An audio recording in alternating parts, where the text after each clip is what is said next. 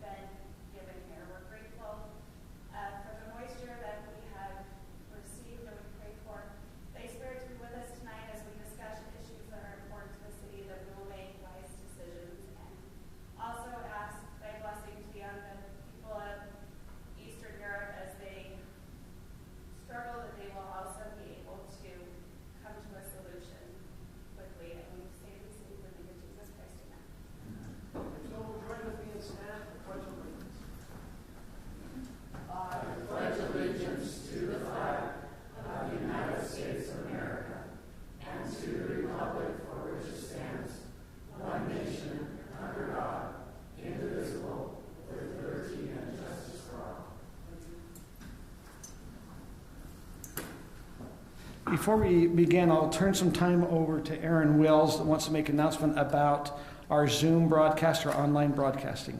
You know what? Pause on that for a little bit, Mayor. I'll come back to it if I need to. Okay.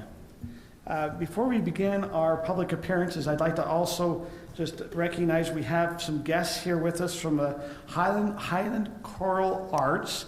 We'd like to maybe invite them to come up at this time, and they have a little thing they'd like to discuss with the City Council.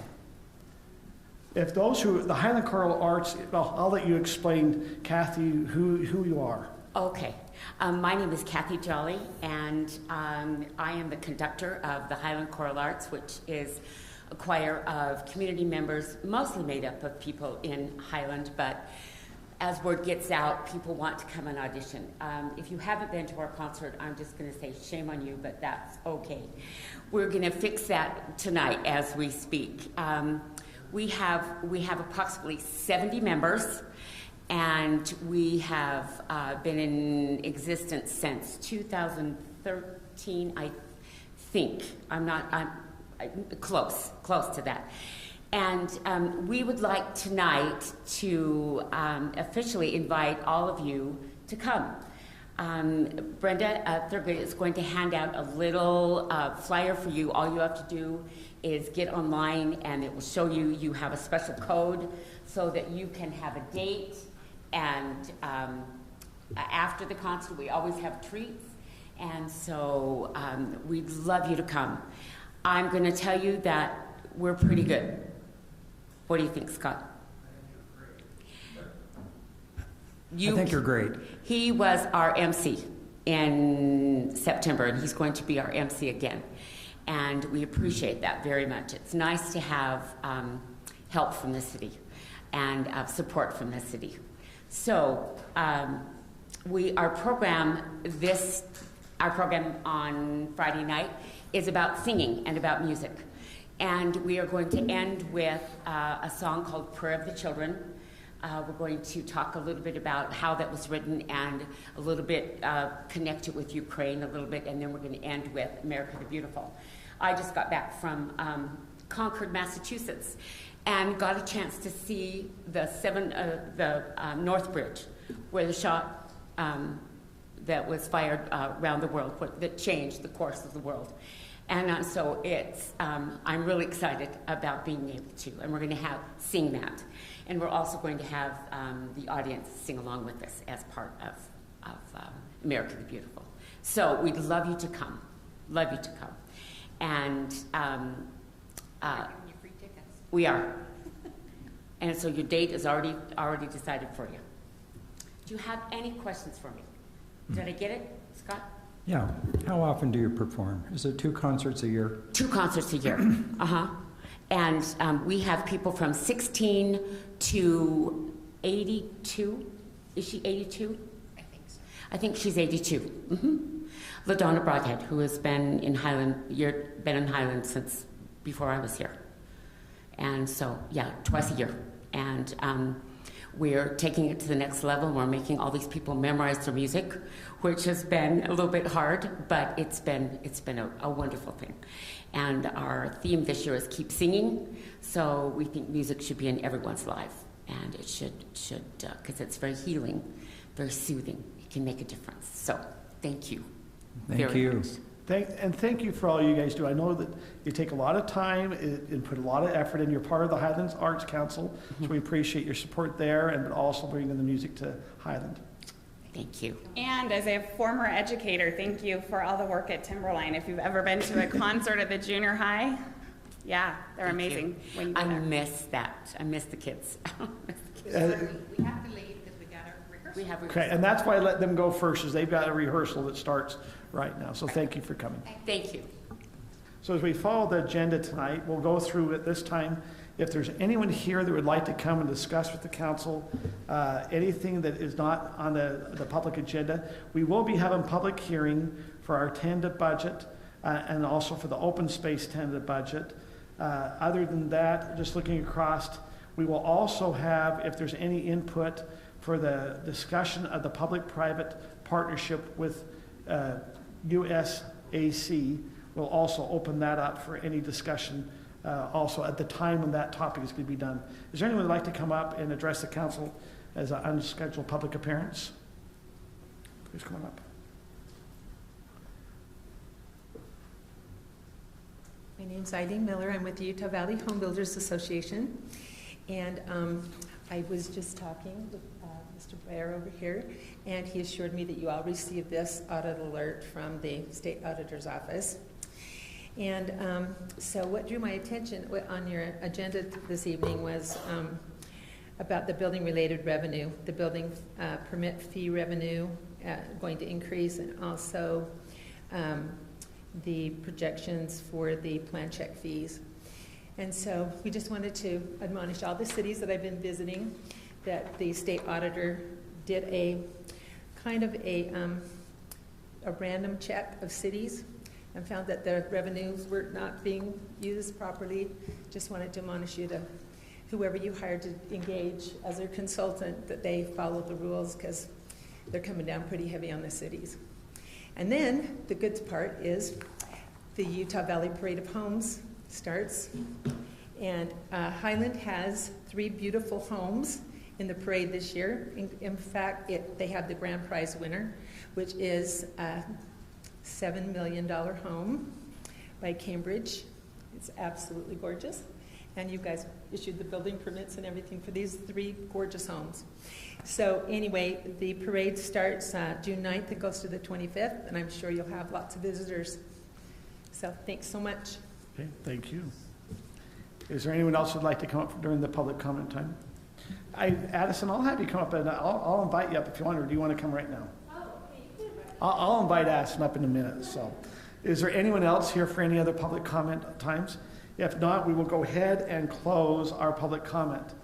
Now at this time, we have a special guest here from the Wasatch Wanderers. We'd like to invite Addison to come up that has a special award for the city.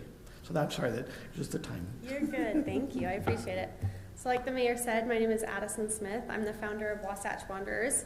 We are an animal rescue.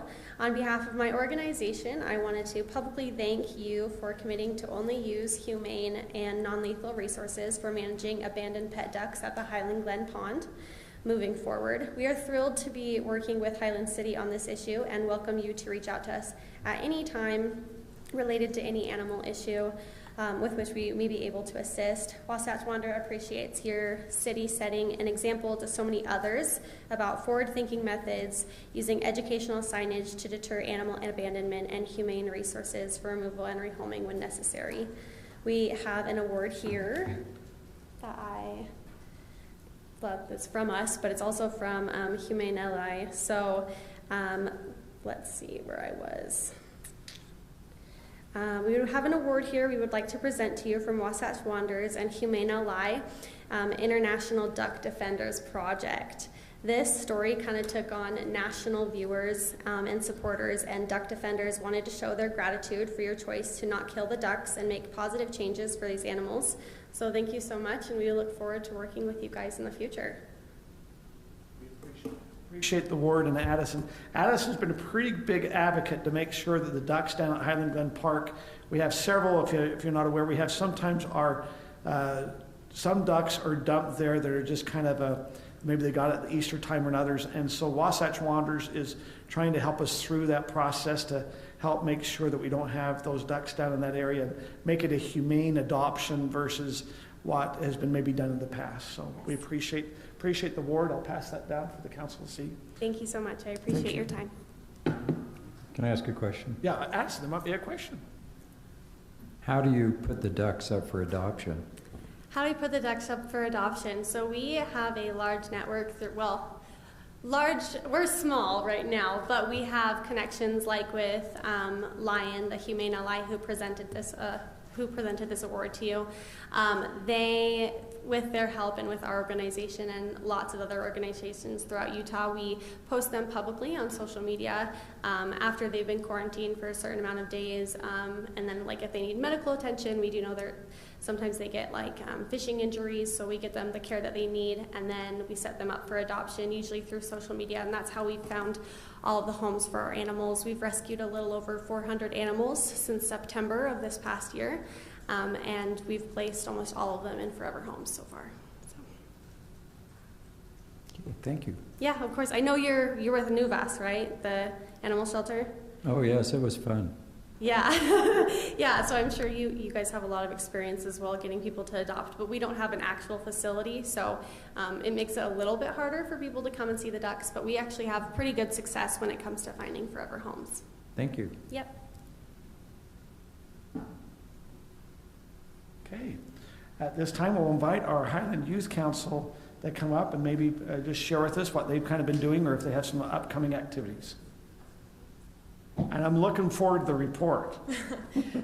I'm Sophia Thompson. I'm the government chair for Highland Youth Council. This past month we met with Senator Mike Kennedy, and he discussed a lot about like the legislative process, and he actually led us through like discussion of a bill on the death penalty.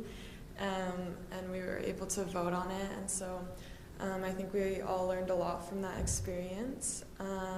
We also had some we were able to volunteer at the tree planting last Saturday, and then this week we're going to volunteer at the open house and then the spring cleanup this weekend.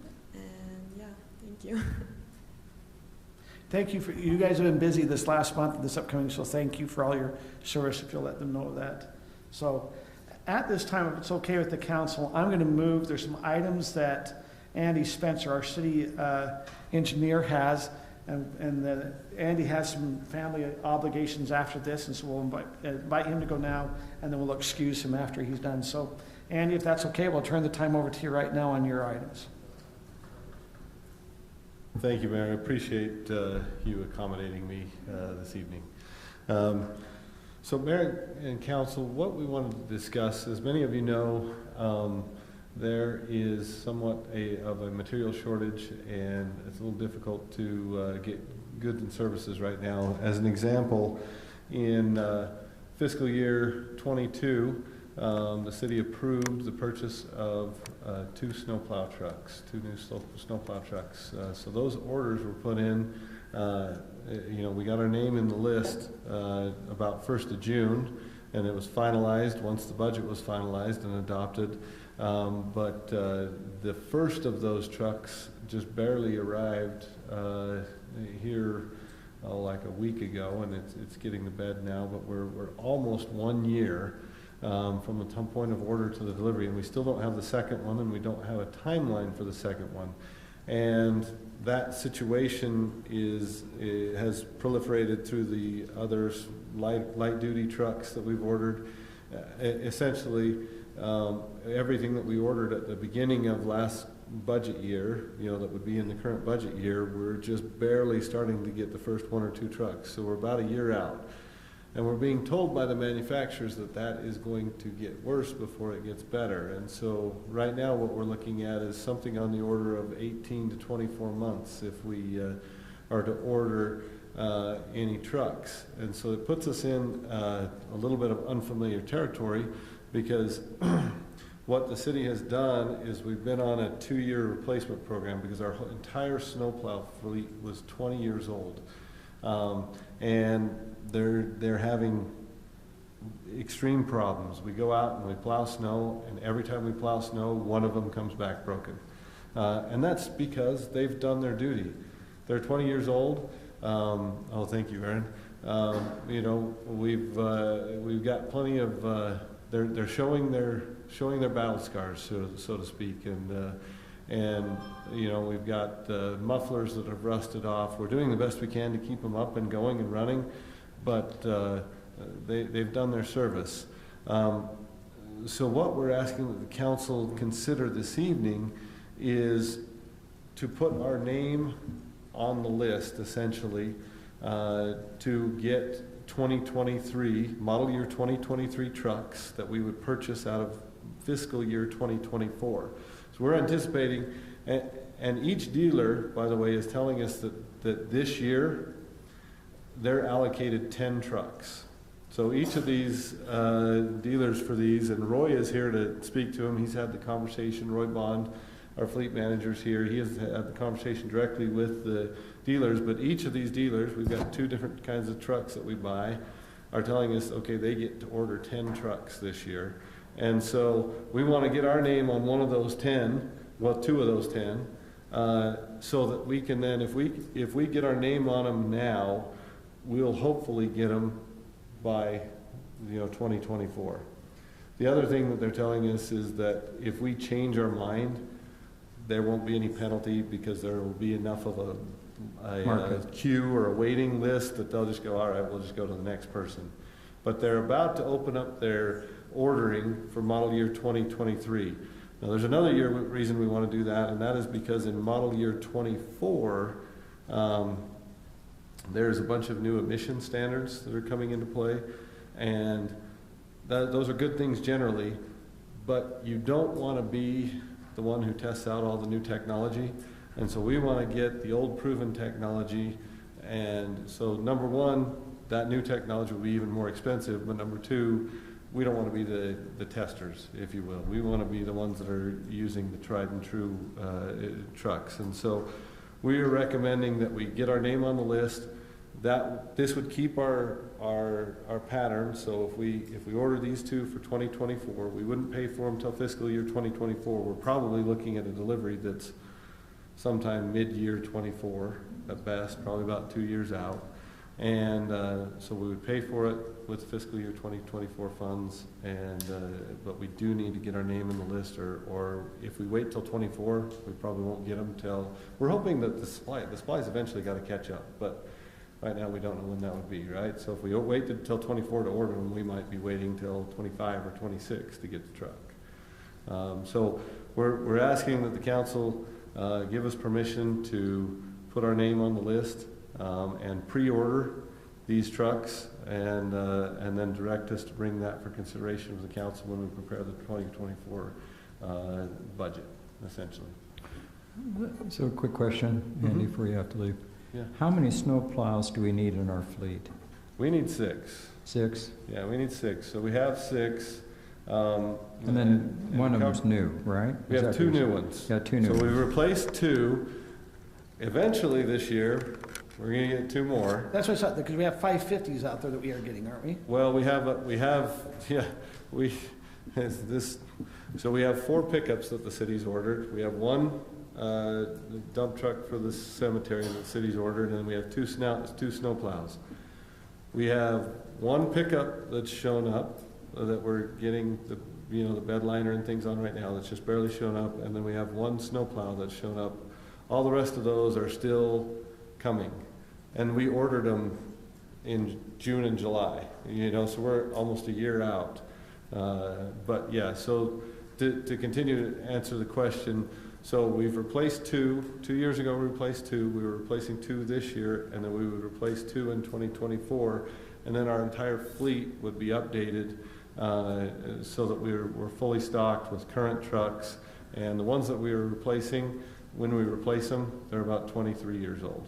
So they've done their duty, if you will, on that. And so that's the goal is, and then once we get through that purchase, then we should be set for a number of years. You know, again, we'll keep them in good working order, but we'll have renewed the fleet. Okay, so I have one other question. Brittany wanted me to ask if we were paying for these trucks out of the tree budget. The tree budget, that is entirely up to you, and but the tree budget is safe and sound, I believe. So Andy, one question, you're saying in 2024, we don't have any of the budgets before us. You're saying that we've slotted that, you know, as a budget item. Was there any money, what money will this be coming from? Does it have to come from reserves? Is it coming from? It'll come out of our streets funding sources, you know, our B&C monies or our streets capital reserves at that time, but it'll be funded by our streets care And has sources. that already been planned, that we've been saving money, so when it comes up, we have that money that is supposed to be there in 2024? Relative to the saving of money, I would have to turn to Tyler, but I know that we did discuss that the fund balance for streets, it did have a healthy balance in the streets capital, and these would be eligible to be purchased out of that. Well, we have streets, I mean, we have a street, we have a road fee, we have the B&C, I mean, is it, are you, so maybe Tyler, how's this being allocated to be funded? Is it just gonna come out of that year, or have we been taking, and like an enterprise fund, where we're kind of planning towards it? The funds have not been specifically set aside for this purchase over time. So we would evaluate and put to the council whether a fund balance would be used or if revenues would be sufficient that year to cover that cost beyond the fund balance. So what you're asking the council is, if we make, and I understand we can make a decision tonight, there's the seller is saying if we decide in 2024 we don't have the funds, they'll let us get released out of this purchase agreement.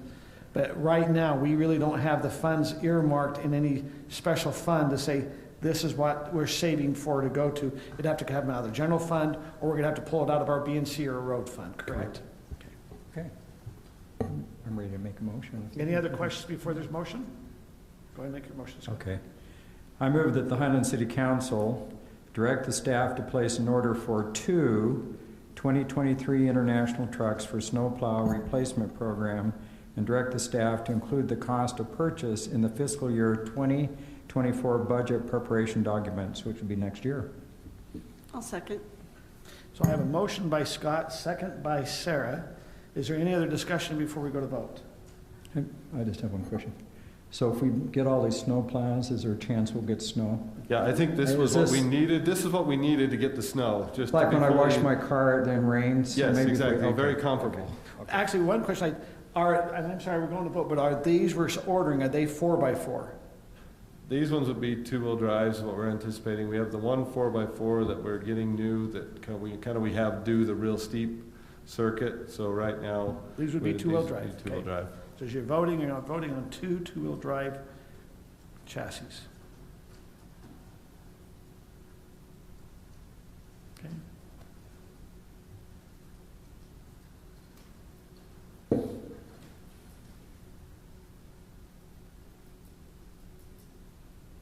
That is a 4-0 vote. Okay. We will now, we're going to thank you. Thank you. Is there anything else, Andy? I did want to discuss, I had a communication item about Highland Glen, if I could, really quickly. Let's go ahead and discuss that. So can you go to the next slide? So as the council will recall, the council made a decision in approximately December, I don't remember exactly when, but to go ahead and move forward with pulling the trail away from the beach area. And wanted to give the council an update. In the work scene, I guess for lack of a better word, is plentiful right now for a number of the excavation and landscape companies, et cetera. And so we weren't getting much traction on our outreach for bids as far as with someone that could finish it in the fiscal year. And so we opted to break it up into smaller parts and farm it out so that it would be a little easier for people to fit in their schedules and hopefully work with us. And we ended up getting a bid that can do it and is competitive, and we feel is a good bid that can do the entire project. And the cost will be about $90,000 with the contingency. The bid is around 80, and then the cost with a little contingency will be about 90.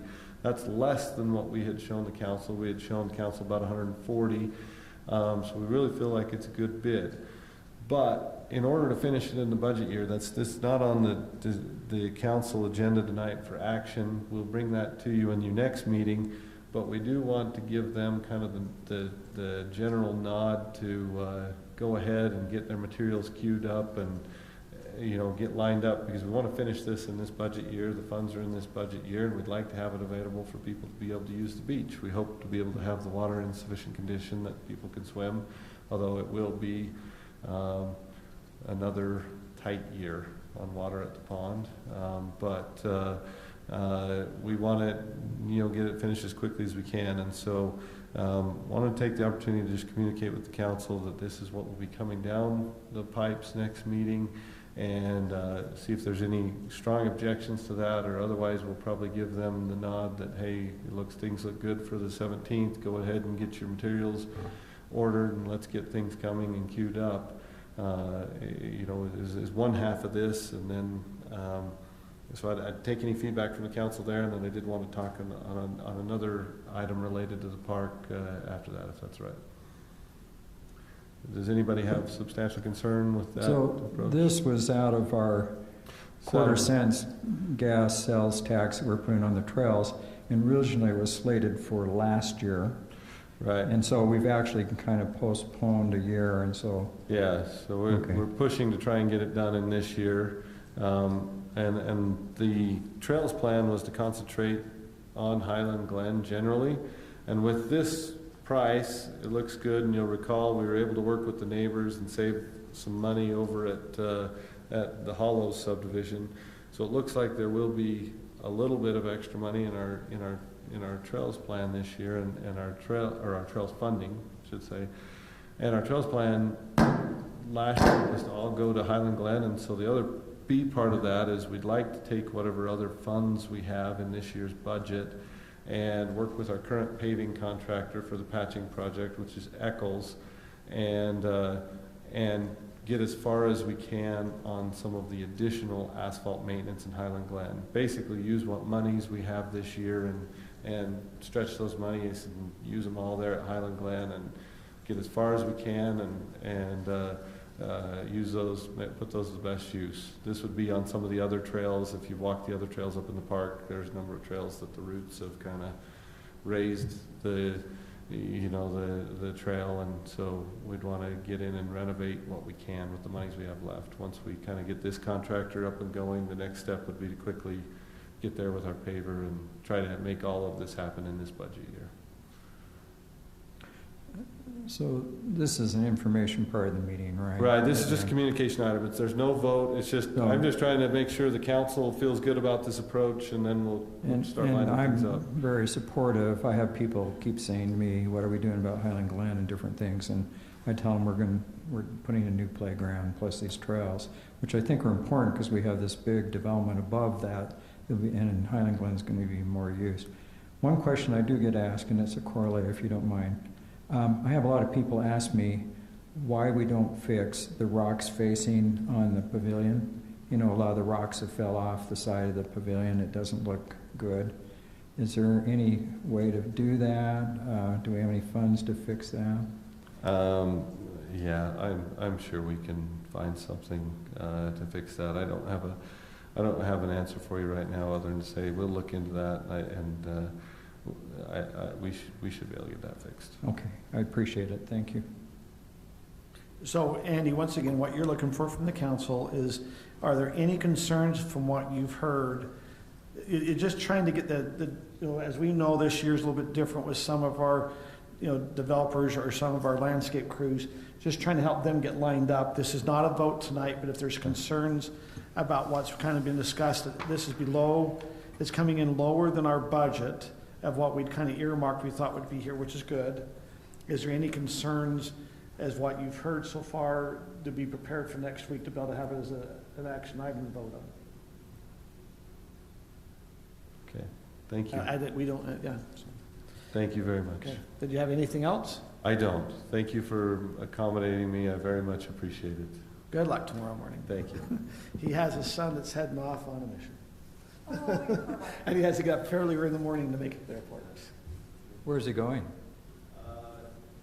Well, oddly enough, Mrs. Jolly was here, and she gets credit for him, but he is actually going on a performing mission to Nauvoo, and she is his vocal teacher and instructor. So we love cool. Mrs. Jolly in our house and family. I wish she was here. I'd give her the credit, but yeah, unfortunately, we've got about a 2:30 a.m. wake-up call in our house and get him to the airport and all of that. And so I appreciate you accommodating me this evening. Well, congratulations. Go get with your family. Thank you, Andy. Okay, we will now move to our agenda item number 3, which is going to be our tentative budget. Part of that tentative budget, before we have our vote, we will also have a public hearing on that budget, on the tentative budget. Is it Tyler? You're going to kind of go through that? It is. Thank you, Mayor and Council. Great to be with you this evening. And this is, for me, starting to feel a little bit like a celebration. A lot of work with you as the council and mayor, and appreciate the efforts of many of my colleagues here on this staff as well. So glad to see things coming together. This discussion this evening, in addition to providing information, we're also fulfilling a statutory requirement that we consider and approve a tentative budget by the first regularly scheduled council meeting in May. So that's this evening, of course. That follows then that any other changes that the council would direct would become part of the final budget that then must be adopted by June 22nd. And that's currently scheduled for one day before, so we'll beat that by 24 hours, which is good. A couple of documents that you have, they'll reference in your packet was the tentative budget. Provided that electronically. We've also handed out there a couple of documents in front of you, which include the fund analysis that we reviewed here in March. That provides some information on the fund balances, and also a list of unbudgeted items. Now, those are not included currently in the tentative budget. And as we progress through this conversation this evening, we'll ask for your input specifically on inclusion of those items. So, by way of review, starting off with the general fund and some of our major sources of revenue.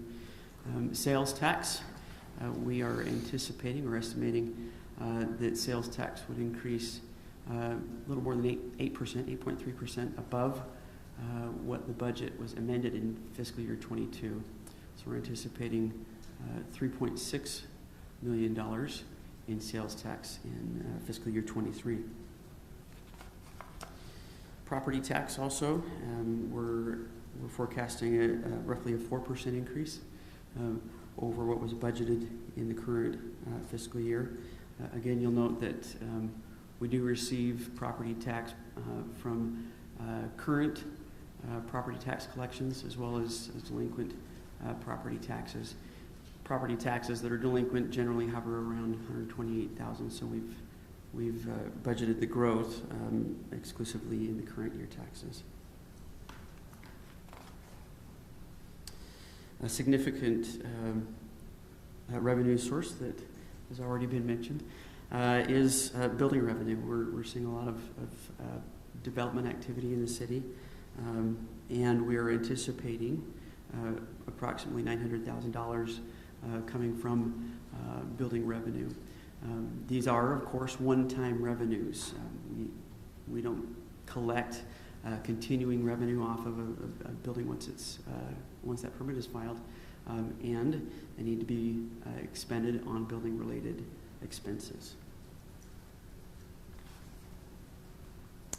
Turning to expenses there in the general fund, as you know, there are some needs with public safety.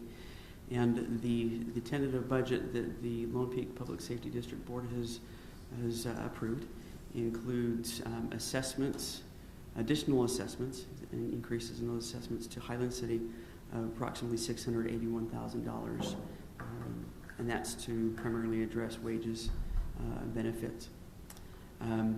In previous discussion with the council, we received your direction to increase or forecast an increase in the public safety fee from $11.50 to $15.25 per month, which would then generate approximately $212,000 of additional revenue.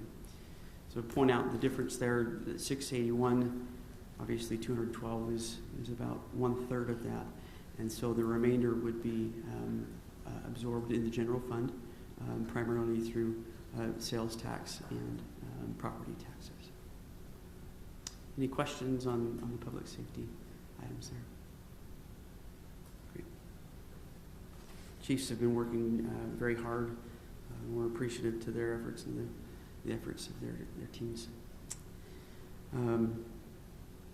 Garbage is also an area where we're seeing some cost increases.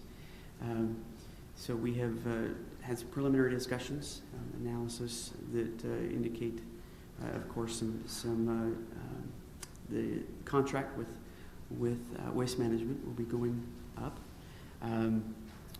The early figures are around $160,000.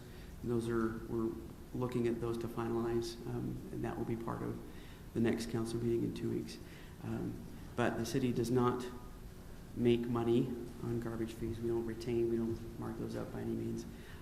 It's simply to cover the costs. Without increasing those fees, then the general fund would have to subsidize garbage collection. So that's why we're looking at that very carefully to make sure it's a sustainable service. Any questions there? Well, on the garbage, I emailed you. I didn't see, but the North Pointe Waste Management Transfer Station and different things have increased their tipping fee by $1 per ton. I think in recent past, Highlands had 8,550 tons per year. We're estimating it'll go up to 9,000. So that's probably another $9,000 that will need to come out of the city budget to help pay for that. So they just voted on that last night. Yes, thank you. And so we have not changed the tentative budget, but have already marked that line item to reflect that increase, and appreciate there's lots of moving pieces, so we certainly appreciate that feedback. Yeah, I'll talk more about this when I have my chance at the end, and I give an update on the North Pointe Waste Management Transfer. Thank you. Wish they had an easier name. Got it each or something, yeah. I wanted to touch on the overall picture. We've talked a lot about expenses coming in, revenue coming in, expenses changing, fluctuating. There's a lot of moving pieces. So we have focused quite a bit on ongoing revenue and ongoing expenses, right? We're seeing cost increases in the form of public safety. Those represent ongoing expenses. So I want to make sure that we have sustainable revenue sources for that. But we want to make sure that we're also keeping in mind these other one-time considerations. So as we walk through, and Councilman Member Smith shared some communication and email and posed some great questions. Excuse me, mediocre, better than average questions. They were really great. There you go, okay. So I've got one right now, since you're talking about the general fund, if that's okay. You bet. So in our resource material, and in many years I've looked at budgets, I haven't seen this before, but our general fund revenue is listed at approximately $13.3 million. Am I correct? Correct. And our expenses are listed at 10.7. Now that's without these additional things that we may add in. But when I figured out, we're still, I don't know, there's another $1 million that are not being accounted for.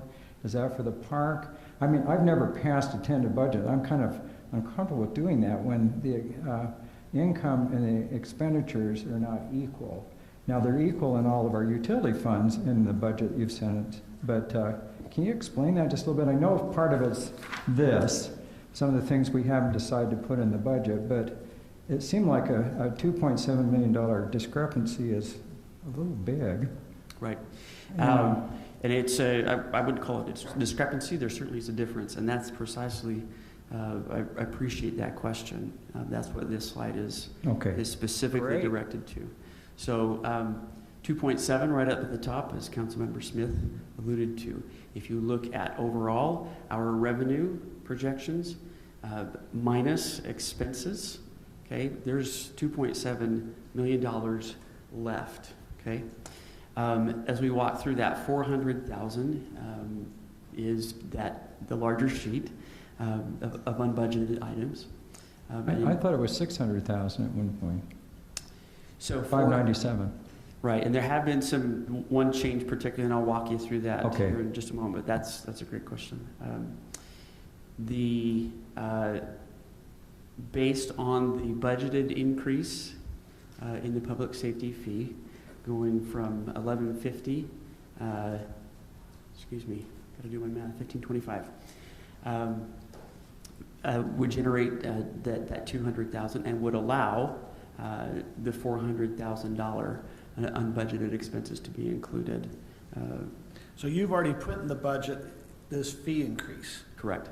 Yeah. So, okay, that's for the confusion, I think. Yeah, the fee increase is already in the revenue. Right. As well as ARPA, right? Correct. Great. Yeah. So elections, in discussions with the mayor, even though we don't have an election this year, we want to, and we'll set up a fund for elections specifically, so that we're saving $35,000 every single year and not having 70, nothing. So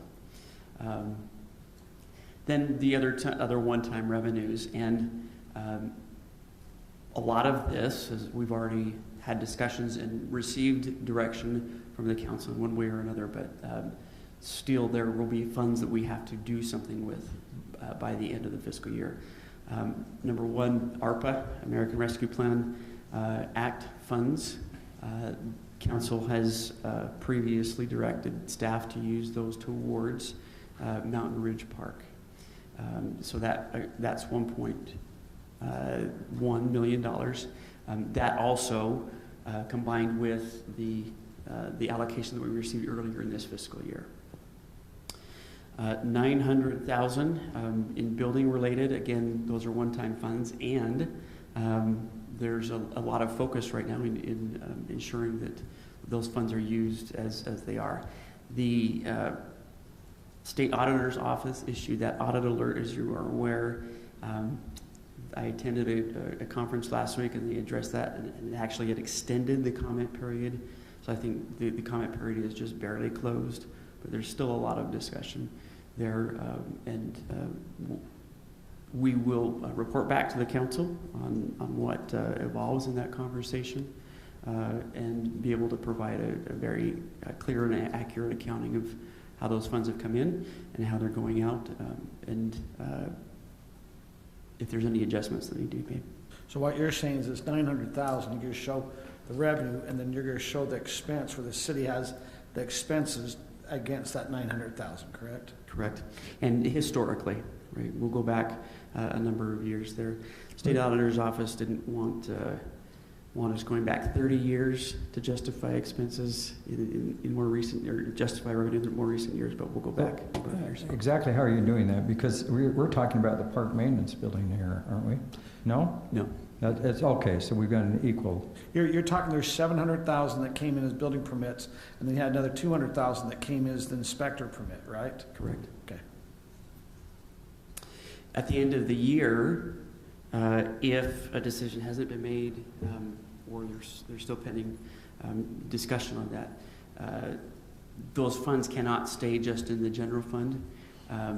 If nothing else, and pending discussion and determination from the legislature, we can move that to a capital fund. But that's not a decision that has to be made tonight, and certainly conversation is evolving. So, between ARPA and the building-related revenue, right there's more than $2 million of that 2.7. Cemetery transfer, right now, the cemetery fund is reimbursing the general fund for the purchase of the land for the cemetery. That came out of the general fund. That is a transfer that in a few years is depending on lot sales and that activity there.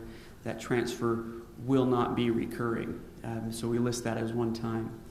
So how much more do we still have that the cemetery needs to repay back to the general fund? Do you know that balance? I want to say about 300, 350. Erin, do you remember off the top of your head? Yes, so if I remember, we were going to get through one more budget year, so we'll get through fiscal year 23 and 24, and then about part of 25. So we're about 2.5 years away from being paid off, but that will depend on lot sales, and some of those unfunded on your big sheet include some changes to cemetery operations that will actually make that payoff slower because it would increase our costs in the cemetery. So as we look at $2.7 million, that's a significant amount of funding to make sure that we're making the appropriate use of. Of that, 400, if the council decides to direct staff to use that 400 for some unbudgeted items, comes off. Elections at the 35. ARPA funds, if we're consistent with the previous direction, that would be transferred and used for Mountain Ridge.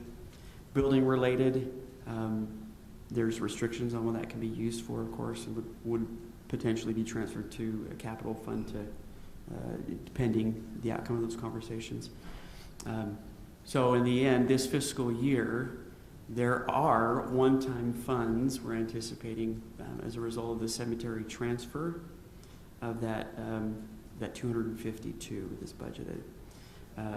And ultimately, council can decide if that's to be used towards a capital project or otherwise. But keeping in mind that that is essentially one-time funding and would not want to be used, we wouldn't want that to be used for ongoing expenses down the road. Tyler, in the current budget though, this cemetery transfer, the $252,000 is coming in as revenue, and then we're using that as a general fund revenue, and so we have general fund expenses going against that revenue, correct, in the budget? Correct. Okay.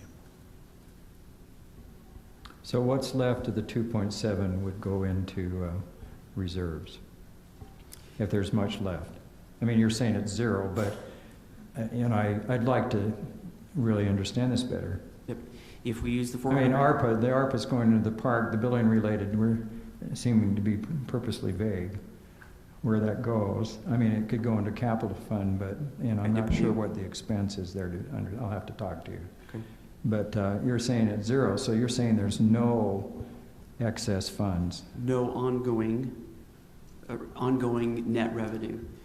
The cemetery transfer of the 252, that represents funds that are not currently budgeted in any expense because it's not ongoing. So that is an area that the council will have to decide, and that doesn't have to be tonight or even with the final budget. We can approve, the council can approve a budget with budgeted surplus, right? Right. And throughout the course of the year, depending on how projections actually play out, make a determination if those should be used and spent right away or transferred to a capital fund at the end of the year. Okay. Okay, can I just get a little more, let's get very transparent. So we have this 900,000.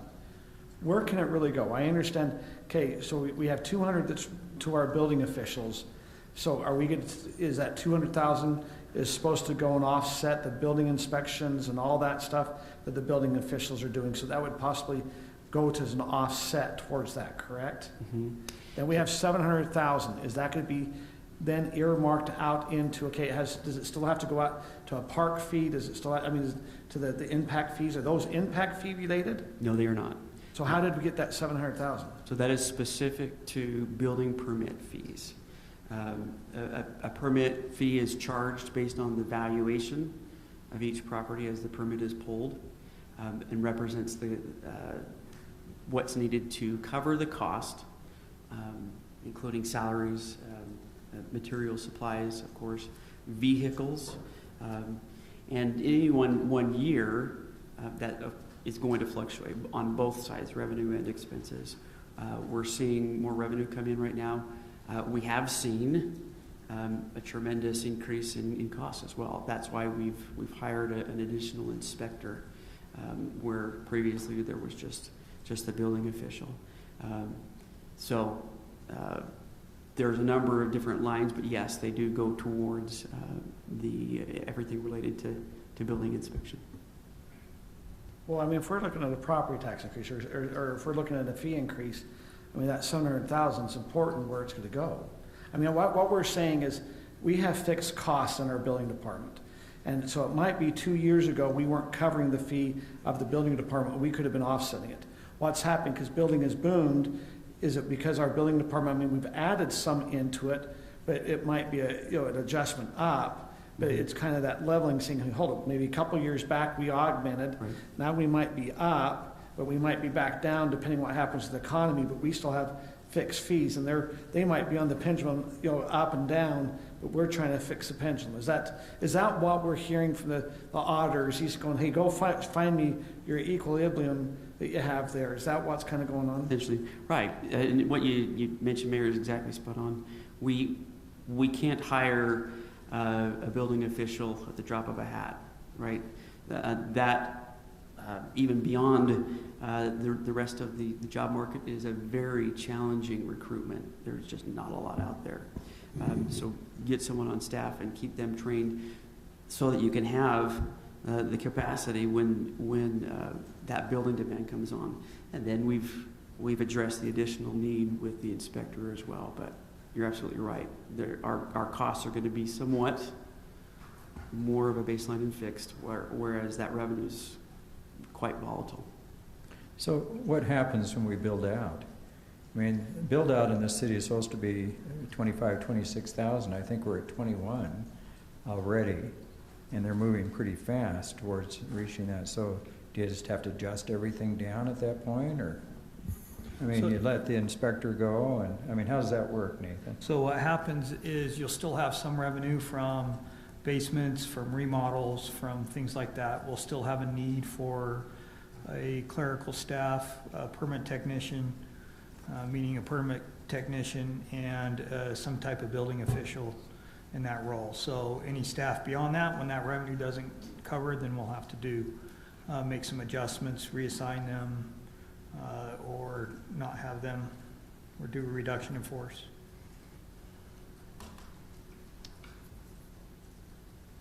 Any questions about the revenue and net revenue calculations there? Great. So this will be clarified in the final budget, right? In what regard specifically? Well, but this will be delineated in the final budget, because this stuff is not in the tentative budget, yes, other than discussion item today, right, because we haven't decided on the unbudgeted items. Correct. And all that. So yes, it'll be in the final budget, and we'll have a better idea at that point. Yes. I mean, it's all fairly fluid, but I kind of like things to balance out as much as I can when I'm voting for it. So. You bet.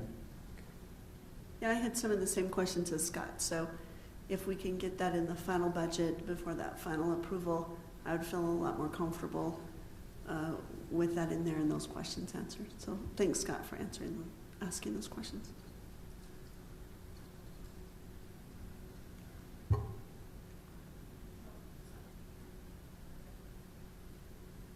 Okay, so turning from the general fund now to some of the other funds in the city. Library, as you know, has a dedicated property tax, or a portion of the property tax that the city collects. That property tax is the library's primary source of revenue. So consistent with the general fund, we're showing an increase of approximately 4% over what was budgeted previously. Of note, grant revenue and expenses are significantly lower than they were this current fiscal year, primarily because grant opportunities are slowing down, returning back to pre-COVID levels. So that's one thing that you'll note there. But overall, the library is projected to break even roughly there, with revenues at $374,000 and expenses $371,000. When you get finished, I want to ask Donna some questions. Great. at the library. That is Yeah. all I've prepared as far as the library. Now would be a great time if you'd like to. Did you want to come to the microphone or just share there? Okay. Yes. Okay, so, I've been a proponent of the library. I just had some questions about the grants. I know you get a state grant every year from the state library, generally that comes, and you've had some other COVID-related grants. How aggressive is the library going out and maybe trying to get donations from, like, some of the corporations? So I still work with the American Fork Library. They get approximately $2,000 a year from Alta Bank, which is now Glacier Bank. Have we submitted a request? Because all you have to do is fill out a form. Have we tried doing some of those things? Adobe's a big donor. Target has donated in the past. And then the library has a foundation, and I know there's some funds in that. Is there some reason why the foundation doesn't occasionally make donations for books or programs or things? It just seems like the money's just building up in the foundation. Now that may be to expand the library or build a new building or something someday, but I'm just curious what the relationships are with the foundation and with trying to get donations from corporations and things. So as you probably know, the foundation has not been super aggressive in the past in seeking donations. I think that is I see it as a training challenge. I want to train the foundation to be more actively involved in fundraising. And so we have our first fundraising project scheduled for this year. And it's kind of, my idea was that it would be their first chance to be involved with fundraising. And so we're doing a picture book fundraising project in the fall, hoping to raise about $15,000 to buy new picture books. We'll see how that goes. As far as, what was the other question? Sorry. Well, I just wondered if there's some attempt to kind of reach out to some of the corporations around and say, because I know with Alta Bank, you just have to fill out a form, and they're very generous, or have been in the past. And the American Fork Library gets up to $2,000 a year from them. I'm just wondering, all you have to do is fill out some forms. Do you feel that's the role of the foundation, or could library staff do that? Because it seems like that would help when you lose some of these state and federal grants. Does that make sense? Yes, Yeah. and like I said, I would love to have, I kind of see that kind of, so the Friends are very active raising money through different, mostly with the used book sale. Like I said, the foundation hasn't done much, and I would love to get them involved with that kind of stuff. Like I said, we're just getting started on that. As far as the money that's built up in the foundation account, we have used that from time to time. They bought our copy machine when we had to get a new copy machine. But I am seeing that as when it comes time for us to further consider an addition to the building as kind of seed money for that project to pay for something like a feasibility study or a fundraising a consultant when that time comes. Okay, that's helpful. Thank you.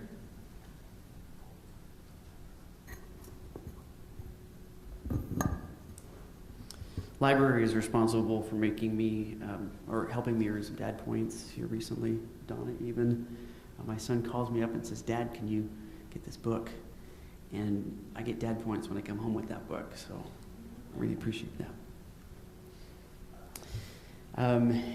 Utility enterprise funds. As you noted, Scott, the utility enterprise funds do not show excess revenue. That's because we are making use of prior year savings as planned to affect capital projects. So in sewer, storm sewer, and pressurized irrigations, we are using that balance. In a culinary water fund, we are also projecting use of existing balance to fund meter purchases. However, capital projects that have been previously planned in impact fee studies and utility rates, we're thinking will need to be postponed because inflation has depleted that balance below where we thought it would be at this point. Can I just, now you have 110,000 or 111,000 down there for funding meter purchases.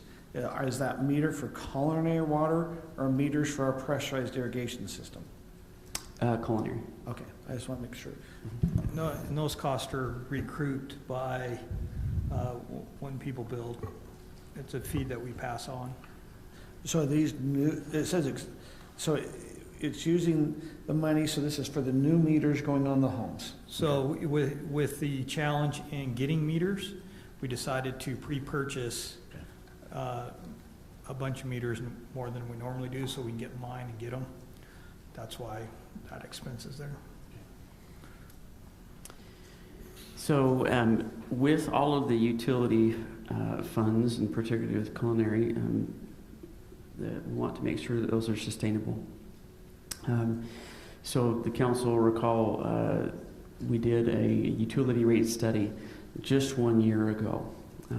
But because we're seeing inflation and projects costing more than even were anticipated 1 year ago, we have engaged Fred Philpott, who did the previous study, and he has provided staff with preliminary figures that we'll share with the council, and he has a discussion and presentation coming up in 2 weeks.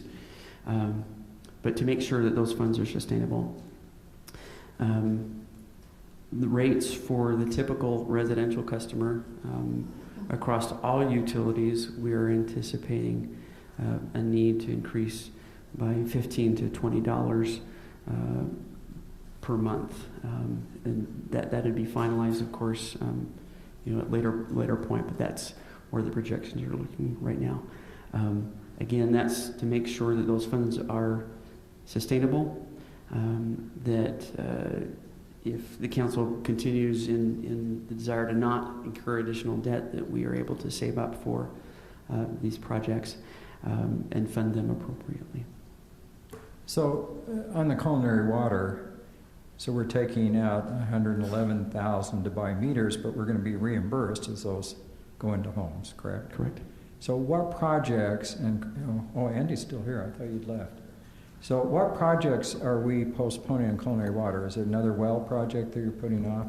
Yeah, specifically what we would be pushing off would be the well house for the well that we just drilled, to be able to utilize that, and then the repairs to well 5, and then I think our chlorination was actually the next year, so I believe it's those 2 projects in this year that we'd be pushing out. Would be constructing the well house for the new well house for well 4 and the repairs to well 5.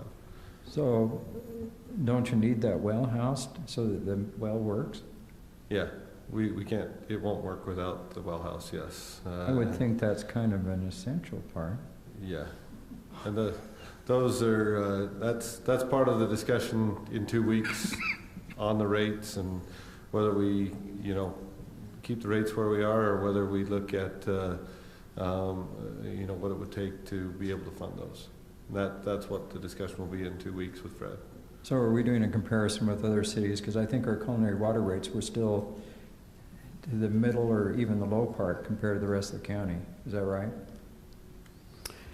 That's correct, and we can include that in Yeah, Fred's that'd be discussion. helpful. You bet. Great question.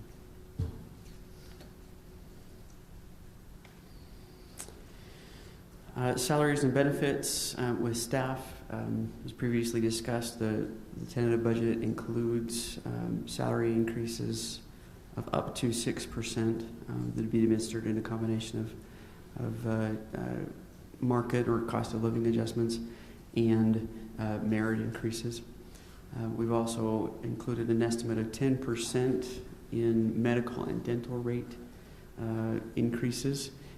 But bids are coming in, and those will be finalized here shortly ahead of the final budget.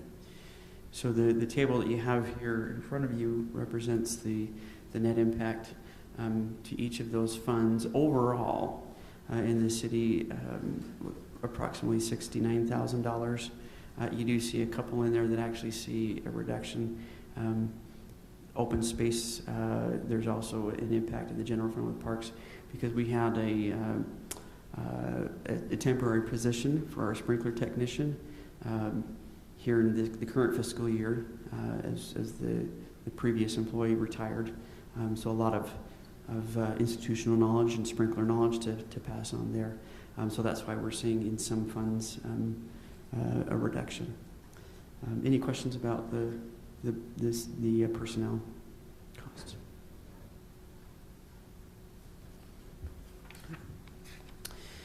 So tonight, our recommendations here, staff is asking council to make some decisions. I'll walk you through here regarding the unbudgeted items. Erin, can you help me out there? Thanks. Then once we conclude that part of the discussion, hold a public hearing, approve the tentative budget, and set the adoption time and place for June 21st. And also in discussions with the mayor, looking to reiterate or clarify the council's desires with regard to revenue increase, whether that be property tax or fee increase. So Tyler, I have a question. So as we look at these unfunded, how much dollars, if we go, if we start saying, hey, we want this and this, what time do we say by adding that we have to calculate that there's a fee increase? Or a property tax increase? Right now, the budget, the tentative budget includes revenue sufficient to cover $400,000 which is what the council kind of instructed about 2 weeks ago. Okay.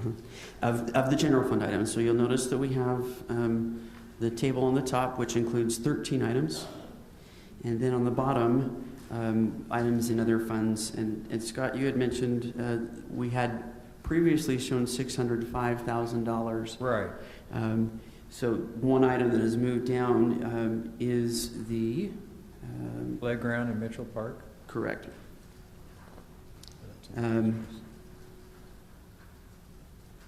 Excuse me, there is one other item that must have cut off in the printing. So the open space playground, and then there is also another playground that we had previously anticipated coming out of the general fund. That is, we're anticipating funding coming instead from the park tax. There's a separate fund for that that we've already set up. And so that $150,000, there's actually a second part from the park tax. I apologize that that's not reflected on that sheet. Park tax. Correct. So the the additional sales tax in the park. Wrap tax. Okay. Wrap tax. Okay. Coming from the wrap tax. Okay. ZAP, wrap, park. Park, because we limited it to just park. So, yes. So council, what we'd ask you to do here is take a moment, and these items in the blue section up top, if you would indicate your priority 1 through 13, 1 being your highest priority for inclusion, 13 being the lowest. No, there cannot be a tie, and if there's something that you want to leave blank, we'll assume that that's a 13 at the end. We'll then quickly tabulate here based on your responses and weight according to the priority given and see where $400,000 would get you.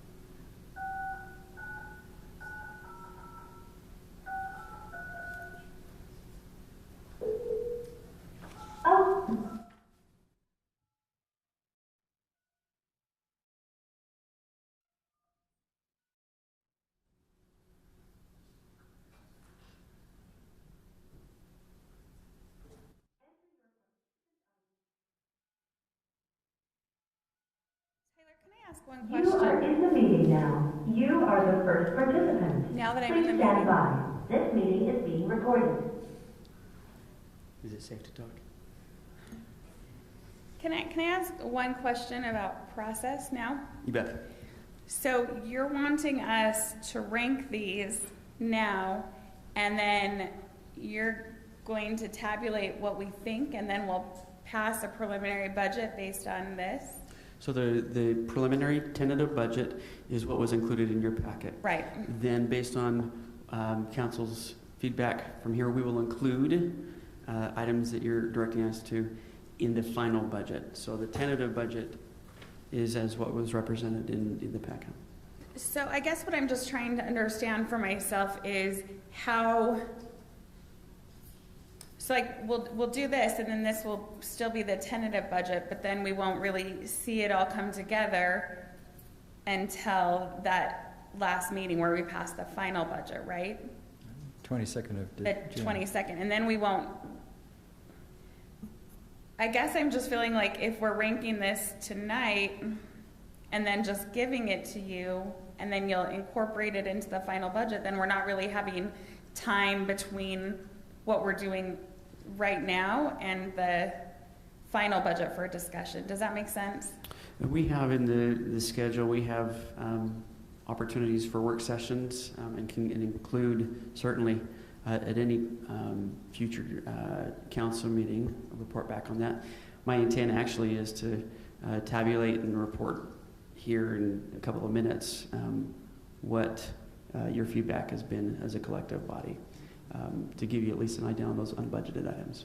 I just want to feel comfortable that when we vote on the final budget, that we, once we get there, that we're pretty much in agreement with what it's going to look like, right? That there shouldn't be that much discussion then, because we would have had it all before. Sure. Yes? Yes, understand that. And so I think that either a work session or another regular council meeting item here on the 17th or the first meeting in June would certainly be appropriate. Yeah, I would like to talk about it one more time before then, just kind of once we see what our rankings are and how it all kind of plays out. Great. And I agree with that. Are we supposed to just pass these in to you right now? Yep. Pass them on down. Put your name on it? I did. Would it also be possible to get the opinion from the city employees? So, for example, we have the texting system and the council chambers AV. I would be interested to know how you perceive each of these items affecting our residents as well as affecting the staff and their efficiencies. Yeah, because it's hard, like I know that a discussion item later on is the discussion about the council equipment, so it's hard for me to rank that before that discussion, or before that information. If I may ad lib for a minute here, one thing I would suggest is what we include in this list has a direct impact on the public safety fee, right? So if you include more, it goes up, include less, it goes down. Does that make sense? Yes. So what we need to do is, what you can do tonight is you can say, after these are tallied up, we can talk about each one. We're prepared to talk about the audio visual now. We can do that whenever, but we can get some clarification on these. You can choose which ones, and then as part of your motion, say we want to include the projects that's shown on fiscal year, the unbudgeted items as discussed. And then that would make them part of the tentative budget also. Yeah, it's just difficult to rank them. Again, I would like to know what the impact on the residents is for each of these and what the impact is on the So when you staffing. Yeah. Yeah, so there's just some of these I'm unsure of. So I would like some additional discussion. Yeah. Is that something are you asking the question right now, Councilmember Peterson? We can do that on the 17th as long as we're not stuck on these rankings tonight. It does feel a little bit on the fly. As Tyler mentioned, this is a tentative that we have to do. We've still got a lot of work to do between now and the final. That's 7 weeks. So just as we're getting ready, Yes. That one that was cut off? It was Heritage Park Playground that was cut off, right? That's correct. Okay. Okay. So this ranking here, pretty well what you're ranking is and I'm just one as a council, you're saying, I feel these are important enough to raise the fee or a tax to include this. This is something that we believe is important to have for the city, that we've already said that we're going to do what they've done in the budget is we have an extra 400,000 that what we're doing is marking to say that's what we're trying to find. Correct. So on that top section is the tax increase. So this one is out of general fund, Well, and this one is yeah. out of, the top section is the ranking 1 through 13. So the 1525 is already this one's out of. They've put it in the budgeted budget, in there. and that you have an extra 400,000 to put your priorities, what you want to spend that extra 400,000. When you say extra, it's unfunded that we had the budget that we pulled out saying this is something that has some discretionary that we can decide to put in or not. But all of these equal 400,000, right? Am I adding wrong? It's roughly 455,000. Okay. So, I mean, why couldn't we take the top 5 or 6 and then that still leaves you up? I don't know. Because people like me are having a hard time with ranking them with numbers. I'm using a yes/no strategy.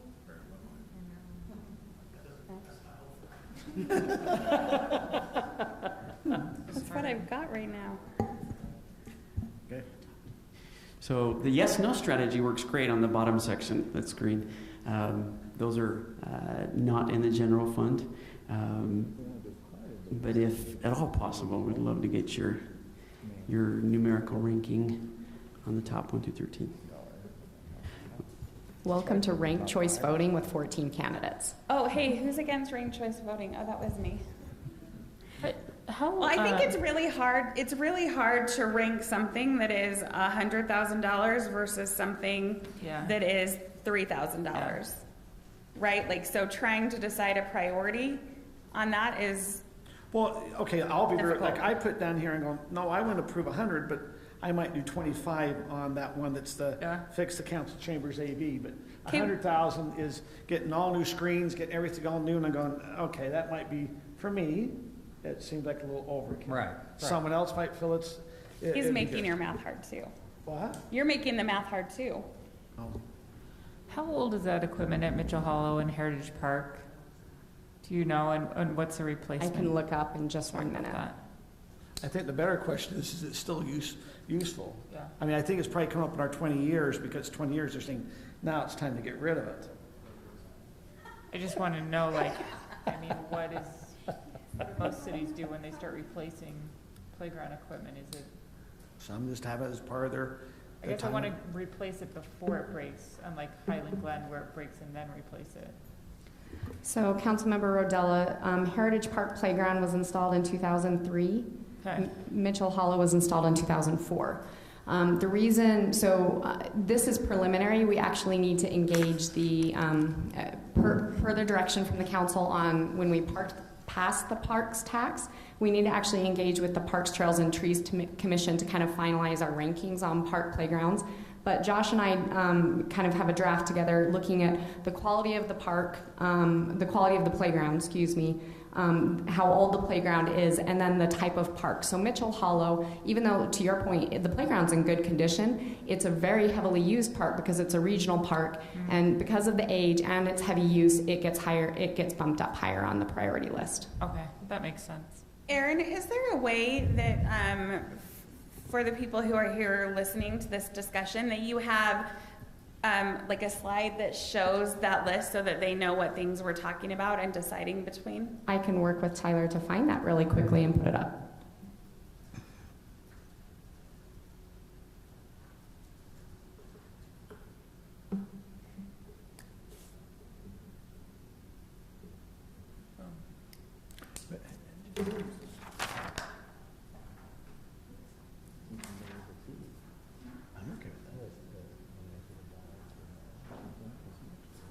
You like my number 1, Nathan? And my number 2? I don't know.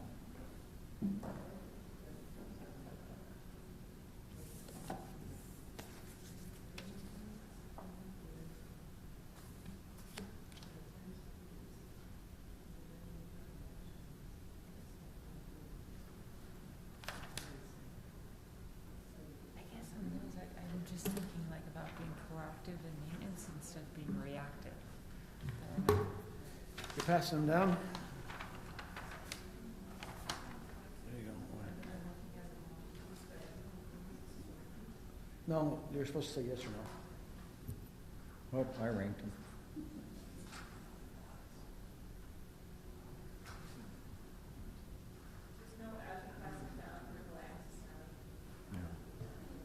Yeah, I think, yeah.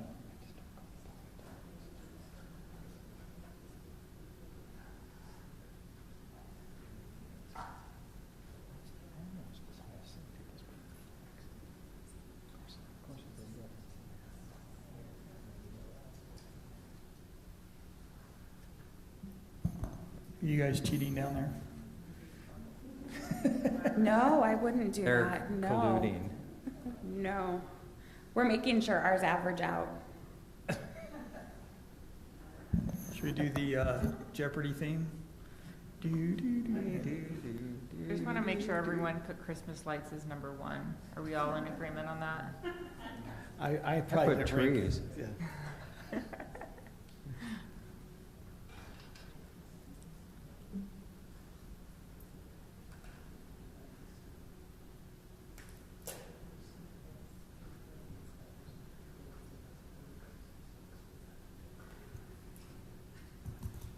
We still got 2 more papers we're waiting on.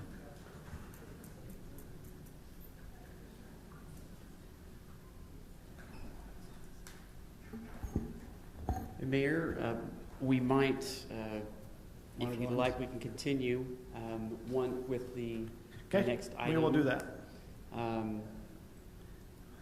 We're going to move, we'll come back to this item number 3, which is the, actually we could take, I guess let's wait for our results. I'd like to have the public, when we have the public hearing, so they kind of understand what we're talking and chiming in. Okay. Okay, we're going to come back to item number 3. We're now going to go to item number 4, which is a public hearing, which will be held after we have the discussion on the open space tentative budget. So this is, we are going to be acting as the Highland Open Space Special Service District Board as we discuss this upcoming item. And Mayor, I'll make that quick Zoom announcement I intended to in the beginning. It was my fault. I forgot to log into Zoom. So we've done some more troubleshooting to try and fix the problem. And what we found is if you talk directly into the mics, like very intentionally, the Zoom audio is fine. But when you sit back and like I won't be picked up right now and Zoom won't hear it. So just as you're talking tonight, we're going to encourage you to directly talk into the mics to see if that solved the problem for us. Okay. Tyler. Thanks, Mayor. As Mayor alluded, this is an item related to the previous one. In fact, we included the open space budget in your entire document with the overall budget. But first, for a little bit of trivia. When I saw this picture, made me think of a classic song that was recorded in 1967. What a Wonderful World. Can you name the artist? I think if you were to sing it, I would be able to. Or you could give us the 3 first notes. No. And did you know that that song was not, it hit the charts in Britain, but the record executive who they pitched it to here hated it. So it didn't do very well here in the United States. So I'm grateful. Well, certainly now I think it's doing okay. There you go. Awesome. So the Open Space Special Service District was created by resolution in September of 2000. That resolution document is included in your packet.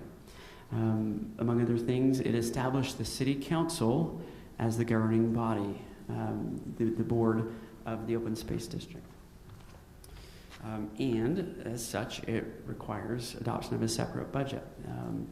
Staff researched that and determined that requirement is in place. So, as you consider the open space budget independently, the revenue that funds the open space fund and the open space district consists of open space fees, roughly $295,000 that we're anticipating the upcoming fiscal year. some other sources in terms of sale of property and interest, and then subsidy from the general fund in the form of a transfer, approximately $270,000. As far as expenses in the open space district, salaries increasing at 6%, consistent with the other budgets. Benefits currently budgeted at 10%. Increases in the rates, those will be refined as we produce the final budgets. It includes seasonal wages at $140,000 total, which is consistent with the current fiscal year, but that is closely related to staffing and seasonal staffing in the general fund. We are requesting an increase there based on council approval of increasing those wages previously from 100 to 120 in the general fund. Overall, as noted previously, as a result of movement and retirement of an employee, some of the salaries and benefits are actually decreasing. Some other expense items of note, chemical costs, we're seeing some pretty good increases there. Weed killer and fertilizer. Other expenses, we push really hard to keep those at or below the levels that they have been previously. Also included here specifically on that list of unbudgeted items would be the Mitchell Hollow Park that is up for council consideration to include. You're saying it is included in that budget? It is not. Okay, because when I looked at it, I didn't see it, so. I didn't see it either. So can I ask a couple questions real quick? So we've gone 23 years without having this as a separate budget. Why do we need to change now? Just because we've found some, or we're going to get audited, or I'm just curious why all these councils, it's never been a concern. It has been, and we've dusted off some books and found back in 2003, for example, that it was actually considered as a separate item. So what happened in the interim where that requirement was forgotten or overlooked, I don't know that there's. I mean, it's always been in the general budget, right? Mm-hmm. But it just needs to be a separate item. Is that kind of similar to what happened with the library fund because it was in the overall budget and we made its own separate fund? Is that kind of the same? This goes beyond that. This is as Lone Peak Public Safety District, right? There's a separate. It's an entirely separate organization, not just a separate fund. So the Public Safety District has a separate board, right? And so in this case, it's the board is the same as the council because we're talking about we're not crossing into another city, right? There's no other jurisdiction there, but still because it's a special service district, needs to be considered independently.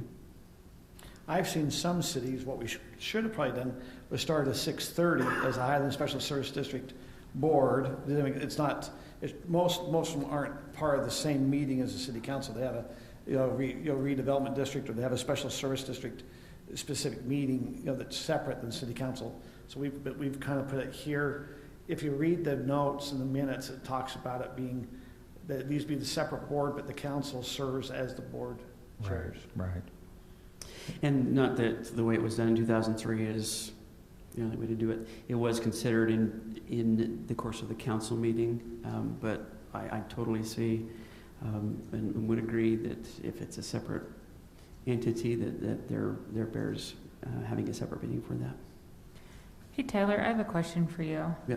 I'm just looking over the revenue that the open space generates. I see the fee, sale property tax, interest earning, transfer from general fund.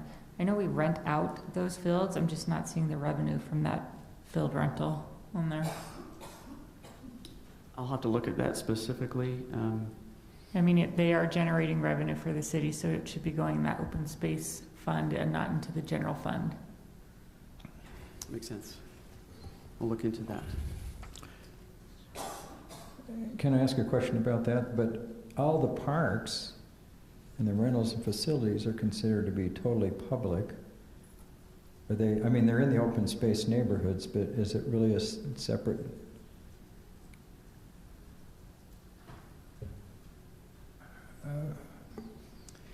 It's something that they'll have to look into. Right. The specific I think what Scott's, this is not like an HOA where that HOA owns that. Right. The Special Service District does not own those parks. The parks are part of the city property. Yeah, all the parks and trails have always been declared as totally public.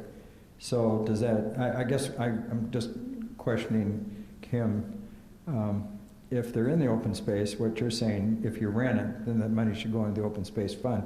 I think it's academic, it just has to go in the budget somewhere, but I was just curious because we've kind of declared them as true public parks and trails. I guess if we declare true public parks and trails, then the true public should be paying for them. Well, I agree with that. You know I'm there. Okay.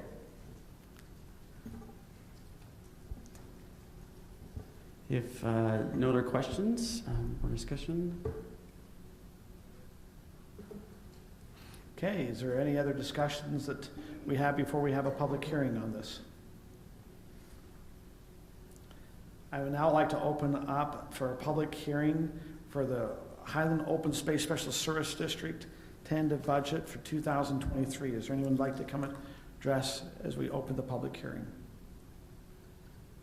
Seeing none, we go ahead and close the public hearing. We move it back to the council. Is there a motion?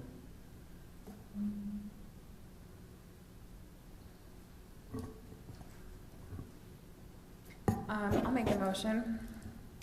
I move that the board approve the fiscal year 2022-23 tentative budget for Highland City Open Space Special Service District and schedule a public hearing for Tuesday, June 21st at 7:00 p.m. in the council chambers to consider its adoption. I'll second it. Motion is made by Brittney Bills, seconded by Councilmember Scott Smith. If there are no further discussion, we're open. Now we're ready for a vote.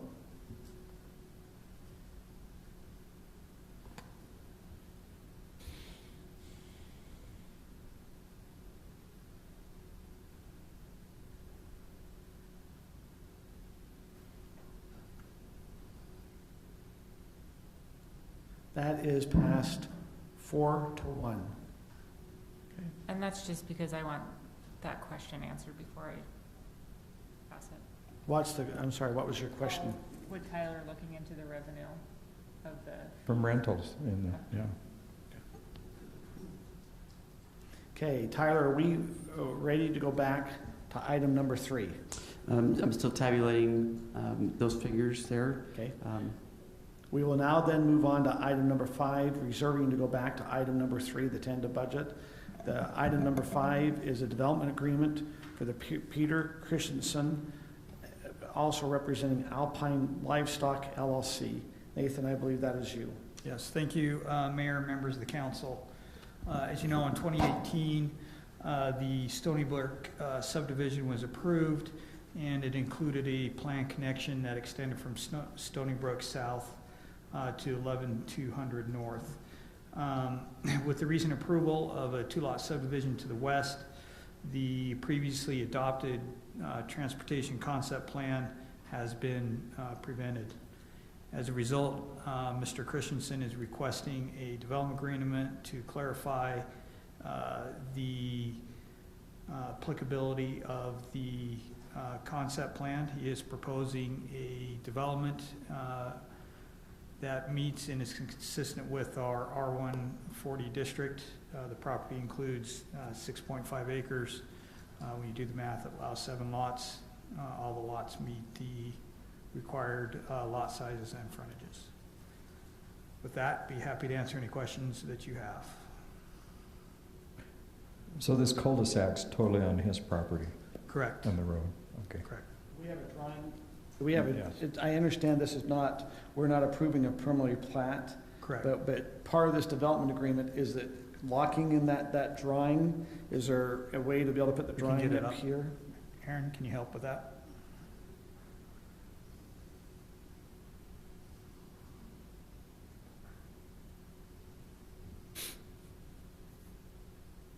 So Nathan, maybe help answer the question so it's on the public record. Why are we looking at a development agreement when we don't have a preliminary plat?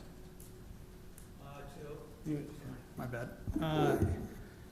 The Christensens aren't sure of their plans if and when to develop.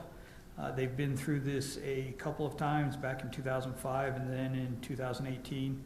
So they just wanted some reassurances from the city that the road would not be required on their property.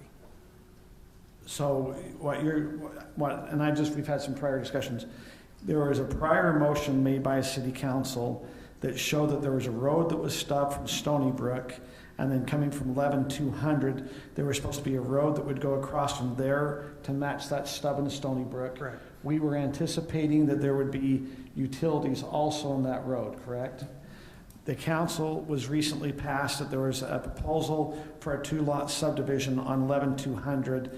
That 2-lot subdivision did not take in, based off of the state ombudsman's opinion, for us to require to have that road come from 11-200 to Stony Brook. Because of that, it's now changed a prior council's decision, and we have the Christensens are coming in asking for clarification. Hey, there's a council decision to make the road go through the utilities.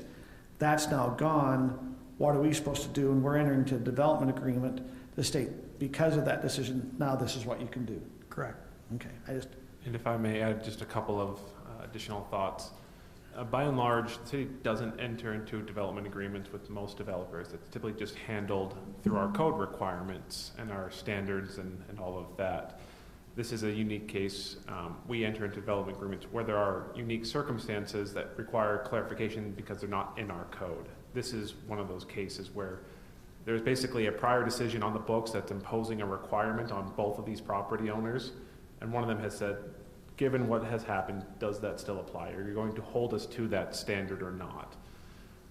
The agreement still says that they'll have to come back into the city for the normal approval process when they want to subdivide. If they want to subdivide, they'll have to come in, submit the plats, go through the normal review process. It just says, it also gives the city the discretion, if it's required and lawful, for us to require them to extend utility lines from that Stony Brook stub south if it's necessary for their property, as we would with any other developer. It just says that road is no longer required.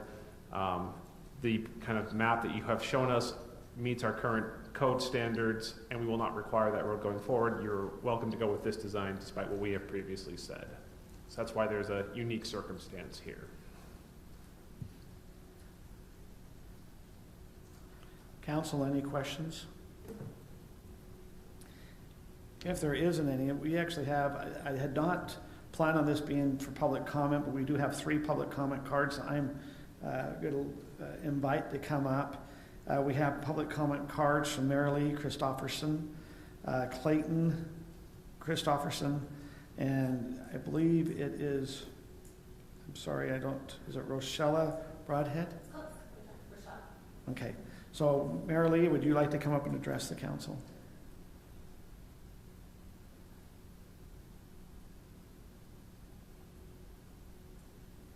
Good evening. I appreciate you listening to our concerns tonight. We live on the property just north of the Christensens. We are the house being built, or we don't live there yet. We will soon. The house, the address is 11306 North, 4740 West. And we purchased that property in the late fall of 2020. And when we purchased that property, we were told that that road would go through.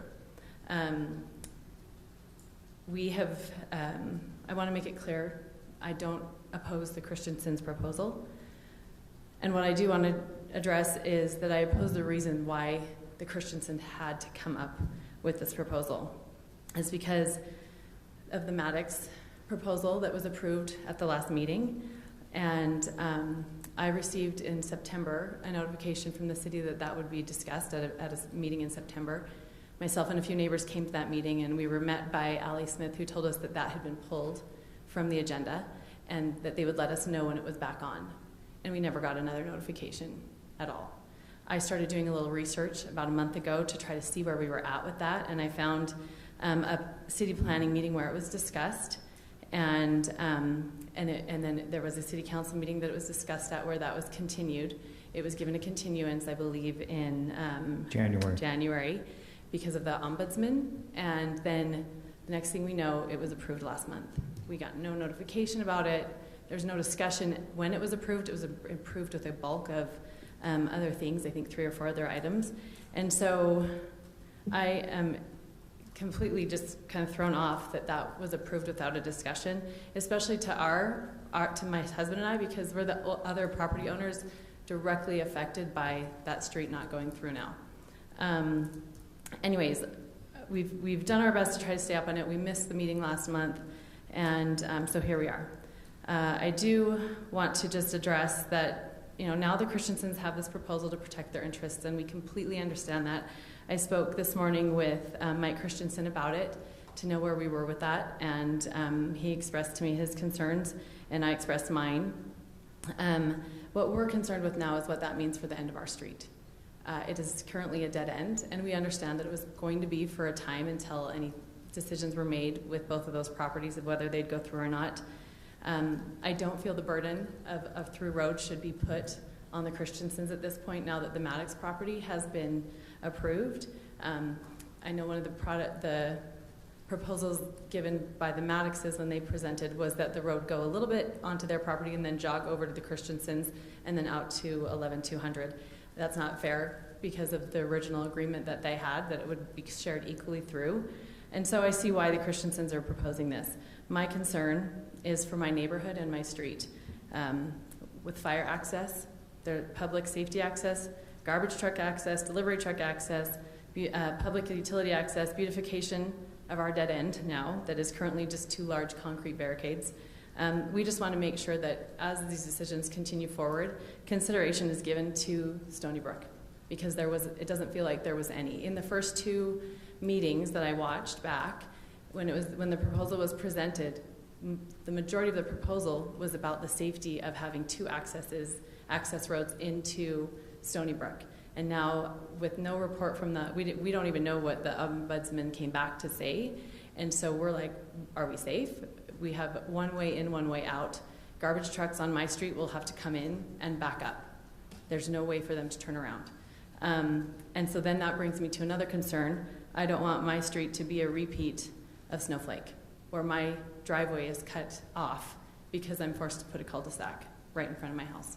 So I in no way want this to impede the Christensens. They've been great. They're good neighbors. I just feel like with the approval of what the Maddoxes are doing, that has now created a problem for both the Christensens, for myself, and for the neighbors that are across the street from me. And I hope that consideration will be given moving forward to try to figure out what to do now. Answer those questions. Are we safe with fire access? Are we safe with all of the deliveries and the things that come up and down our street, not to mention all the looky-loos that drive through Stony Brook constantly? Our driveway is the turnaround point for everyone. And so that is a concern. I know it's a hard situation, but I hope that you will give consideration to all parties involved, not just the 2 that had the agreement, but those of us who purchased our property with that understanding of how the road would go through. Thank you. Hey, Rob, for the audience's benefit, why don't you review the ombudsman opinion and how we got where we're at? I would love to. So, as the council, and apparently some of you may be aware, the city's initial position, the one that city staff took and that was recommended by the Planning Commission, was to deny the Maddox's 2-lot subdivision unless they provided in some way for that continuation of that Stony Brook stub road, both the roadway and also utilities. There were a number of reasons for that. It was going to benefit both potentially the Christensens and the Maddoxes if they wanted to develop the interior of their property. It would extend utility lines and loop them. It would provide a second point of access for the Stony Brook subdivision. A number of great things. However, that was opposed by the applicant. They said that because there are 2 lots that they're proposing in their subdivision did not require that access, did not require that road in order to be developed, that the city could not legally require them to put in that access. In other words, because they can have full road utility access off of the existing road to the south there, is at 11200. We couldn't exact the additional stub street connection. As the council debated this, we submitted to the Ombudsman. It's a state agency responsible for mediating disputes between private property owners and cities and issuing advisory opinions. We submitted on the city side both the record of our position, and I, as the city's attorney, wrote a opinion and kind of brief explaining the city's position and why we believed it was both lawful and necessary to require that. The Ombudsman issued an opinion where he agreed with the Maddoxes, stating in short that because the development that is being proposed does not require the stub street, we cannot impose that as an exaction or as a condition of approval on that development. And that even though the future development of the rest of the property may need some kind of connection, we can't look at that as a city. Based on that, the city complied with the Ombudsman's recommendation and simply approved the 2-lot subdivision. We kind of fought it as best we could and then had to acquiesce.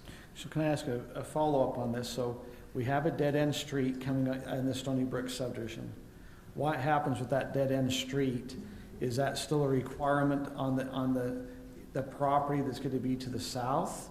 What's the requirement of that dead-end street? So far, we don't know what's going to happen with it. It will depend on what the Maddoxes intend to do with their remnant parcel, because they created 2 lots, and the rest of it's just a remainder parcel for future development. We've explained, and this is all part of the public meetings before, that it's hard for them to connect that road through, except, through their property as we had proposed. There are intersection issues if it lines up onto 4800 West. There are utility issues if it doesn't run all the way straight down. If it continues and then cul-de-sacs or dead ends in the Maddox's property, that exceeds the city's restrictions on how long a cul-de-sac can be.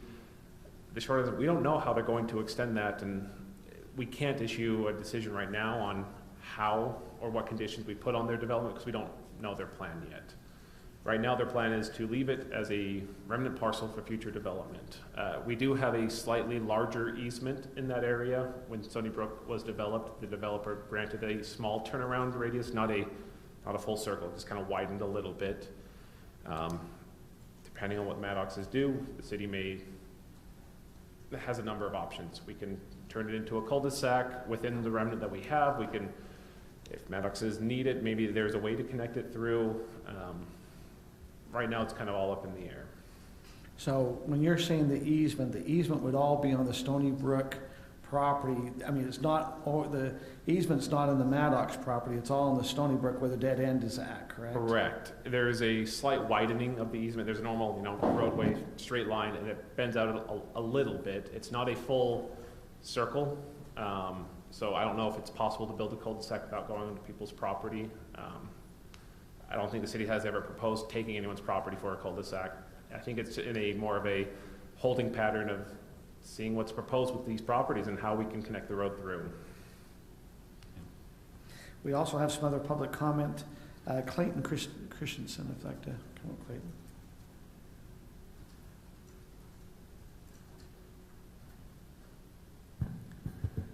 Hi, my name is Clayton Christensen. I'm Peter's grandson. He and my dad were unable to attend today, but they've asked me to address the council on their behalf. While we have no current plans to develop our farm, we would like to enter into a development agreement with the city to protect our plans for future consideration, the same plan that we had prior to 2005. The development agreement will protect our interests while also protecting the city. The proposed agreement meets all current regulations while still requiring us to go through the complete planning commission and city council approval process. The issues associated with past proposals have placed various burdens on our land. We respectfully ask you to vote in favor of this agreement so we and the city can have clarity of future expectations. Respectfully, Peter and Michael Christensen. Okay, thank you. And it's Rochelle.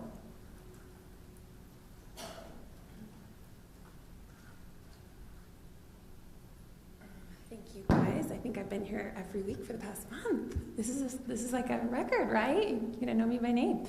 So I'm actually here because I do oppose what has happened. And I know you guys are doing your best, but I have some thoughts on this Osmond situation. And I want to bring up a couple of points. Why do we not have something written into the Highland City Code about these dead ends? Why are we not future-proofing the issues that we continue to have, like Snowflake? We have the same issue in a couple of neighborhoods that are just beyond Snowflake that also have now dead ends. Why can we not write into this code with this development that we have coming in that they have to allow us to finish it out versus taking from other people's property? If the city is telling us that it's going to go through and it doesn't go through, it seems like there's not the foresight there to, we just keep coming up to the same issue and we keep seeing this happen over and over again. And it's not a pretty ending to a street. Have you ever been stuck on a dead end? It's hard. It's not fun. And all of the people turn around in the property owner's driveway, which also is not, I don't think that's what any of us planned or intend to use. I would suggest that the proposal that was passed for the Maddox property, I'm not sure what the code and regulation is for this, but it doesn't seem fair. It seems like all the hardship is now on the Christensen's plan, and this new plan that they've proposed eliminates that continuation of that road. I'm not saying I'm not for or against, but I'm just saying there's something that needs to happen because we keep seeing the same pattern of mistakes in these developments where something's proposed for the future and it doesn't go through. That's just my thoughts on the situation. And the unintended consequences are now facing the people who bought the land, who assumed that the city had these agreements in place so that the future planning would be done. I'm also a little concerned that we're not receiving the notifications and that the Osmond Bud was not made public prior to your meeting and that it was not also open for discussion. That is a concern as well. So thank you for your time, and I don't know if you're able to answer some of those questions, but I'd love to hear what your thoughts are. So if it's okay, Nathan, would you mind addressing a little bit more about this road situation? You know, the dead end, why do we have dead ends in the city? You know, there's been some things that way. What's the anticipation? I mean, we've kind of tried to address this dead end situation, but we don't know what the Maddoxes are really proposing there. But correct. So our code does have some existing requirements for dead ends and for extensions, hence why we have the Stony Brook extension. But in this case, obviously we heard from Rob and what the decision was, and we've, as a body, have chosen to honor that decision. But Rob, once again, it doesn't mean that that road that's dead end in Stony Brook, that it's still, the Maddoxes, they might propose to come, that's how they're going to get their utilities. You made a comment that if they try to come off 4800, and we haven't seen a site plan to prove this, but there's a certain distance between access points that there needs to be allowed, and depending on how they would do that, there could be an access concern, correct? Coming off of 4800 West. Correct. And again, that was all very kind of a preliminary looking at a kind of a sketch. We don't have the plans. We haven't done a full engineering review. I mean, part of the problem with planning for dead-end roads is they're all private property owners. So some private property owner wants to develop their property, so we require them to provide access as much as we can to serve their development. And then as the city, we also typically require them to extend that access for future developments that are adjacent. Problem is, those are different property owners.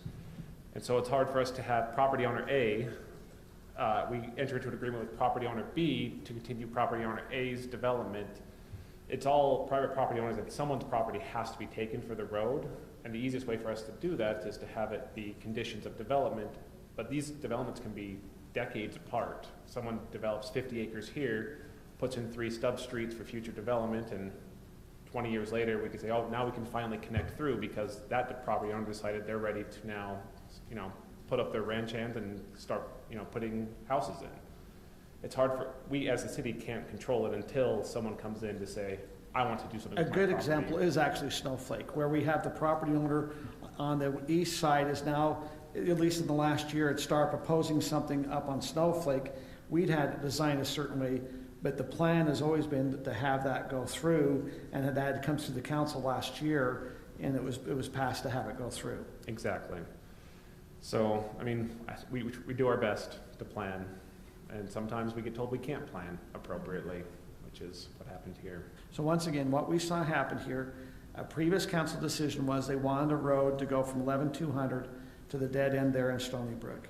Yes. The council came, well, not, the ombudsman came and said because they're only applying for 2 building lots and they have a remainder parcel, the city council only can look at those 2 building lots as that application. The remainder can't be looked at. And that's where the questions come up, and that's why we're now back here with the Christensen saying, hey, we want to now get in the, because that's all moved on us, and the road, it does appear not to be on that side where we can get access or how we're supposed to access. We want to get a better understanding, since that was a decision, now what the decision would be, and that comes back to this development agreement. Correct. So, council, any questions or things that way? Why can't they just apply for not permits per se, but plans to build in the future and not act upon those plans? So then we can build the road, and then they can, at their future, under future consideration, then build on the property? Or is there a statute of limitations on permission to build? So there are some time limitations. Preliminary plats only remain viable for a year or 2 after they get approved. And it's actually good practice in the city to limit that, because we want to make sure whenever someone comes in to submit for development, we're applying the most current codes and requirements as part of that plan. So is the building of the road contingent upon the actual commencement of building, or could they make plans, build the road, and then let those plans lapse? So absolutely, we could work with a private developer if they wanted to put in a road on their property for the city. It's just no one does that because roads don't generate money. But it would generate a solution to the problem and enable them to build and be profitable in the future. Right, but that's why roads are almost always done in conjunction with development, because you put in the roads that are at a cost in order to get the benefit of selling off lots in the future. What's the cost of building the road?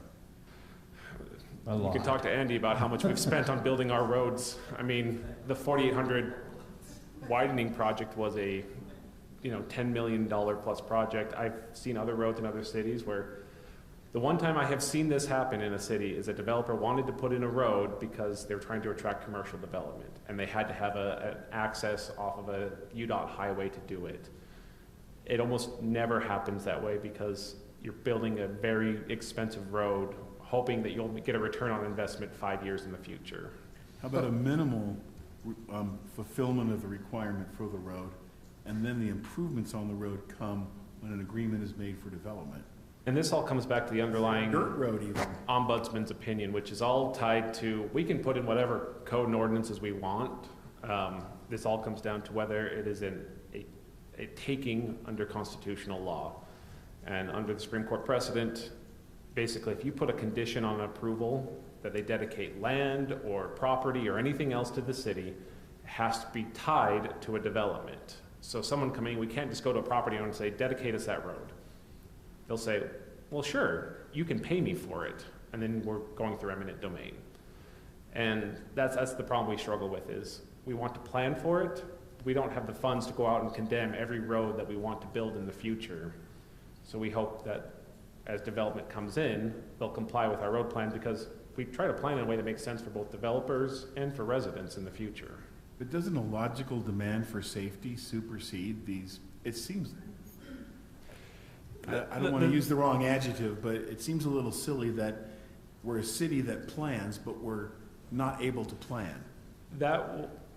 This is my opinion that I wrote for the Ombudsman, it is fairly short-sighted to look at a development as solely 2 lots, rather than as a development, how it impacts everyone around it. That was the position the city took, is it's our obligation to plan for residents.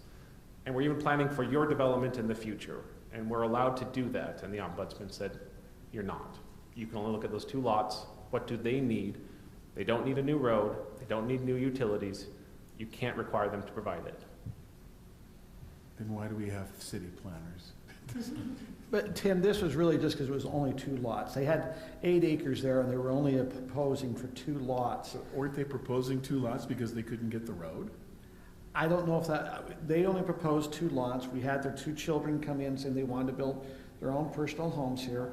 It was based off their saying, we're only trying to do this 2-lot subdivision. We have a remainder parcel, which we want to keep as a farm, but these 2 were for our children. So as they went to the state of Busman, and maybe some good information about the state of Busman, if the developer or the property owner submits to the state of Busman, gets an opinion back, and the city says, hey, we don't agree with that opinion, we take upon the burden of, if we lose, we have to also pay all the legal fees of the developer.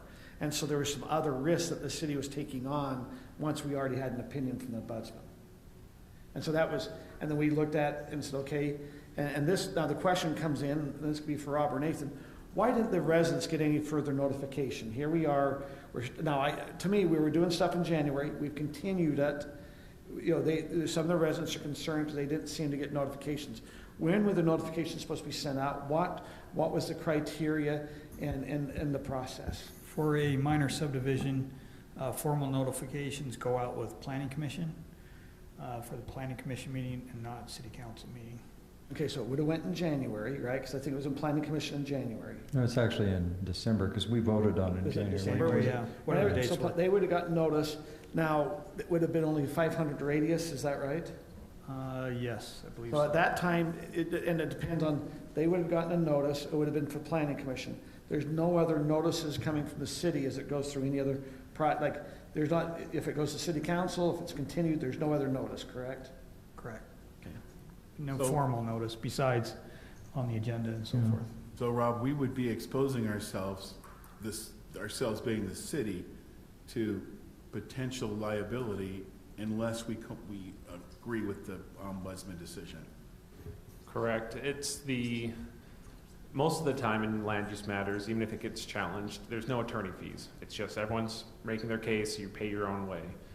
When you get an ombudsman's decision, it's written into state statute where if you want to challenge it, you can, but if the court agrees with the ombudsman, you pay all costs and fees of the other side.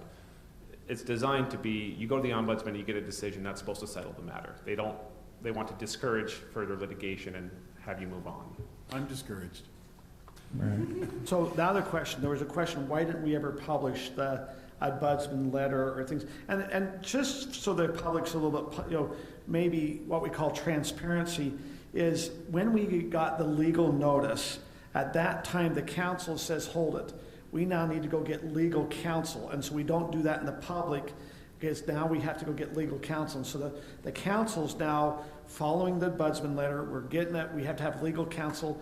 And because we're trying to make the best decision of the city, we can't let, because it's legal, it's not always out in the public because it's a legal aspect. When the decision was made, it was made public. But there's some legal notification we're receiving from our attorney, the city attorney, on behalf of the residents to say, okay, we've gotten legal notices, we're going through a legal process. We can't do that in a public setting. It's because it's legally. I'll let you go. You come on up. I'm just trying to help you guys be transparent because I can see on this transparency going, hold it. How are we supposed to be involved? Yeah, and that makes sense in the legal aspect of it, which is obviously what you guys need to follow. But when it impacts other residents around it, I feel like at least the neighboring residents should have access or at least be notified of what that is. And in regards to the notification letters, the notification letter I got in September was for a city council meeting with this on the agenda.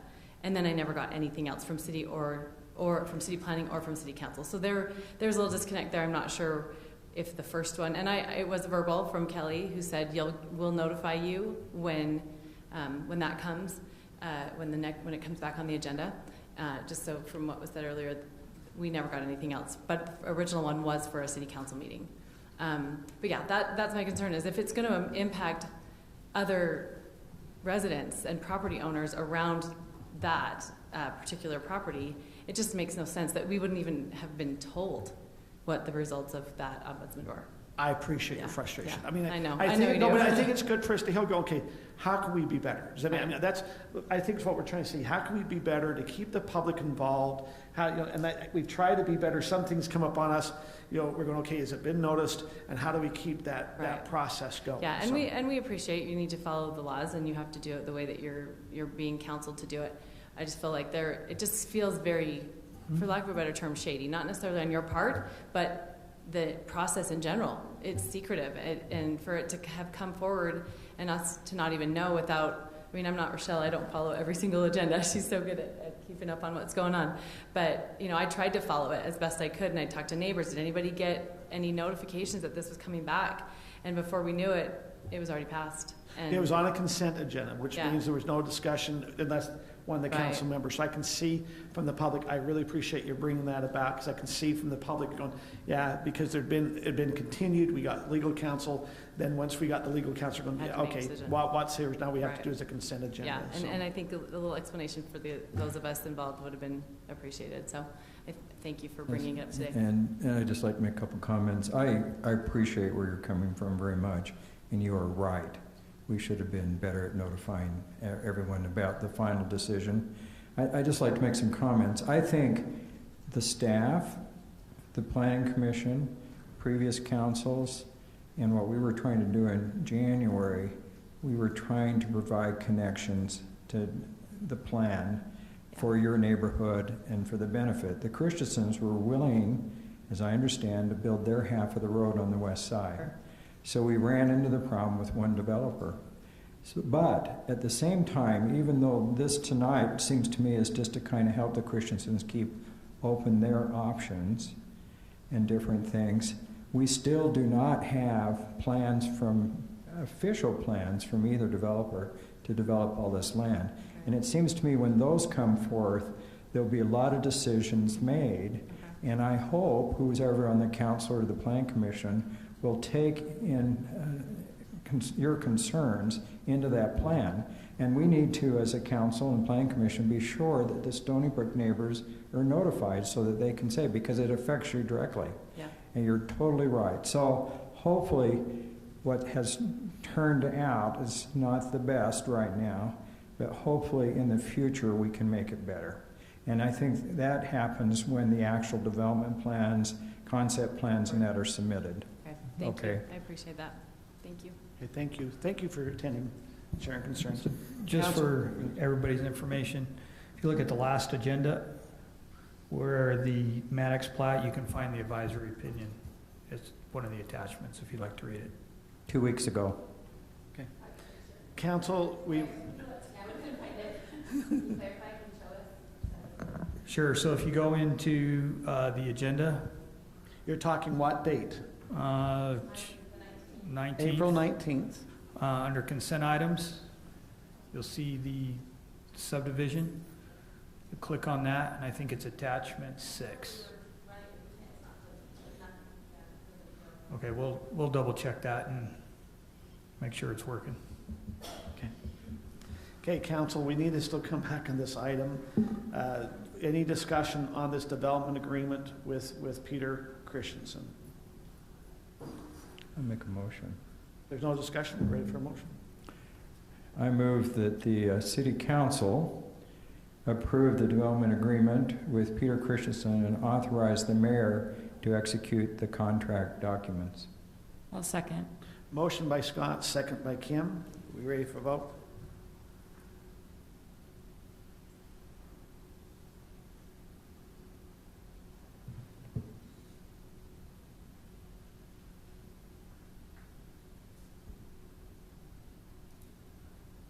That passes 5-0. If the residents like to email me, I'll be happy to send that out to you. Nathan, here, I'll pass these down. They got some email addresses on them. Okay, Tyler, are we ready to go back to our tentative budget? We are. Okay. We still will have a public hearing on this when after we get the information. We're gonna have a public hearing, and the council will then. So it's on page 45 of the packet from last meeting. The entire packet. The entire packet's 103 pages. Is page 45. Okay, I'll see if I Thanks for coming. Okay, so Erin's going to pull up here are the results. Appreciate your feedback in this exercise. The general fund items. We did have, specifically with regard to the AV equipment, Mayor had indicated $25,000 was the level of his comfort there, and Councilwoman Rodell had indicated $50,000. That being considered,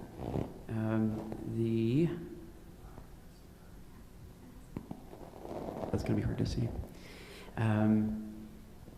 If we change that $100,000 for the AV equipment to either 25 or 50, then there would be sufficient funding within the $400,000 to cover everything on that first section above. You're saying all 13? Correct. If not, if the council decided that it needs to stay at $100,000 for the AV equipment, the item that fell to the bottom was the skid steer at $77,000. So council, I think we need to look at, okay, you got our priorities. Priority one is fire station exhaust system. Is the feedback from me? It's me. I'm sorry. Okay. This is my sweater. So our exhaust system, then we have our number 2 was the radar speed at 14,000. Number 3 was the texting system. Number 4 is 50,000 for tree replacement. Number 4 is the update of the general plan, 75,000 for the general plan, and $3,400 for an active transportation match or the transportation plan there for a total of $78,400. Then we have our Christmas lights at $7,800 at number 6. Then we have the AV equipment for the council chambers as number 7, if it be 100,000 or what the number might be there. And then we get down to number 7. Oh, actually, you got 2 number 7s. Right. So everyone followed the instructions. You didn't have any ties, but in the aggregate, there's a couple of them in there. Okay, 7B is 18,000, which is 3,000 to be earmarked as council appropriations, that each council member and mayor has 3,000 during the year to allocate. Out came in at 7B. We have number 9 is traffic control at 15,000. Number 10 is vehicle for inspectors at 50. Number 11 is a second variable message sign for 20. Number 12 was additional garden bed care for the city hall at 3,500. Number 13 is a skid steer at 77. What you just mentioned, Tyler, is if we lower the AB down to a lower amount, you could get everything included. I think the question I'd have for the council is, as you get down towards the bottom, how important was 13, 12, 11, 10, 9, 7B, 7? Are those worthy of a tax increase or a fee increase to make sure they're there, or is there a portion, or all of those worthy of a fee increase? Because in order to include that, there's a fee increase coming. Okay, so let me just add to that. If you pick like the top 6, which are lesser items, but things that really help the city as a whole and affect a lot of residents, if that's $161,700, could we do those things and not increase the safety fee? Correct. So we can go up to 200 and what without increasing the safety fee? 212. 212. So that 212 would get you through Christmas lights, and then and could we get a vehicle for the inspector with that? And then that'd be 212. That's number 10. I know that's number 10, but I'm just figuring out the things. Yeah. Well, the next items, because there was a tie at number 7 for the AV equipment and the discretionary funding for council members and the mayor, you'd have about $50,000 between those two. So let's come back to the council. If we have 212, okay, I'm trying to understand. You said this was all 400,000. Right. But you just said if we don't increase the public safety fee, we can go to 212,000 based off of what our budget estimates are, correct? Excuse me, the 212 is what the fee would generate, the additional revenue. The fee generates. Right, so you're correct, and I was mistaken. 400 minus the 212, so we'd be 188 there, excuse me. So we have 188 we could go off of and not increase the public safety fee. And so that comes back to the council. What's your feeling? It's now tonight we need to kind of decide, are we increasing the public safety fee? We talked last council member meeting, I think it was 1525. Is there a different feeling tonight about not increasing it, or to keep this, or to go, you know, at one time we had a couple of council members say they thought we should go to 19. You know, is it not increasing? Is it 1525? Is it 19? Is there a different number? We need to kind of do something tonight if we can for the tentative budget. Tyler, I have a question as well. So it seems like I remember Christmas lights being 21,000 on the last preliminary. So that's a big change. That it was correctly only 7,800. The 21,000 was for community events, and 7,800 was part of that community event budget. That's okay. So that accidentally included everything like the Easter egg hunt, Okay, so that was not correct. Okay, Right. have any of these other numbers changed? I haven't cross-referenced them. There have been additions to lists that have been previously provided. I know that the fire station exhaust system match is one of those. The alternative transportation plan match at $3.4 thousand.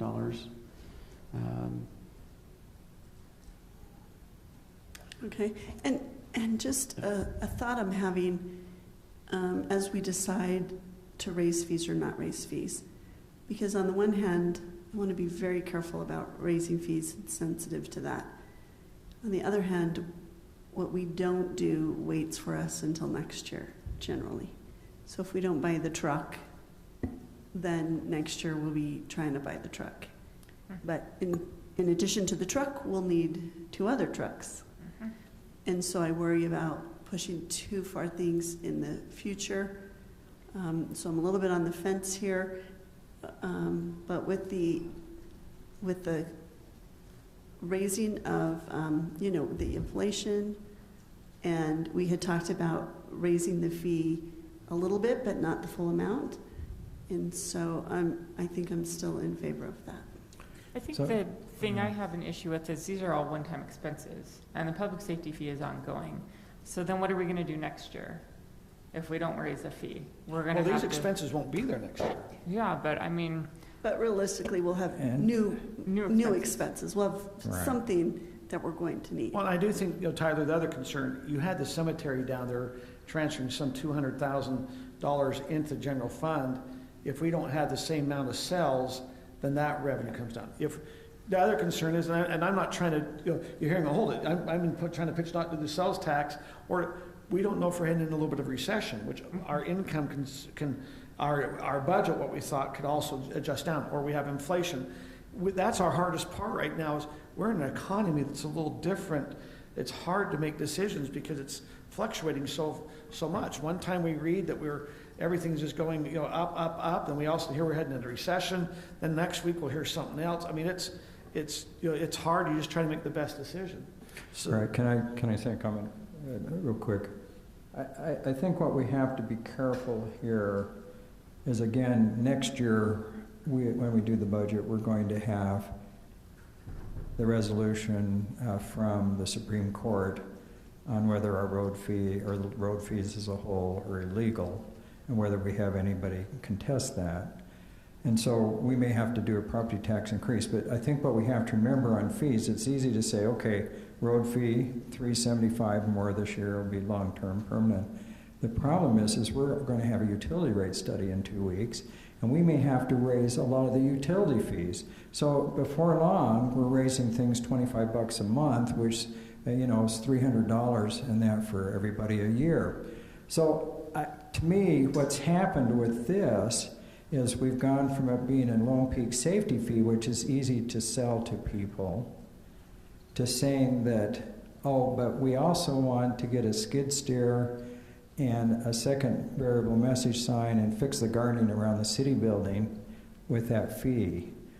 I think what we've done now is we've kind of painted ourselves into a corner, because if we do the first 6 things, we don't have to raise the fee. If we do the rest of the things, we're going to have to raise the fee, but we're really not raising the fee for the public safety. Really, we're raising it for the skid steer and the gardens around the building and a variable sign. But we have to remember this, I think we have to be careful, because this is all on public record. Correct, but public safety is what's taking the money away from this. Exactly, I understand that, but if we don't do the bottom part here, we don't have to raise the fee, because, you know. So I think you just have to be careful, because next year we may have to do property tax and everything when we have to figure out what the road fee, and then we kind of can present it. So I don't know. So Brittney, I'm going to kind of ask each council person, because we're talking about a fee increase. Sarah, I think you've given your feeling is that you. Yeah, the lowest amount possible. Okay. What do you mean by that? Are you talking the 1525? Are you talking a different number? What are you talking? Well, I think we had talked about, was it 325? 375. 75? Correct. We had talked about that initially. If we don't need the whole 375, I would suggest that we don't raise it 375. And so I'd like to see the numbers of what that actually takes, which I think maybe that was the number. And maybe we can make do without doing a couple of these, and so get it down as low as we can. But I think realistically, like you were saying, Mayor, the safety fee is for the increase in our safety needs. And then it has created a secondary shortfall in other areas, and we're trying to figure out, are we going to, you know, it's all semantics, right? I mean, we could have said, okay, we're going to fund these, and then we're talking about, do we want to keep our police at the same staffing level or the level of service? I mean, what we're talking about is the level of service for the city. Any of these you pull out, it drops our level of service we're trying to provide. So thank you, Sarah, for sharing. Okay, Brittney, where are you kind of at on things? I mean, I feel very conflicted. I think I'm thinking along the same lines as Sarah, and this is why, is because this is not the first time that we've looked at the budget and pulled things out and prioritized. I mean, we've been doing that for 2 months. And so at what point are we impacting the ability that our staff has to do their jobs because we're not funding it? And yeah, the skid steer or whatever is a one-time thing, but we know that in 2 years it's going to be a snowplow and another snowplow. And so I guess I just wonder how long we can continue cutting things out without it coming back. So what are you in favor of? I'm thinking. I'm really conflicted, and it's interesting seeing this laid out here and kind of seeing what people have prioritized. And it's interesting because you look and, you know, we've prioritized some of those smaller ticket items. Is that because they were smaller, or is that because we felt they were the most necessary? Or so I guess I'm just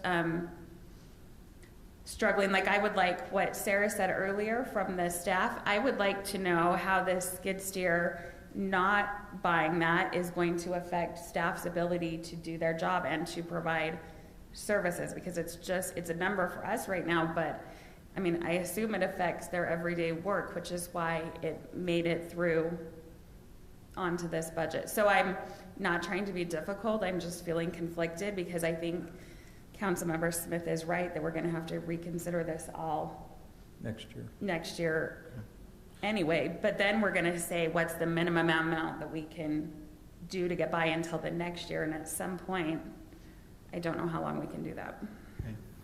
Okay. Scott. Okay, so let me just reiterate my position. I guess my feeling is I was in support of raising the safety fee 3.75, but we've been actually presented a way that we don't have to do that. Unfortunately, we're going to have to raise several utility fees.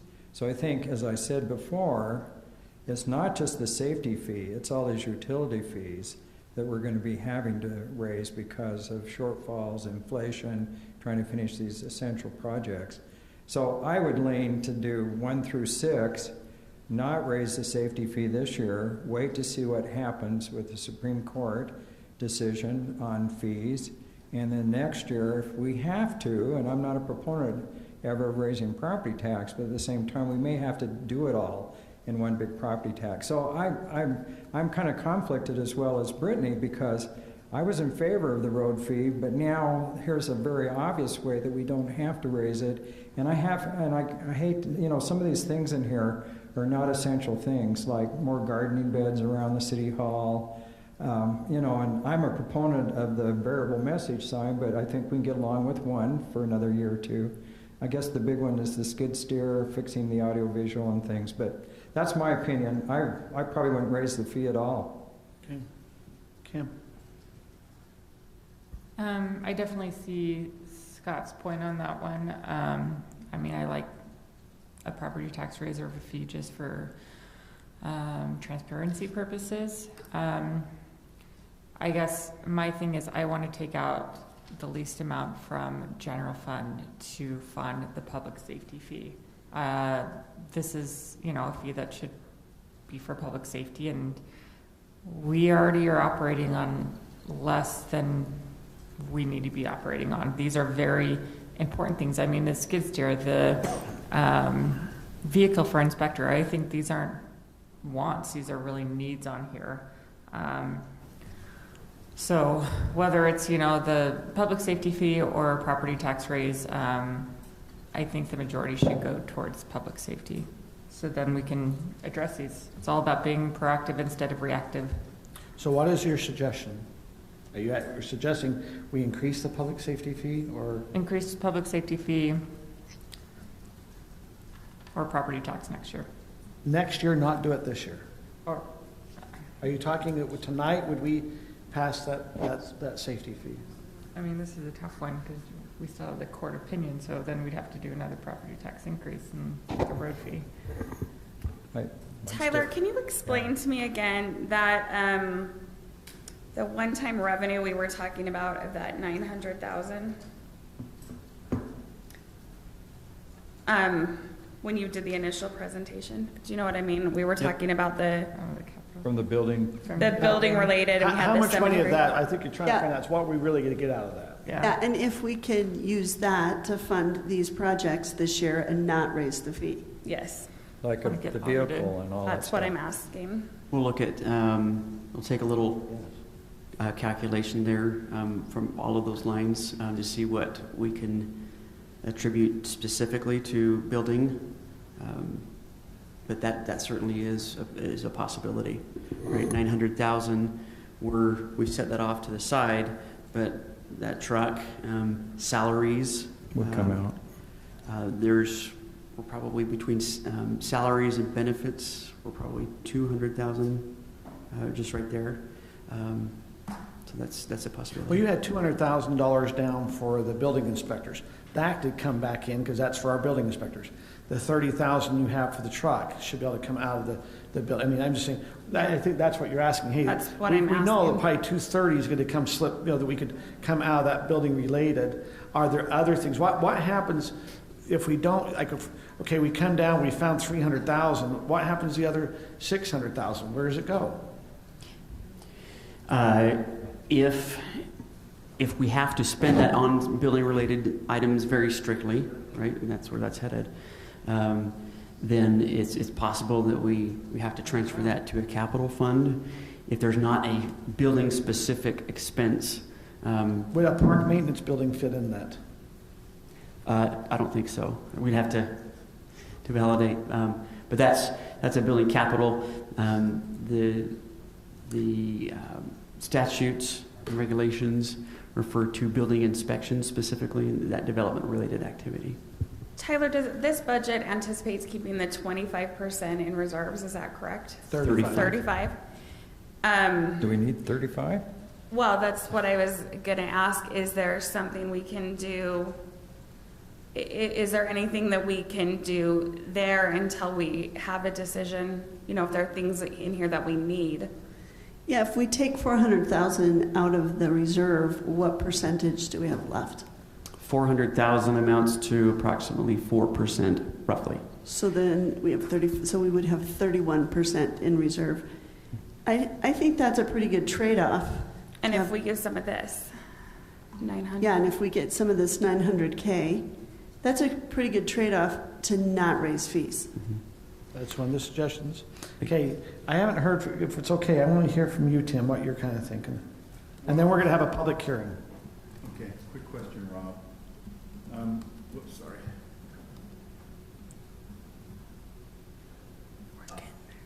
Can the Supreme Court rule, if it's an adverse decision regarding fees, can they rule to retroactively enforce the law or the reversal? The Supreme Court's opinion will describe what the law is going forward, and we would be expected to comply with it. Going forward? Correct.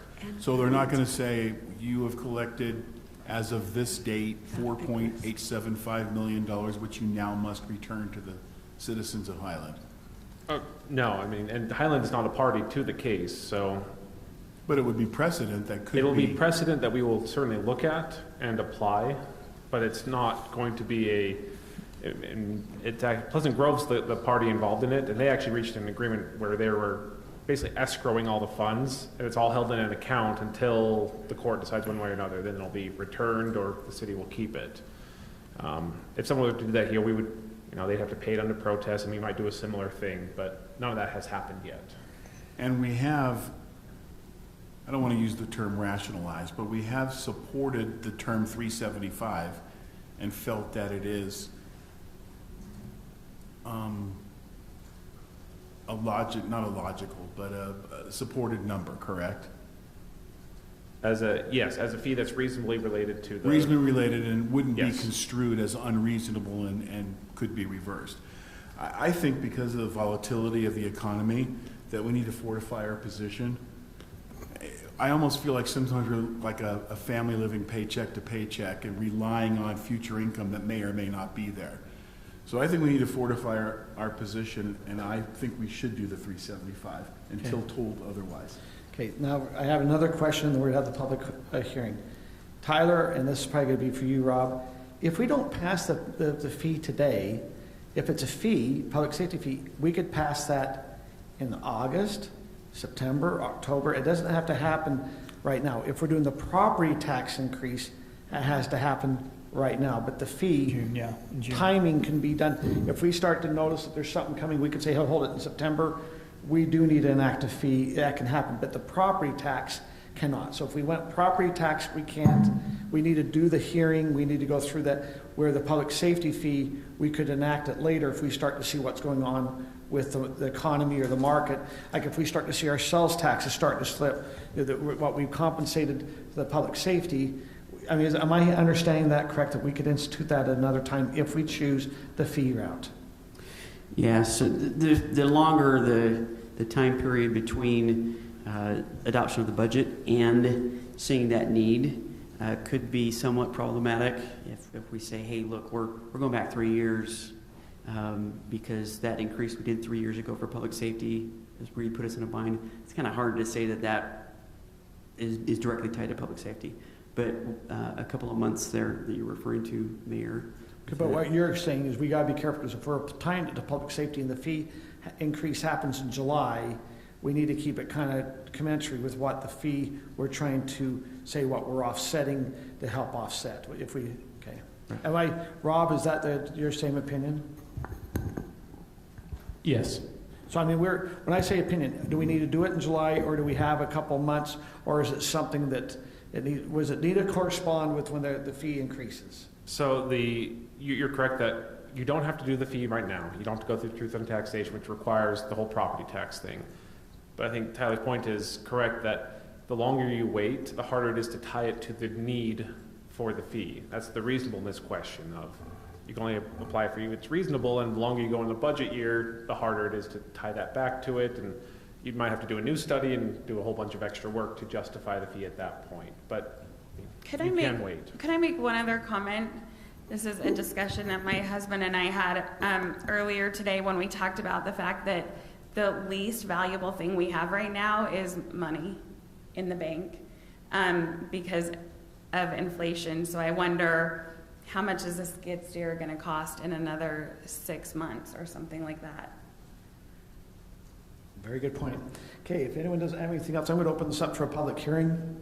At this time, we'd like to have a public hearing on the 22-23 tentative budget. Public hearing is open. Is there anyone who'd like to come up and address the council?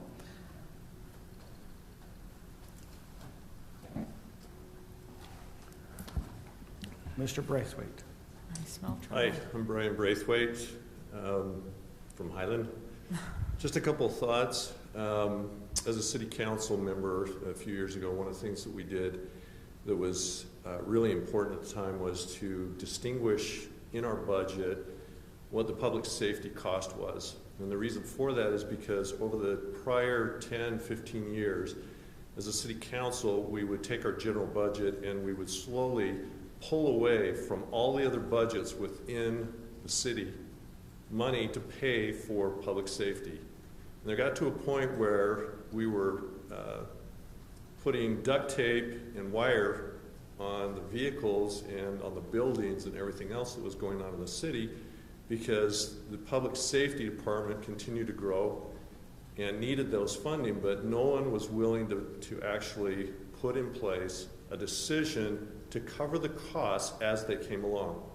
So the point of the fee was, as a city council, we said we're drawing the line and saying our general fund is no longer going to pay it, and every time public safety needs more money, then we add it to the fee because we can justify to the public what those additional costs are, and if we can't, then we shouldn't be doing it.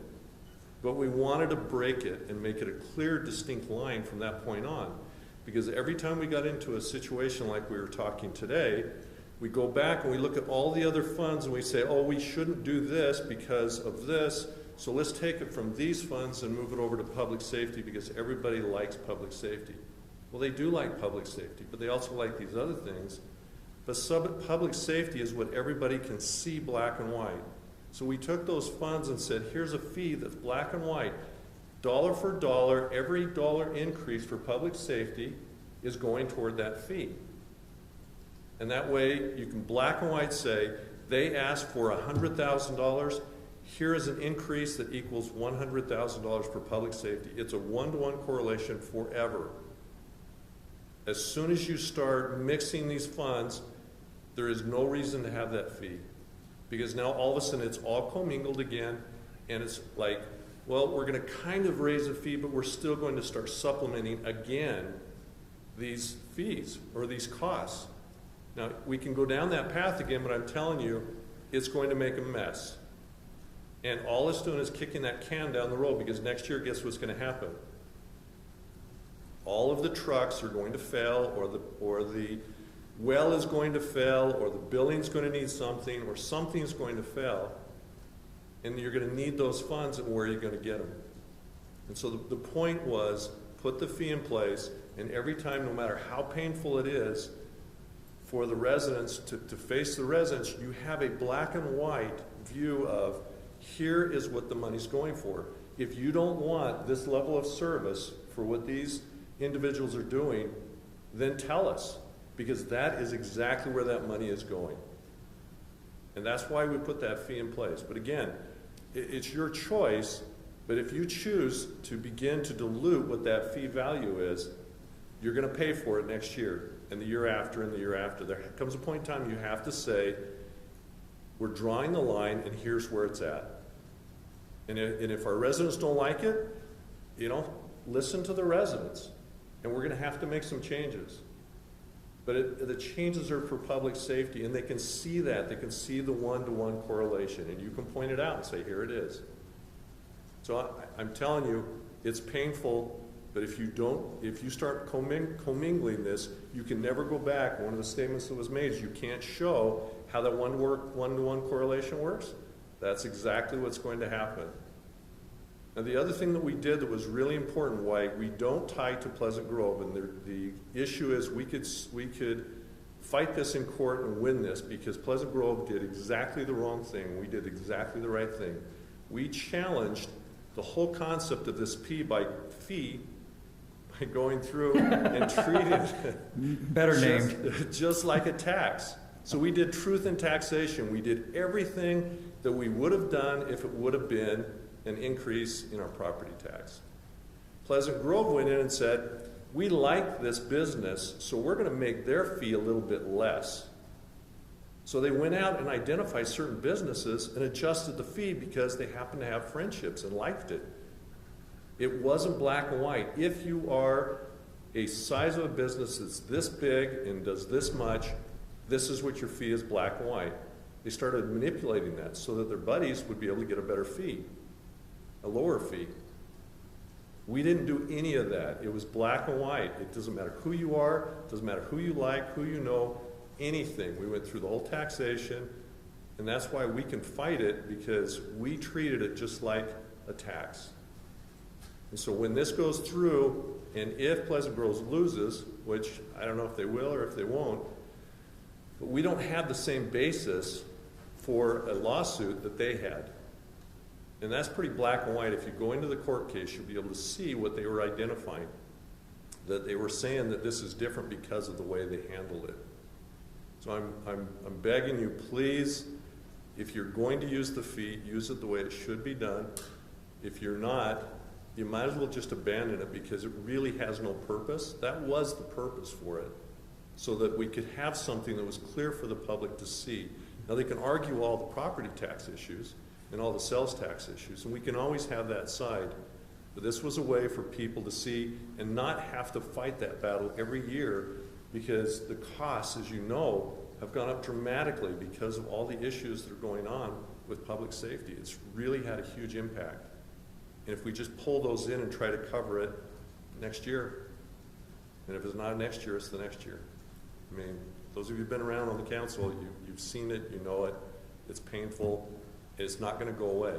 So your best opportunity is to do that now. If you please would look at that, I promise you your lives are going to be much better moving forward, as painful as this is.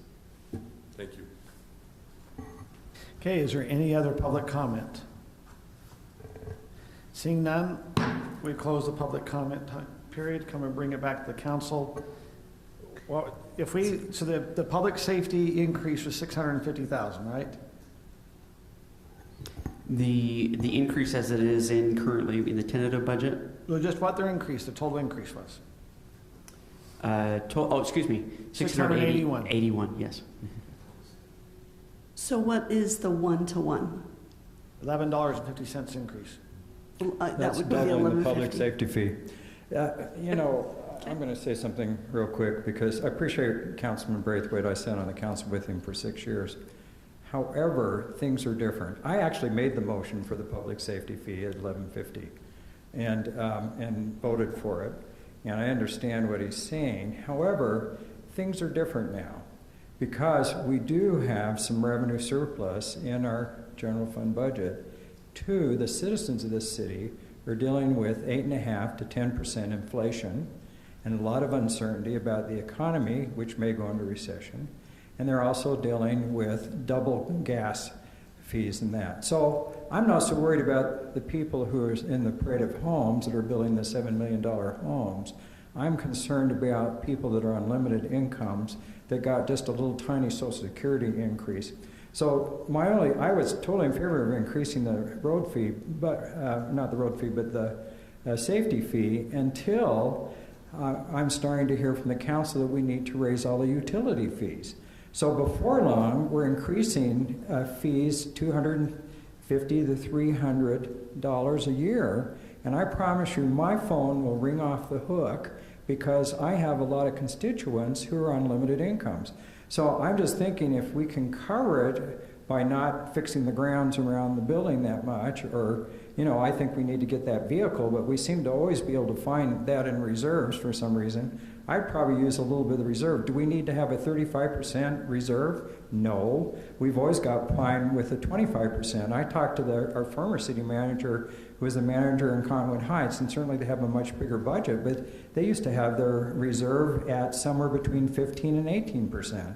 So, you know, we're smaller budget than that. I just think we have to take into consideration not everybody in this city has deep pockets. So if we're going to raise utility fees, I think we need to be careful with the safety fee. That's my opinion.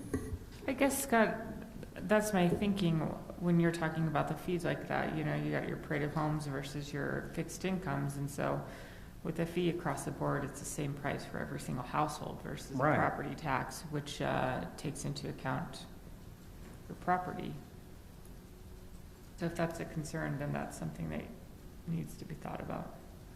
But I think we also have to look, when you're talking about the public safety fee, is it equally, you know, does a $7 million home use the public safety more than the $400,000 home? Does that make sense? And so, and it's hard because your fee, like when Brian Braithwaite talked about, it was kind of trying to be commensurate to the public safety fee, you know, what the cost was. We instituted the fee when Cedar Hills left and the district lost some revenues when that fee came about. Now we have a major increase in the public safety fee because we need to compensate the officers and the fire, the public safety there. We're doing it because, and like I said, we can change. We've already passed, we have to now remember, we've already passed the budget for the public safety. We did that last time. We agreed to that this increase, that they've already got their increase. So what are we going to do? It's coming back to the council. What do you guys want to do? Could I share just a little bit of information following up on Brian's comments?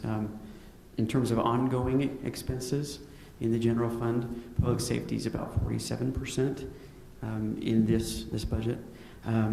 The public safety fee, as we've proposed in the tentative budget, would generate $862,000 compared to the $4,955,000 that you see there is the total need. So I'm going to let, if it's okay with that, we're not going to have Brian. Would you like to come add another input? Thank you, Scott. I appreciate your comments. I don't disagree with what your statement is. I think that what I'm suggesting is you look at the fee in and of itself, by itself, for them, and if there are extra revenue, then give a tax cut. Yeah. In other words, make that a sacred commitment that no more general funds come out, that the fee, any increase for public safety, and by the way, I agree with what is being proposed for public safety. I think it's the right thing. I think you guys have done a great job in identifying those real costs. When we put this fee in place, we knew that there were still some deficits there and that there needed to be some increases. So we kind of kicked the can down the road, but when we started it, we felt like we couldn't start it too high. And so we kicked a little bit down that road, knowing that this was going to happen. If you have extra funds, give them a tax break somewhere else. I'm not suggesting that you have to have all this extra money just because you're doing that. It can be shifted, but all I'm saying is try to make that sacred so that in the future, I believe that these are going to continue, these fees are going to continue to raise, and I believe the public is feeling comfortable knowing that those dollars are going to something that they agree with. The same thing that happened with the road fee. They were very happy with a fee because they knew exactly where that money was going, and they didn't want a property tax because they knew that as soon as we got to a point, or they believed, as soon as we got to a point where that money wasn't needed, we'd just shift it somewhere else, and they'd never get any benefit from it. And so having it black and white as a road fee and having it black and white as a public safety fee is a comfort level that residents could recognize and appreciate. So to your point, I would agree. Well, but let's talk about it though. So where we're worried about other raises are in the utility funds. And I don't know, maybe Rob can tell us and maybe Tyler, I don't know, can you transfer and fund the utility funds from the general fund? I thought they had to be individual and distinct. The utility funds, as a council, you have identified all the projects that are coming. That fee is based upon what our actual maintenance and Right. replacement costs are, I don't believe, I think that's one of those fees where you look at it, you go, it's what it costs. And if you don't Right. want to increase it, you have to take projects and push them out, or you've got to Right. follow the schedule that's there. So council, this is a unique thing. I mean, and if we need to come back, if this is a decision that has not been here, if we need to say, hey, we need to maybe have a small work session next Tuesday, which happens to be my birthday, but we could do something. But I mean, we could do the increase of the public safety fee, and we could do a decrease of the property tax. I'm just saying, and yet I agree with the enterprise funds. You keep the enterprise funds funding themselves, so they might have to increase the. I don't think you can use general fund. No, and I think you the keep them separate. utilities. Just how we're trying to keep the public safety, to show what the costs are. We show our real cost for PI, our real cost for culinary. It's very unique. We might be raising the public safety fee, but we might maybe decrease the sales tax, or not the sales tax, but the property tax. Well, so let me ask this question. Can we decide to, and we've kind of resolved this already, can we raise the public safety fee after we see what we need to do with the utilities fees? Because I think they're contingent. So you're going to put in this almost $4 rise, and then we go to culinary water and say we're going to raise that one, and then we're going to raise this one. Before long, it's $25 a month, which for some people is not much, but for other people, it's, you know, $400 You're on a fixed a year. income and you're retired, you're not. And I'm just, to me, it's all one kind of group. That's the only reason because I was in favor of the 375. Mayor, can Yeah. I tell you where I'm leaning? So I feel like I don't make my best decisions past 10 o'clock, and I think that this is important. I would like to take home everything we've talked about tonight, the additional information. I would like to go back and watch that council meeting that Brian and Councilmember Smith are talking about, and hear that discussion there, because I think that it's useful. So I don't feel ready to make a full decision, and I would like to come back and talk about it, and I will bake you a cake if you need me to for your birthday, and we can celebrate and do budget at the same time. So how do we pass the tentative budget when we've got this fee that's in the budget, when we've got these things that should be in the budget? Can we still do that, Rob, even though there's a lot of changes we may make with the fee and budget items? Is that okay? I'm looking at the code right now. I think the question, if we continued for 1 week, what's our penalty? And I like the idea of having that extra week to think about it. To Scott's point, though, Scott, you were saying that you feel like the utility fee and the safety fee are kind of all of the same, but at least in my house, that's not how it They're works. Yes, they're fees, but I do like the idea of saying, here's what the water costs, and we're transparent about that cost, and the only way we can do that is pass that cost on to the residents. Same with, here's the safety fee, here's how much it costs, and now we're being transparent and passing that on to the residents. So when I pay my bills, I want to know exactly what it costs and exactly what I'm getting for my dollar. So I like that kind of transparency. So even if both of those go up, I know why, and I understand them both. And I'm sensitive to fixed incomes, and I'm sensitive to lower income folks that are in our community. And so that is not lost on me, but I do like that transparency, and I think that is the most important thing. And can I make a comment? I'm sorry. So the thing, though, that in my mind is most of the public safety is funded out of sales tax and our property tax. So the safety fee was to help with an addition. So it's not like the utilities that are totally funded out of that fee. So if we wanted to put a fee that just funded public safety, it would be, I don't know, what, $5-6 million? And so I know what you're saying, but the safety fee was on top of what they already take out of property and sales tax.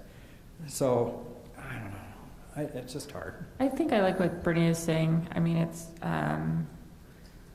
I don't make great decisions past 10 o'clock at night, and it might be midnight on my time frame right now from Florida, but I think I would love to take a week to think about this, since it is such a big issue, and just decide really what is the right route to take, if you guys are all in agreement in that one. Is that a motion? Yes, that's a motion. Make your motion. Are we meeting in a week then to do this? That's the 2 question. weeks. So the Can you wait until Rob has an answer for you on the legality? Yeah. I mean, because our next council is in 2 weeks. And That's on the still in May. 17th. Or 17th. So the code indicates that you can continue this and continue the public hearing for another meeting. It has to be filed on the first, it has to be filed with you for consideration on the first council meeting in May, So which moved. it has been done. But the code does say at the time and place advertised, or at any time and place to which the public hearing may be adjourned, you shall hold a public hearing on the budgets tentatively adopted, which suggests that you can adjourn, or more common language now, continue for 1 week. I would recommend doing it as soon as possible, but the code supports this. So we could vote on the tentative budget Yeah. in 2 weeks, but we could maybe meet next week and hash things out. So what? Because you're not going to be here in 2 weeks. You don't need to worry about I'll be. Your birthday. We'll celebrate. Oh, it's your birthday. It's Cinco de Mayo coming up too. So. On my birthday, I sat and had Another animal control council member people just had a yell. birthday too. We'll bake 2 cakes. It'll be a party. Where else would you want to be? In thinking about the calendar too, one thing to keep in mind, council, is on the 17th is when we're intending to do a work session with the council at 6 o'clock to go over the utility rates. So we'll dive into that $15 to $20 a month we highlighted today. So I don't know if that's part of your consideration. It's my concern is that the utility. So that's fees your on top of question. Do this. you want to, do it needs to be a motion to continue with a second? 2, when we get to continue at 2, and what's the direction why we're continuing, making sure we know where we come back with it. When do you want to do it? It's your turn. We do have a fairly light agenda on the 17th right now, 17th. except for the mayor won't be here. And Brittany's going to be the mayor that day. He'll be mayor pro tem that day. It would be fun. Yeah, also I heard I could declare a public holiday. I read that when I was reading code this week. So I'm gonna declare a new public holiday. At the discretion of the mayor, it says that in the code. You'll be fine, And just now go on open your trip. nominations up for mayor pro tem. It'll be fine, don't worry about the budget, we got it. Okay, what would the council like to do? Do you want to continue? Do you want to continue it next week? Do you want to continue it to the 17th? What's everyone? Continue to the 17th. Okay. And I second it. Okay, I have a motion by Kim to continue this item till May 17th. I have it seconded by Sarah. We'll do a roll call. Do you have it ready or? Yeah. Okay, now this is only to continue this. We changed the title of the slides recently, if you haven't noticed, so it's just motion on, Okay. it's intended to be generic to what the council actually moves. Okay. This is to continue till May 17th, the public hearing and the tentative budget. Oh, that passed 5-0. We like to continue. You guys, it's fine. It is 10 o'clock. It's 10:01 at this time. Let's look at our other agenda items. We have down item number 6, discussion of public-private partnership with USAC. I call them surf soccer. Is that, Nathan, that's you? Yes, sir. Go to the next one. Thank you. The purpose of today is to discuss the proposed agreement with USAC or Surf Soccer, answer any questions that you have, and then be brought back on the 17th for action if we choose to move forward. I've prepared a couple brief slides to go over what's in the agreement. Agreement's 11 years with an option for 5-year renewals. We negotiated after 7 years, and you have to have a 1-year notice for termination. USAC, yes, sir. Is the 1-year notice for termination after the 7 years, or is it at any time? I'll have to double check that one. Give me a second. I mean, it wouldn't be much of an agreement if you Rob, could can you help me terminate on that it. one? Rob will find out for us. So USAC built 2 fields within 2 years. They'll maintain those fields, mowing, fertilizing, etc., and have a storage shed for maintenance equipment. City will provide a rough graded pad or site within 1 year of the agreement and provide signage that describes the use of the area and who can use it and so forth.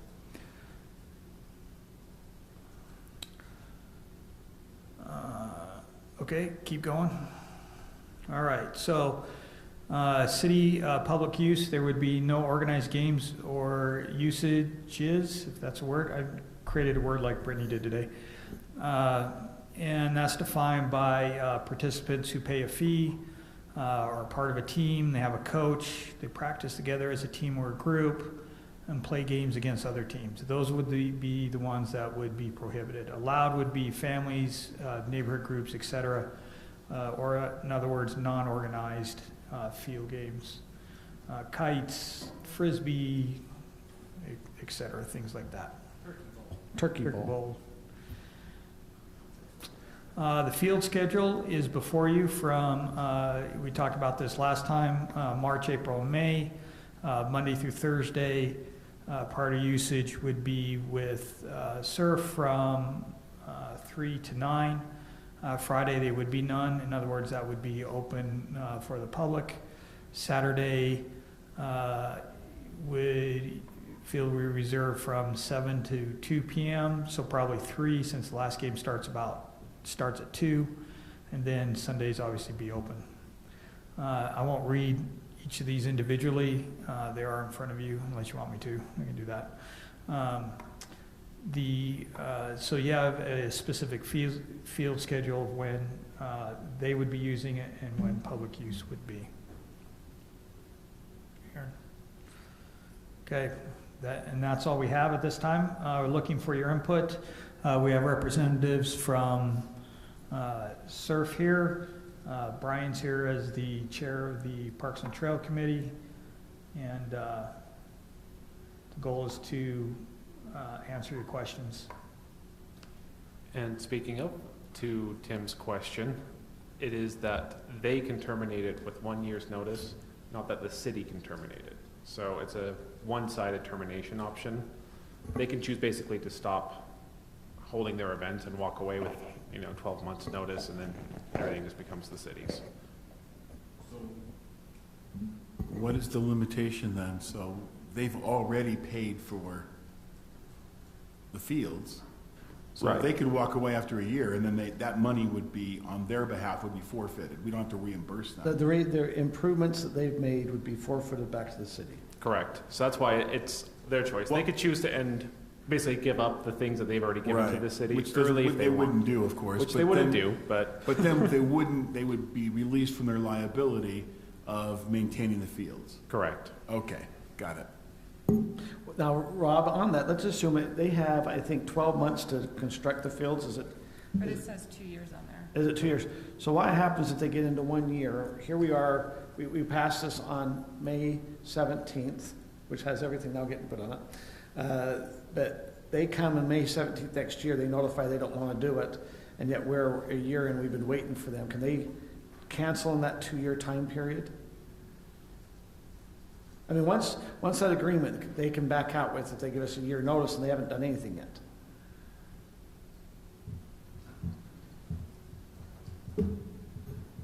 That might be a term we would revise. It does say that there's an initiation date, which is when the city does rough grading and gets utility lines out there. Then they have 2 years from that point to do their improvements and then start using the field. Maybe we tweak the language of the termination. It's 1 year after they have completed the improvements, just to cover that eventuality.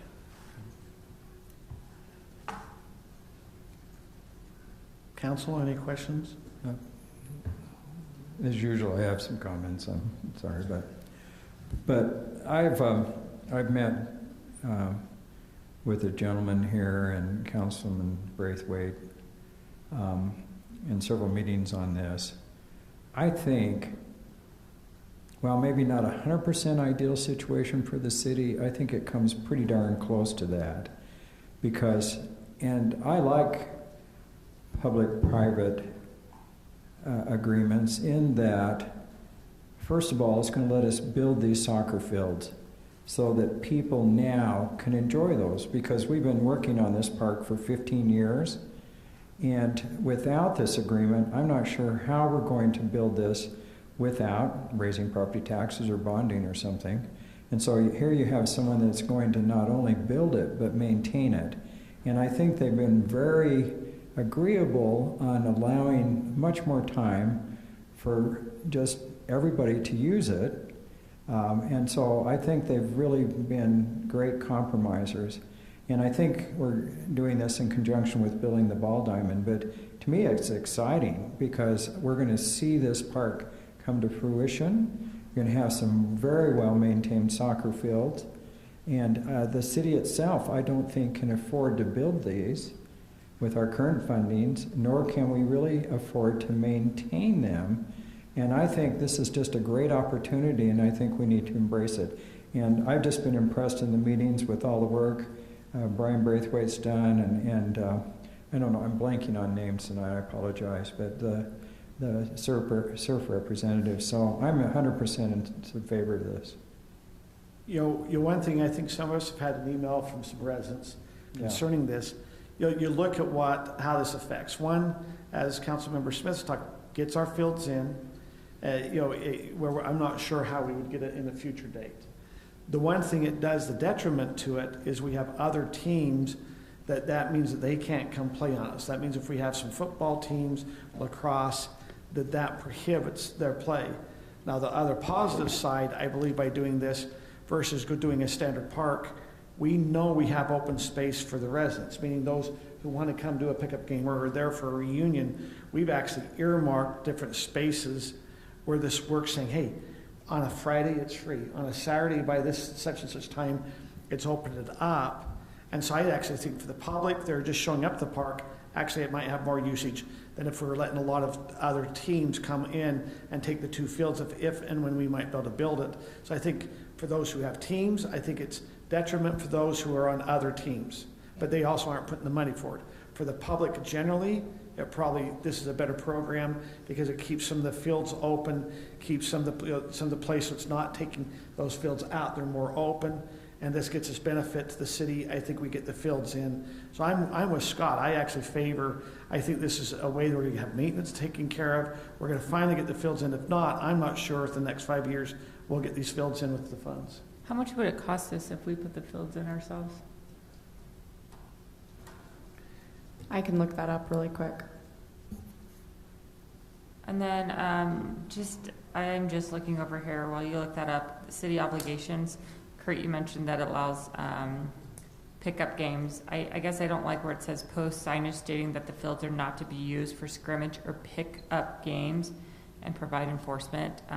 Pickup games are allowed on this. And I just want to make sure that that's known. It's just not by a paid organization. Right.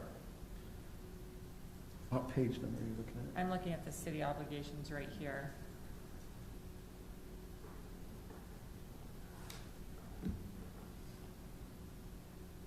At the very, purpose background. The very, very top. I just want to make sure that that is still included in there. It's not just flying kites and playing frisbee, that kids can play soccer on there. They can play, tag. They can play flag football. It's just not as a paid, organized sport. Also, in the contract, I didn't see a way that Highland could exit the contract, whether that be to pay back money. I think that is something that should always be in the contract. Yes. If we get to the point where we feel like the city needs that, 11 years is a very, very long time, and it's hard to see a crystal ball what we're going to need that for. So we should have some kind of exit clause, and of course we would need to make them whole and make that fair, but there should be some kind of way for the city to exit that as well. So Sarah, are you mentioning, so let's assume they're 4 years in to they're saying they've improved the soccer fields, and you're saying in 4 years we should be able to have a termination clause that we can get out? We can get out. No, I'm not saying, I mean, certainly that would probably cost the city some money, right, to make them whole. Clause. What you're a looking buyout for? clause. A buyout clause. Because 11 years is just so long, and of course, enough time so that they would have time to do something different. But it seems like there should be some kind of exit buyout clause in that contract. So I worry about the length of time and the amount of use. I'm also interested in what it would cost us to do it ourselves. It says 1.5 million, isn't that right?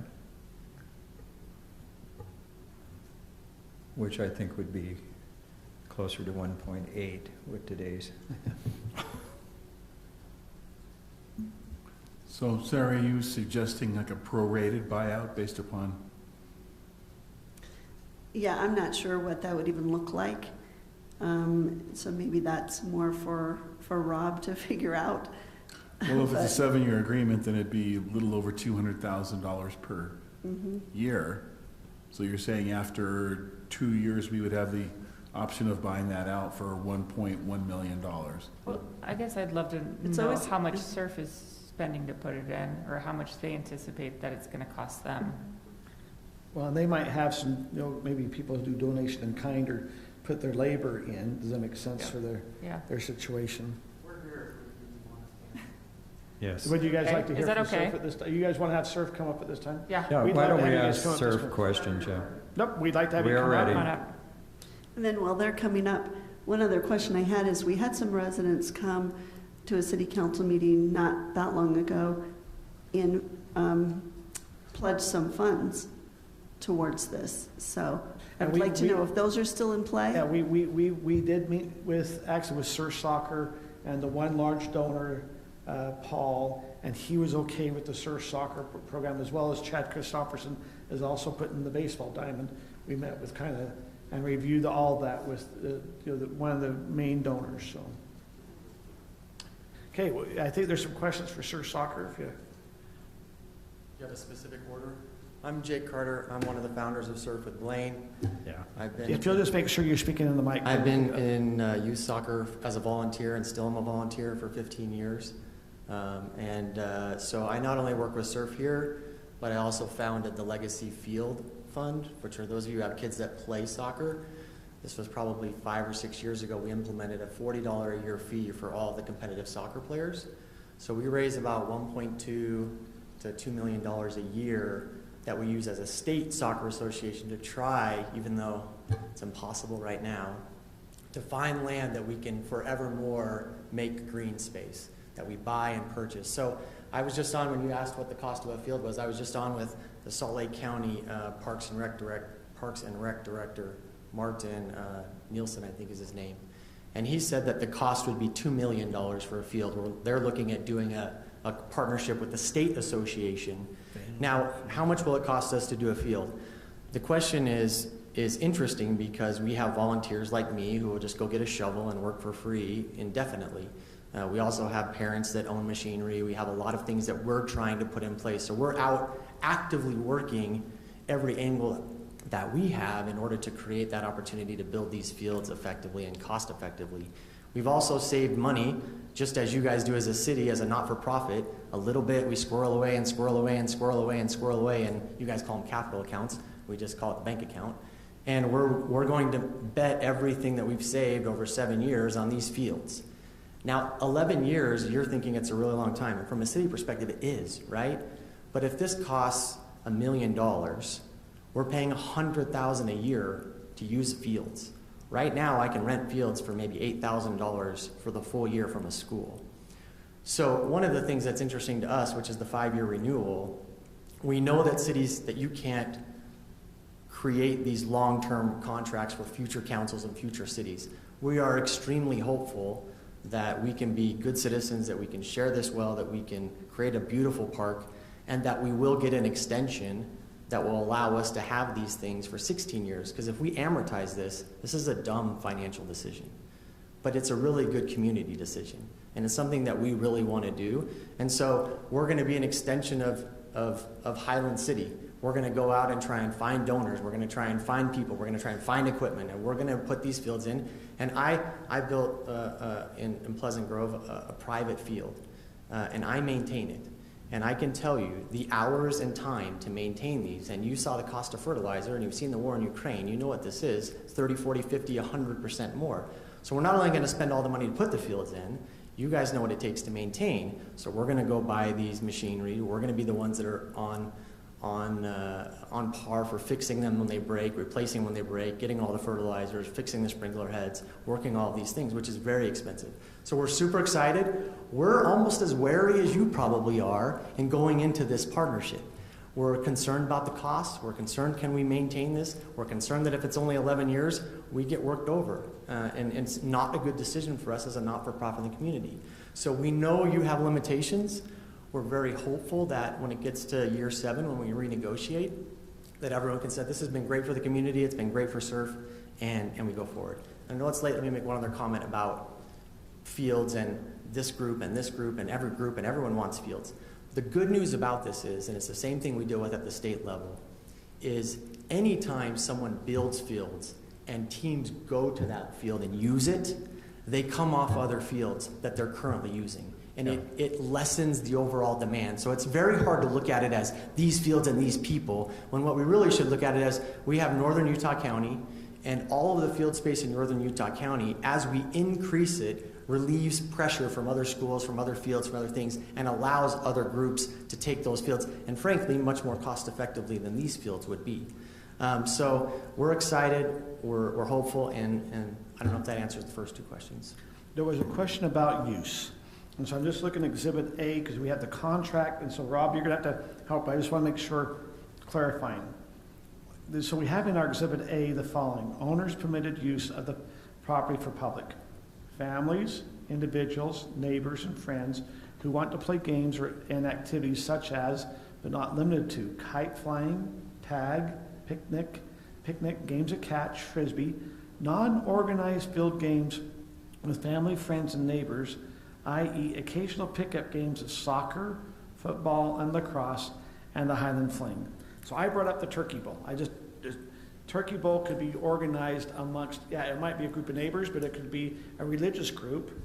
Are they going to be classified that they could come and play Turkey Bowl here? Are they neighbors, or are they an organized church group? Yeah, I think what Councilman Rodella said is exactly correct. The goal of this, and Alpine School District deals with it, the City of Alpine deals with it, Lehigh deals with it, is how do you define who has to rent a field, who has use of a field, and how much damage is done to that field that we have to then pay to repair.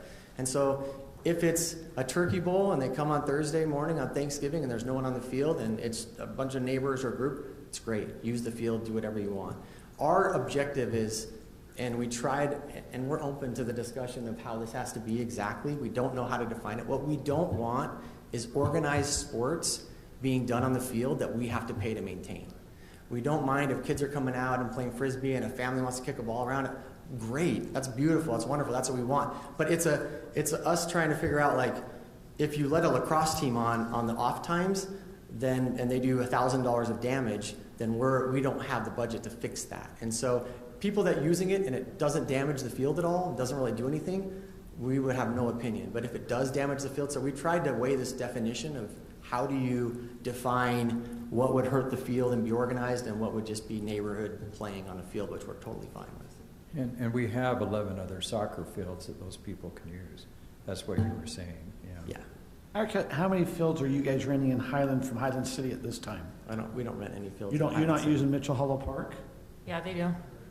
Oh, we do rent Mitchell Hollow. So Mitchell Hollow Park, and maybe is the assumption you'd still rent that and these fields, like maybe you need all those, or would Mitchell Hollow be one that'd be given up and it'd open this one up? I think they're over at Heritage also. Okay. Yeah, so we do rent Mitchell Hollow and Mountain Ridge Junior High as well, which I know is in the city field, but it's close there.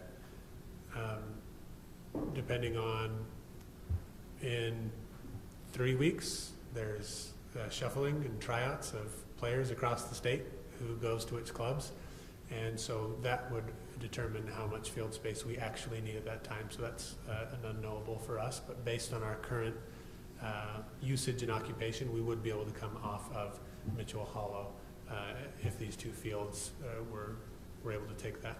Okay, interesting. Any other questions for surf soccer from the council, or things you want clarification?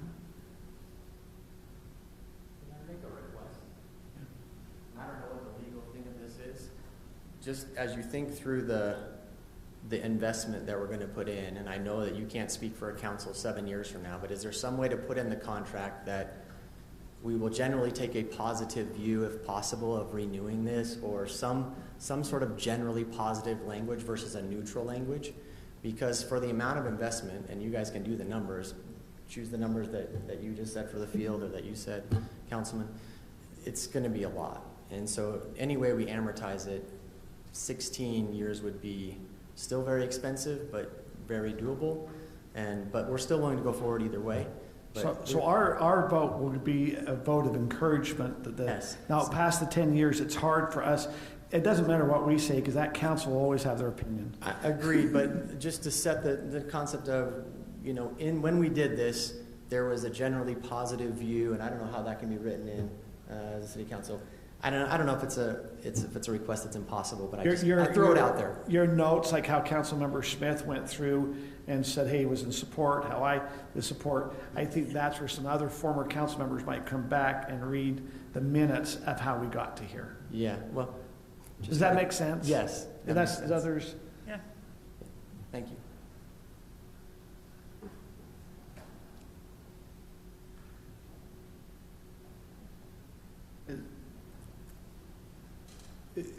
Maybe we'll ask our parks maybe to come up, or I don't know if Brian, if you want to share anything, or Josh, would you like to come, since you're going to be helping with this park?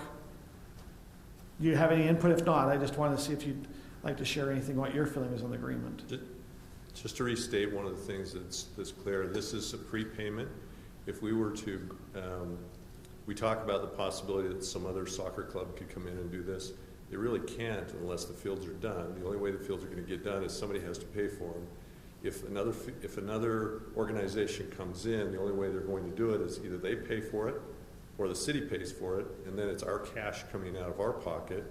It might be nice if they paid for it, but nobody's come forward to offer something like that. And so it's not a one-to-one that we're taking this away from somebody else. It's actually saving us money because we're not coming up with the cash. They're prepaying. So thinking about that, it's being prepaid for all of these years. And so I'm pushing it because I think it's a great deal.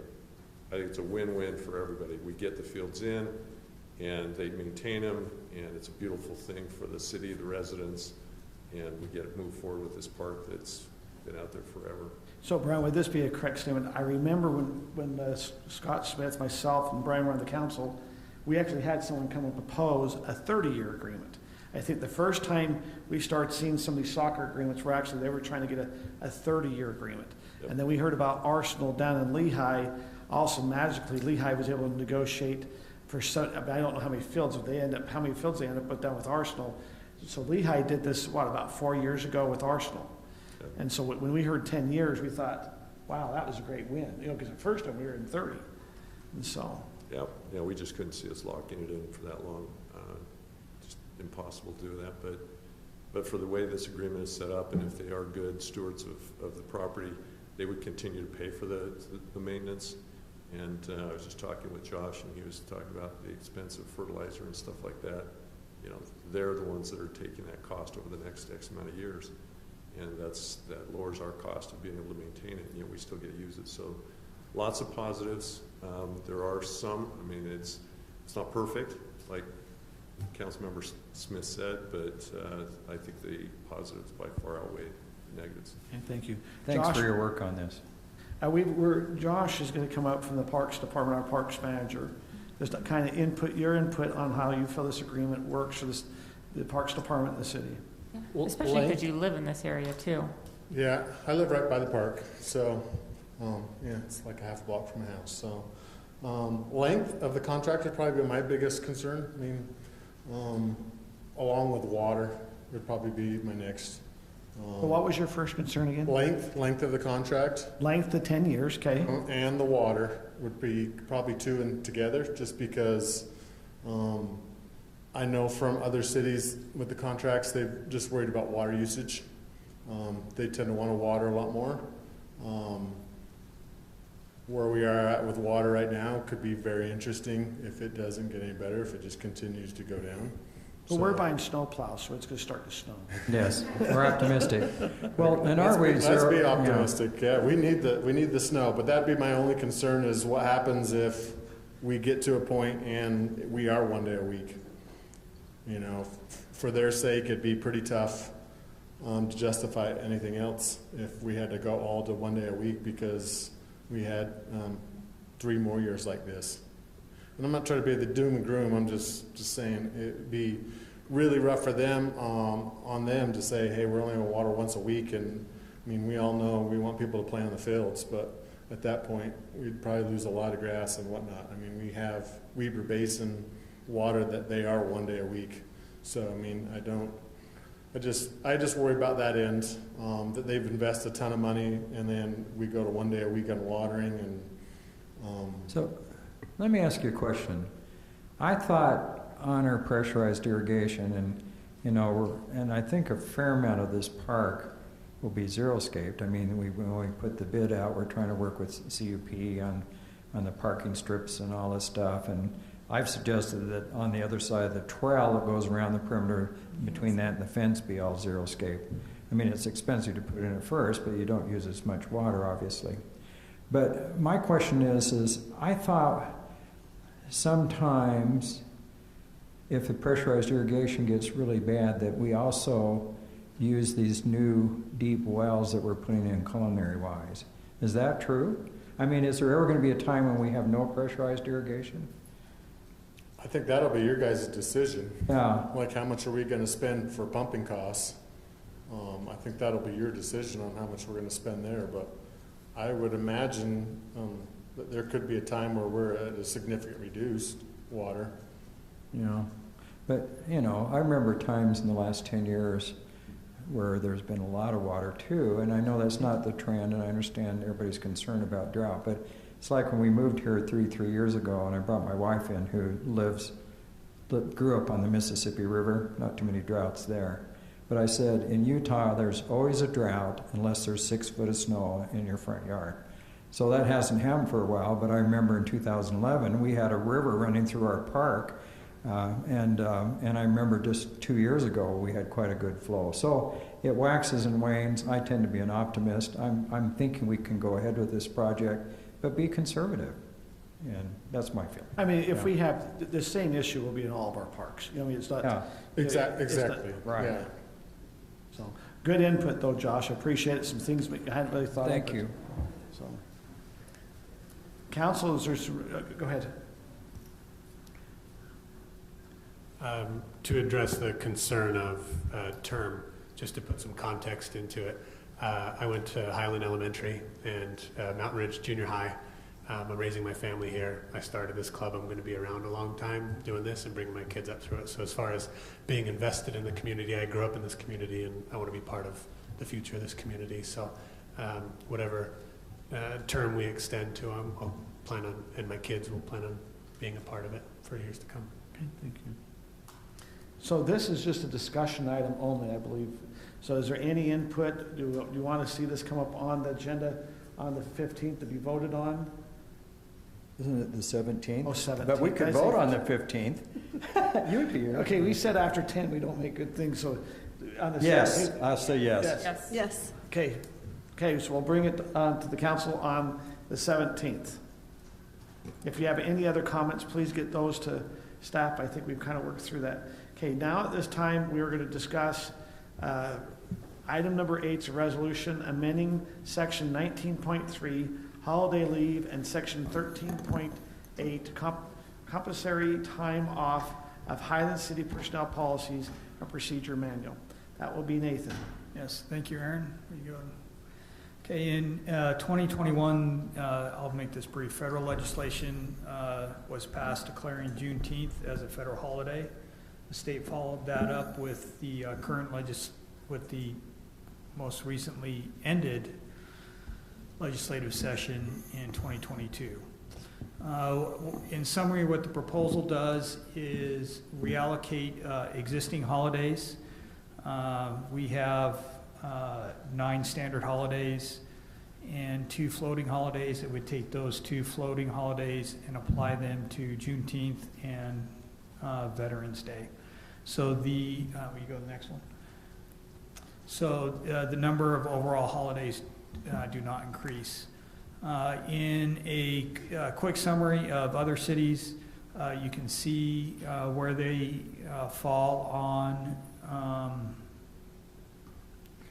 the number of holidays that they offer. This does not include any changes that they're making for Juneteenth, okay? We did, in your packet, we've been able to get some additional information. We've got input from 27 cities. 12 have adopted it as an official holiday. 7 are planning. 3 are not adding the holiday. 2 cities are considering adding it for next year. And 4 of them are reallocating, and 12 are adding additional one. Any questions on Juneteenth? Okay. Comp time, sorry. The Federal Labor Standards Act requires payment of overtime, which is anything over 40 hours for time worked. It's paid at time and a half unless a position is defined as exempt. There is a very specific test that we go through to analyze, each position in order to determine if exempt or non-exempt. Right now in the city, there's only a handful of individuals are under salaried positions. They're basically directors level positions and assistant director level positions. I can't say that. My goodness. Compensatory time. Thank you. Yeah. Tongue-tied is a way to compensate for overtime. So instead of providing pay at that rate, you provide time. It can be used as time off or paid out at a different time. But it's time off that's paid for, right? Like PTO? No, it's not PTO. PTO, that's vacation. So instead of paying overtime, you're giving them another day off? We're giving them... But it's unpaid? No. So I don't. Okay. Yeah, I'll figure that out. So what happens is instead of an hourly rate of a time and a half that you pay in overtime, you're taking and converting that to hours off. Right. So they can either take that time off or be paid out that time. You're just delaying the payment of the overtime. So let's assume we have a city recorder that would be paid time and a half. They could opt, if they work 4 extra hours, let's say the city council meeting, they could take off on Thursday 6 hours. Does that make sense, instead of taking the pay? Okay. But you don't get paid for that time you take off. Right, okay. Now I understand. Correct, there's not. Well, no, they get paid. They get paid their normal thing? Yes. Well, they're getting paid time and a half, or they're getting time off is time and a half. It's not okay, time. now I don't understand. That's during their paid time. So if they would have worked on Thursday, okay, let's just use the city recorder works 4 hours for city council meeting. They now come say, hey, is it okay if I take that compensating time of a time and a half of 6 hours on Thursday? Because I've worked overtime. They would have, and that was 6 hours of the overtime they work, but they get paid during those 6 hours. Their regular fee. The regular wage of the 40 hours. Yes. Am I saying that right? Correct.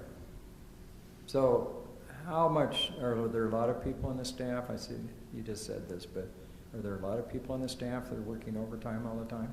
So most of our overtime is in public works, whether it's for snow plow removal or water leaks or on call or things of that nature, fixing the splash pad when it goes down.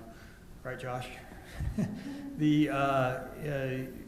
As far as that goes, the other 2 primary folks that happens to is our city recorder. She's here on council meetings, and our planner, Kelly. Those are the primary folks that have overtime. So I guess my question is, if we then give them time off at the time and a half, is there a point where you've got to hire another employee to compensate for these people that are on time off? Do you see what I mean? Yes. Yeah, so you've got somebody that's not working, that's getting paid, but if you need someone to fix the splash pad, or, you know, is it kind of a domino effect? I mean, I'm not opposed to it, but I'm just kind of trying to understand. It can be. So one of the things that you look at when you look at whether or not to add positions is that how much time are we spending and what capacity do we gain by adding somebody else to reduce the overtime? Right. For example, I'll just take Kelly, for example. Let's say we had 2 planners and they alternated council meetings. Right. At some point, if we're paying enough to have 2, then it might be worth it. If not, then it's not. Okay. How many people reach that 240 hours? Oh, God. A lot or I no? knew you were going to ask me that. Then why I don't you know off the top of my head. Kidding. Sorry. Do people who get called out in the middle of the night or whatever, do they get paid like extra for having to go out in the middle of the night? So you have on call, and then you have, yes. Good. Then you get a minimum amount to come out. To your question about how many hit, on most of the employees that get a lot of comp time cashed out on a regular basis, we're seeing fewer than 6, I'd say, probably even 3 or 4 that bump up against that 240, just off the top of my head. Want to hit the next one? Oh, I'm glad they get paid extra in the middle of the night. They should. So right now, our current policy is the supervisor approve the use or the request for comp time, allows a bank of 240 hours, and anything over 240 hours is paid as overtime. Next. Proposed policy is you may earn up to 240 hours in a single year, but at the calendar year, that drops to 160. So that would either be paid out or time scheduled to have time off. I will add that we set a employee committee to look at this issue and come back with recommendations. The committee was made of those folks who would primarily be impacted by any change. So there was some general direction given, but they came back with these recommendations. Next, I think that's all I have on this. Yeah, just motion. Any questions on either of these? Do you have, maybe it's in here, do you have an estimate if we put this into place right now and say it was in place last year, how much extra that was going to cost the city? I did not run that calculation. I can get it for you, though. Yeah, it'd be helpful to know. One thing that to keep in mind is it ultimately costs the city the same either way. It's just how much of a liability are you carrying from year to year. Anyone who is not exempt, if they work over 40 hours, has to be paid time and a half. Either they're paid it out in hours off, or they're paid as part of their paycheck. All this says is it limits the city's liability, so we don't have a number of people collecting 160 hours that might have to get all paid out at once. We ready for motion? I'll make the motion. I move that the City Council adopt the resolution revising the personnel policies and procedures for holiday leave and compensatory time off. A motion by Tim, I'll second. second by Kim. Ready for vote? My vote is yes. Sorry, my computer died. Kim is a yes. While we're reading those votes, Mayor, if you look at your packet, section 19.3, line 11, any day designated by the mayor as a holiday will be observed. I'm just saying you could take advantage. Any day. So what you're like saying, your birthday could be a holiday. so it could be a city holiday. We'll have to think about that. Yeah, add it to your list. That passed with 5-0, by the So way. I think we're not meeting on your birthday. I think it's in 2 weeks. No, we don't have a meeting on my birthday. Yeah, Okay. that's right. Councilmember Smith, number 9A, you are going to report on North Pointe Solid Waste Special Service District. And I wish they get a shorter name because I have a hard time saying it. So let me just briefly explain a little bit about the Special Service District. I always tease my staff because they have their meetings on Monday mornings, and so I come in late. And I say I've been to the garbage dump. But basically, the transfer station, there is a former landfill there. As you know, it's down by the lake. But all the garbage and waste material that are taken to the transfer station from several cities are then transported to a landfill, which is on the west side of the lake, called Bayview. And it's down pretty close to Goshen and the church's motion picture area, but it's way back kind of hidden. But there are several cities along the Wasatch Front that use that landfill.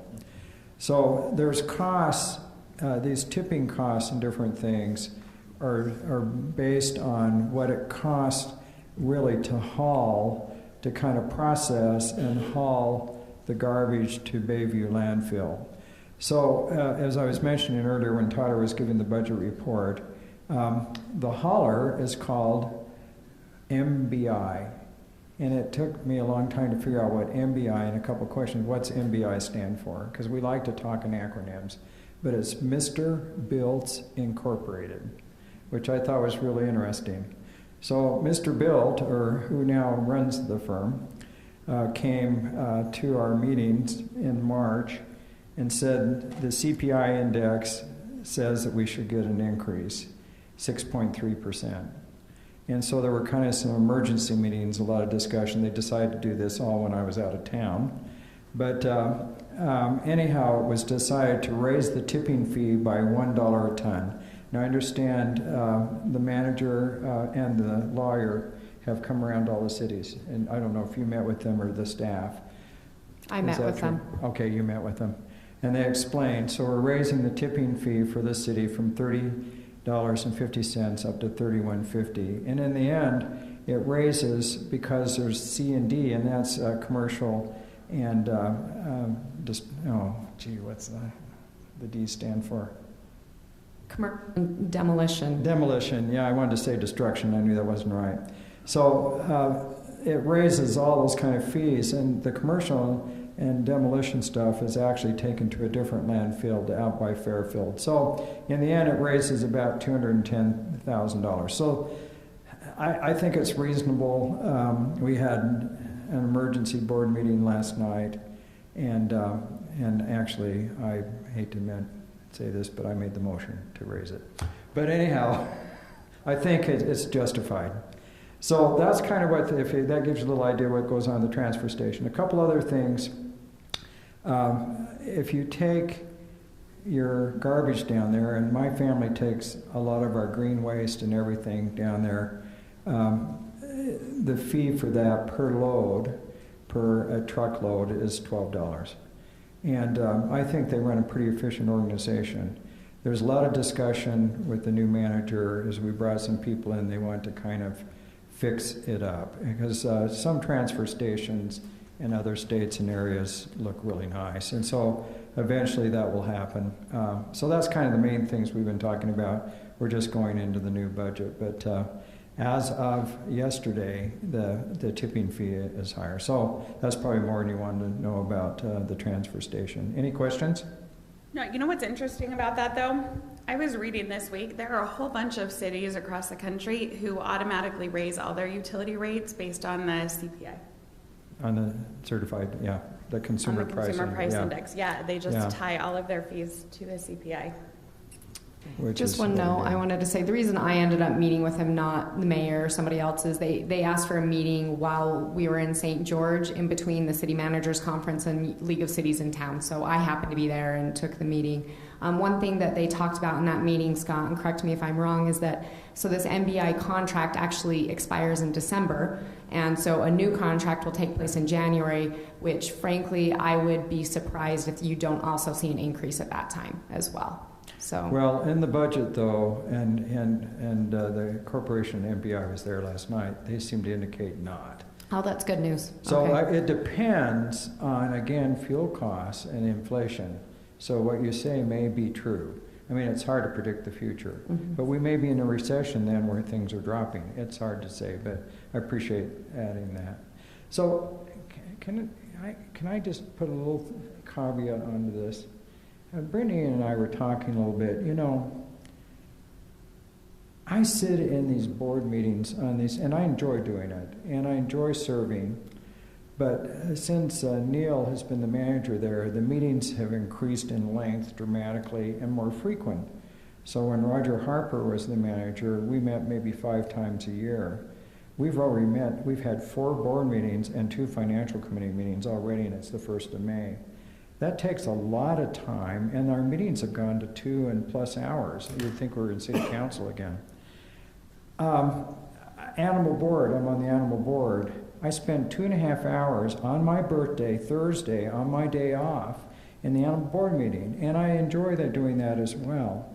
But I looked around, and most of the appointments on these boards are actually city staff. And I believe in many cases that city staff are working on the clock.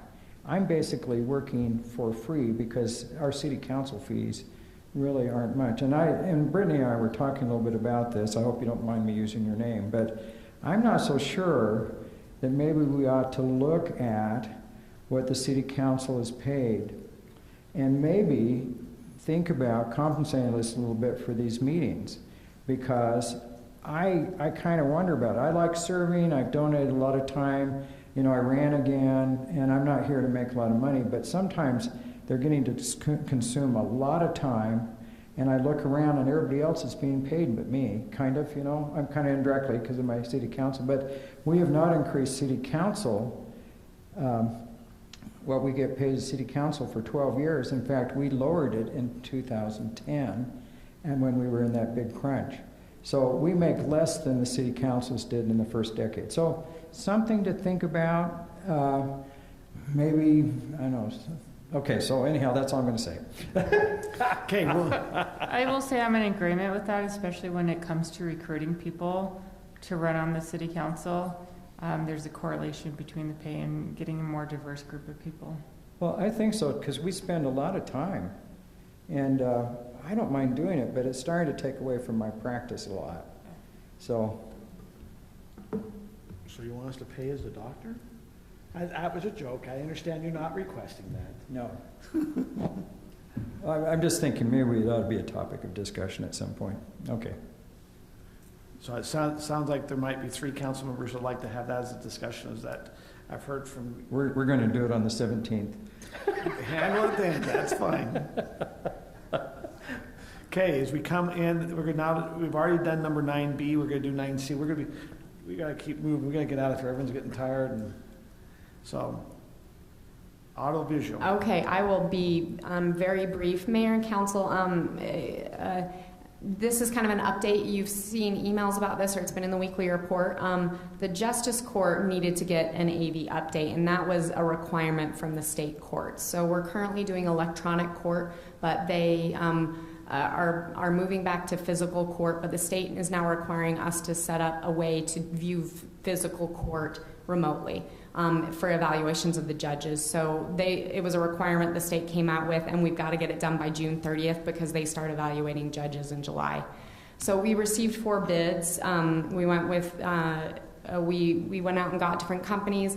Essentially, we went pretty much as simple as we could. We need a couple of cameras and we need a control box to be able to manage this.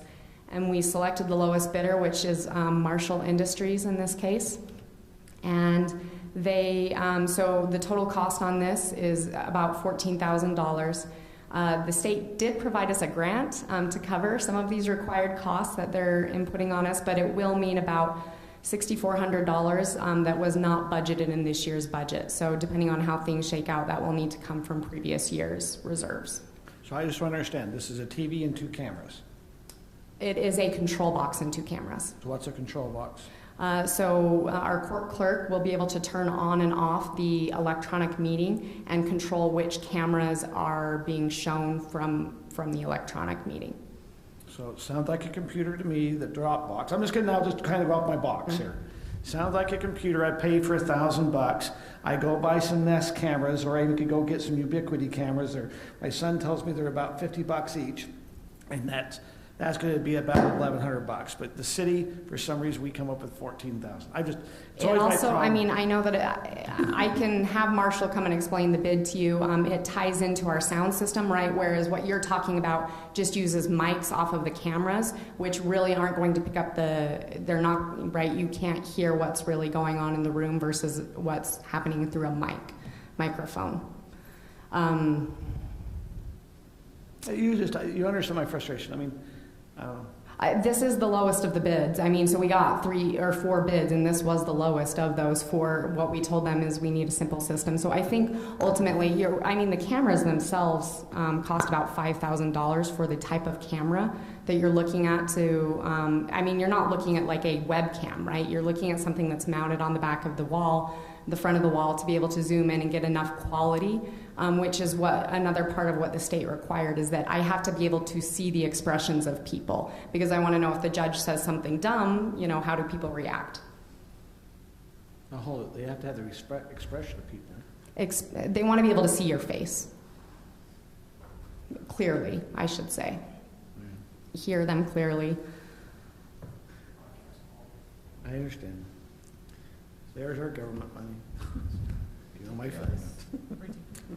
Having been in a number of court hearings on WebEx, it's a delightful process. It's nice that the state's at least getting some grant. So what is it you need from us here, Erin? Nothing on that. That was just an update because something you will be coming. You will see. Okay, let's talk about council chambers. I wanted to make sure that council understood that we're not asking for money for wants. What we feel like we're asking for, we're trying to solve issues. And I would absolutely agree. I don't think we need $100,000, but we put that budget number in there thinking more of it as a maximum. And but we want, not yet having had the chance to have the conversation with council, is what do you want your council chambers to look at? So I've broken these down into level of need in my opinion. So immediate needs, the crackling that you hear when one of you accidentally bumps underneath, I feel like that needs to be solved sooner than later, because sometimes it's not even really a bump. Movement nearby seems to cause that crackling. In addition, while you see very well on that screen, our projector is really poor. And it's just because it's an older projector, low lumens, we need a better quality projector. If you wanted to elevate the level of council, so that would just cover kind of basic needs. If you wanted to elevate the level of where we're at now currently with council, John Hart, who is amazing, does our broadcasting for us. If we did not have John Hart, we could not pay somebody. He gives us a very good deal to broadcast for us. Because as a resident, and he cares about people being informed, and we absolutely appreciate that. But if all of a sudden he went away, we could not pay somebody to broadcast, certainly for what he charges us, because we have no cameras. We did, at the very beginning of the pandemic, if you remember, broadcast from Zoom, but all that, because we don't have cameras, you just see the council screen, right? People couldn't see you. In addition, as we found out recently, for some reason, especially when people lean back, the sound gets very poor on Zoom, so we don't have good sound there. Also, those of you who have tried or had to participate remotely, it's kind of a workaround process because we don't have Zoom functionality. You have to call in through the system and then watch via vVoter. And so it's doable, but it's difficult.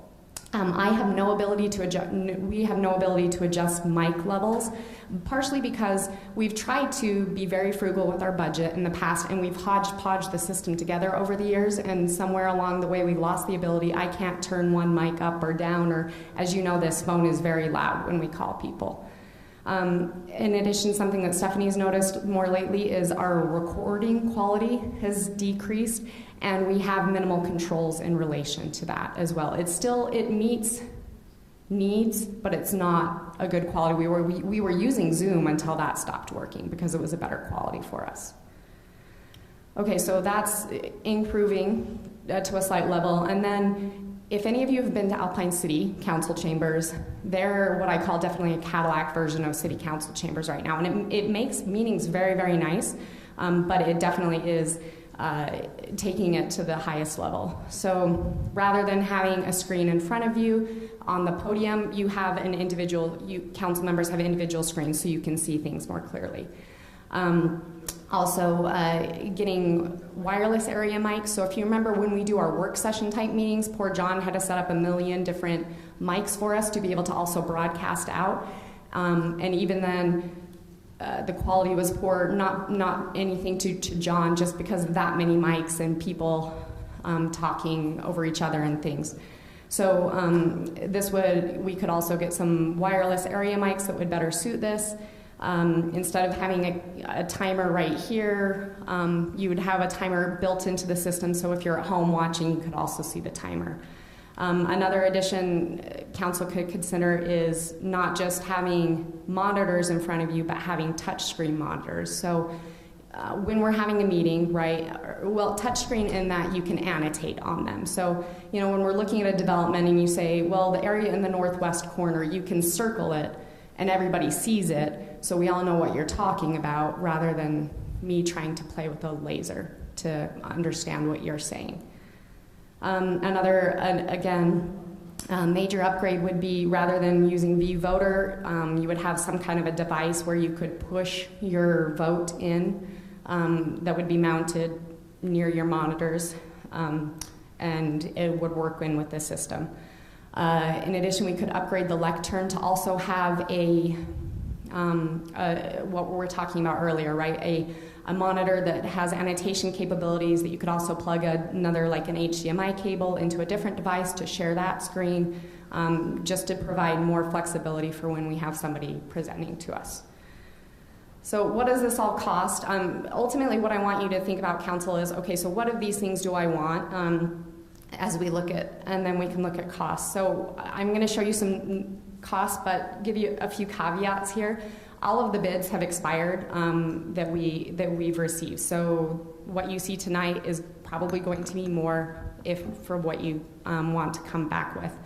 Also, as I've learned, it's really difficult to compare AV bids against each other, because every company has a different way of going about things, and they might itemize things differently. So I'm doing the best I can to get you an apples to apples comparison, but it might be a pear and apple combined compared to an apple. So Apple. What's an apple? It's a pear and apple combined. Oh, okay. It looks like an apple, but it tastes like a pear. So I'm doing my best to get you apples to apples comparisons there. But these bidders all are on state contracts, so they should be giving us good prices. And so my plan tonight is to get your thoughts. What do you want the room to be, depending on, and where, if it fits into the budget, we'll go out and rebid based on your wants and get updated bids from our vendors. And then, of course, because of the cost, you would see the final approval. So immediate needs. Just replacing the projector, fixing the microphones, $12,000 to do that. Is a very basic fix our immediate needs. Take us up one level, so give us broadcasting ability, essentially, and update our recording system, is $70,000. So yes, that is a huge jump. That does also include the basic needs as well. So it allows for screen sharing, streaming, Zoom, and the control device that you were talking about, Mayor. We do have a little bit of cost savings if that were to happen. We wouldn't necessarily need to contract with John anymore. And then we pay for some recording, some fees to a recording company that would go away as well. Now, if council wanted to go, so these I itemized out for each of the costs there, and we can talk about this further if you wanted to add some of these extra things, what the cost would be there. The annotation devices are very expensive because of the extra cabling and, what's the word? Processing power that you need in your devices to make that work. there wouldn't be much cost savings on any of these extra items, except for the, if we were able to eliminate V-voter, it's $1,200 a year to manage that. So I guess ultimately council, and we can, I mean, we've been pushing everything off. We can come back to this, but I would love to get your feedback as to what do you want to do with this room? Again, staff's not trying to spend money just to spend money. We're trying to solve problems, but also I think it does us well to also elevate the quality to an appropriate level. I would like to be able to see the screen from where I sit. I'm worried about what John's going to do with his evenings. I'm worried that I don't get Brittney bread anymore. Valid. So I will tell you one thing I've never understood. We are in the dark. If you look right here, we sit in the dark because we have all these lights off so we can have that projector up there. What I'd like, and I know maybe you can get a projector either right there that shines down so you can have lights on, or here's something really wild. We could move the screen right there and all of us could just look at one screen up there and have one screen functioning. Does that make sense? So the public sees it, we all see it, we're all looking at one screen. I can't see that far away. But but I do think that the darkness, and it might be your looms of the projector that might help increase that. So it would increase the lumens of the projector. I turn off the lights to try and help it be more clear. It doesn't help a ton. Yeah. And your projector's getting older, so it's actually your looms in it, or your bulb's starting to die. It is nice to be sitting in. I've sat where you're at, Sarah. It is hard. I usually would have my computer up trying to follow the presentation as long as it was syncing. Mm-hmm. You know, and so that's the question. How much do you guys use your computer monitor? Like you want to say your monitors in front of you, that all of us have a computer, every one of us. How much do you use that to do things to help you, why the public or things that way, versus if you had your own monitor? I use my computer all the time. No, I would lean towards option one for the time being as we get through all this budgetary things. I think those are essential, so I do one and keep John. I'm not saying anything badly about John. No, you give him the option, he'll run. Does John want to be kept?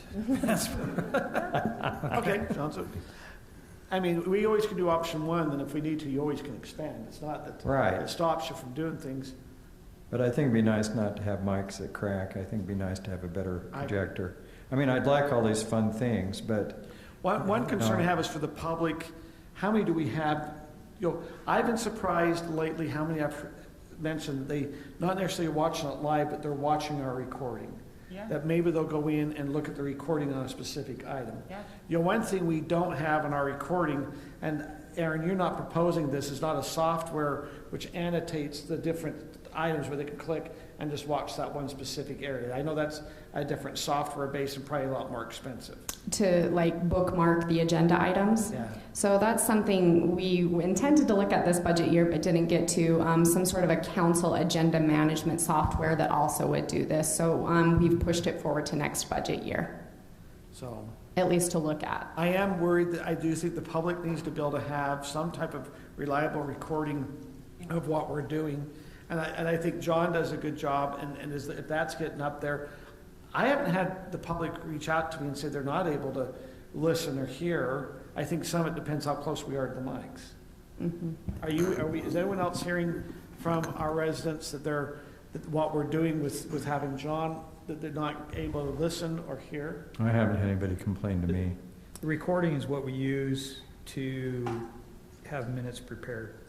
Which recording? Audio. Oh, just the audio? Is that just because we're not, I mean, the audio can have a lot of different things. Is it just what do you, I guess that comes back to you, Stephanie. What is it you're needing to help you with you? Where are we finding we have errors?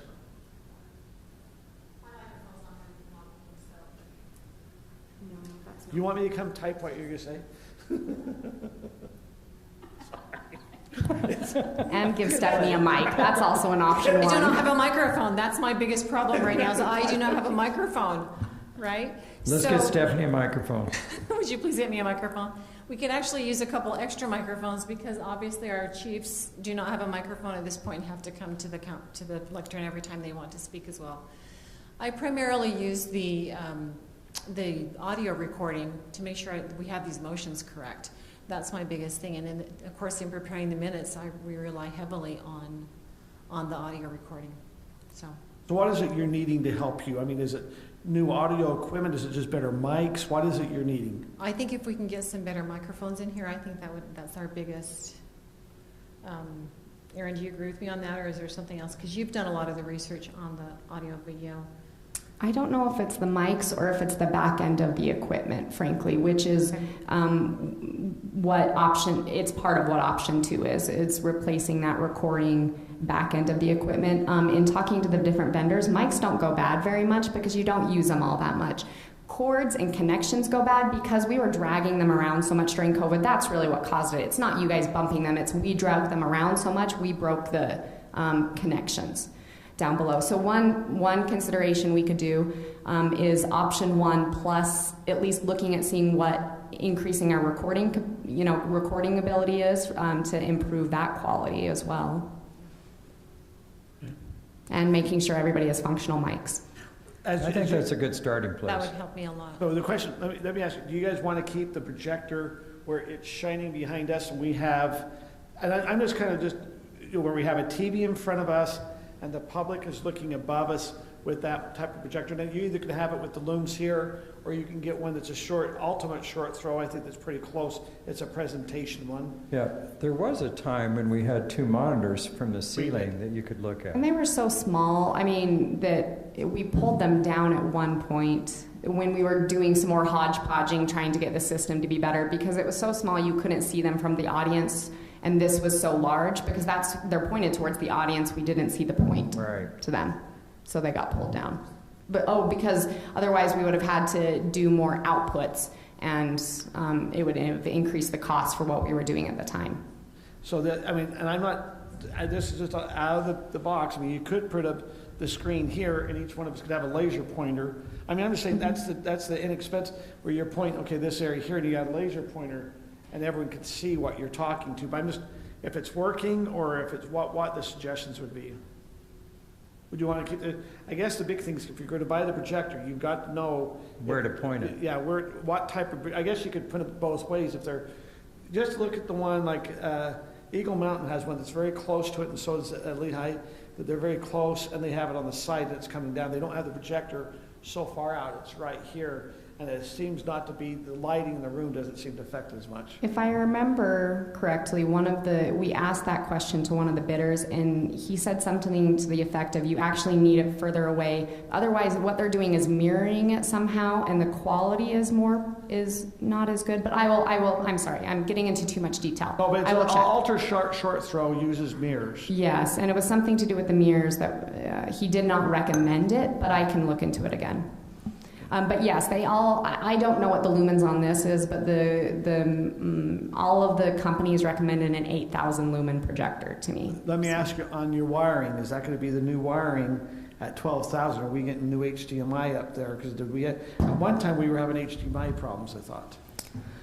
No, the bid for the 12,000 just includes a new projector and fixing the XLR connections. Is that the recommendation of the council, to try to go with option 1 first? I know it's getting late. I think option 1's critical, but I think you could do some variations on it. Do we want to? Is there anything on the wish list? I mean, so it looks like I'll look into the recording to add to option 1. Is there anything else on there council would like? Knowing that some are dependent on doing others as well. But I think you wanted a monitor in front of you, is that right, Brittney? I can't see, unless it's mirrored on my, Unless you're looking at V-Voter, essentially, where it's... I can't see what's going on. Do you think if this is a bigger monitor, would that, I know we gotta be careful not going taller, but we've got, this is probably a 50-incher. And I don't know if you really want to go wider either, then you get over the podium length, and it creates issues. A barrier. Mm-hmm. You can't see that right there? Us three can, but when you We get on can, the but edges, I think Brittney and Sarah and Tim. if you get on the edge, it's hard to see. it. So, Where's the state name? do you ever pull up on your computer, like when they're doing the presentations? Does that seem to work? I do, but sometimes what's on there does not match what's on my computer. I agree. It's the lag time. Oh, that's true. I mean, vVoter only mirrors the PowerPoint. If I throw up a PDF or anything like that, it's gone. How much are the monitors, not the $16,000 ones? So individual monitors, not annotation ones. Yeah, but you're gonna still want to have your computer because you're gonna be, I don't know. Right. I don't know how you, because if you have the monitors, it's only there, but the rest of it, sometimes we're pulling up agendas, we're looking at agreements. I mean, it's just. Yes, so $2,000. Again, because these were all in one packages, I tried to kind of pull out components. I can't tell you it's only going to be $2,000. There's not cabling with that wasn't included in that cost. But I'll at least get the cost and then have them break it out based on what you're telling me, Council. What's so different about those monitors than what we go down to Costco and get?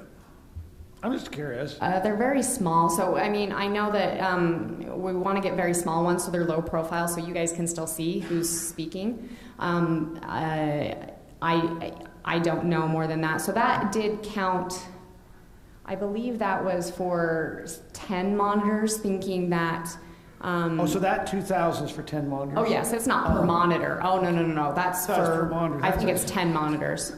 Okay. Because it was all council plus a few for staff as well. Me too.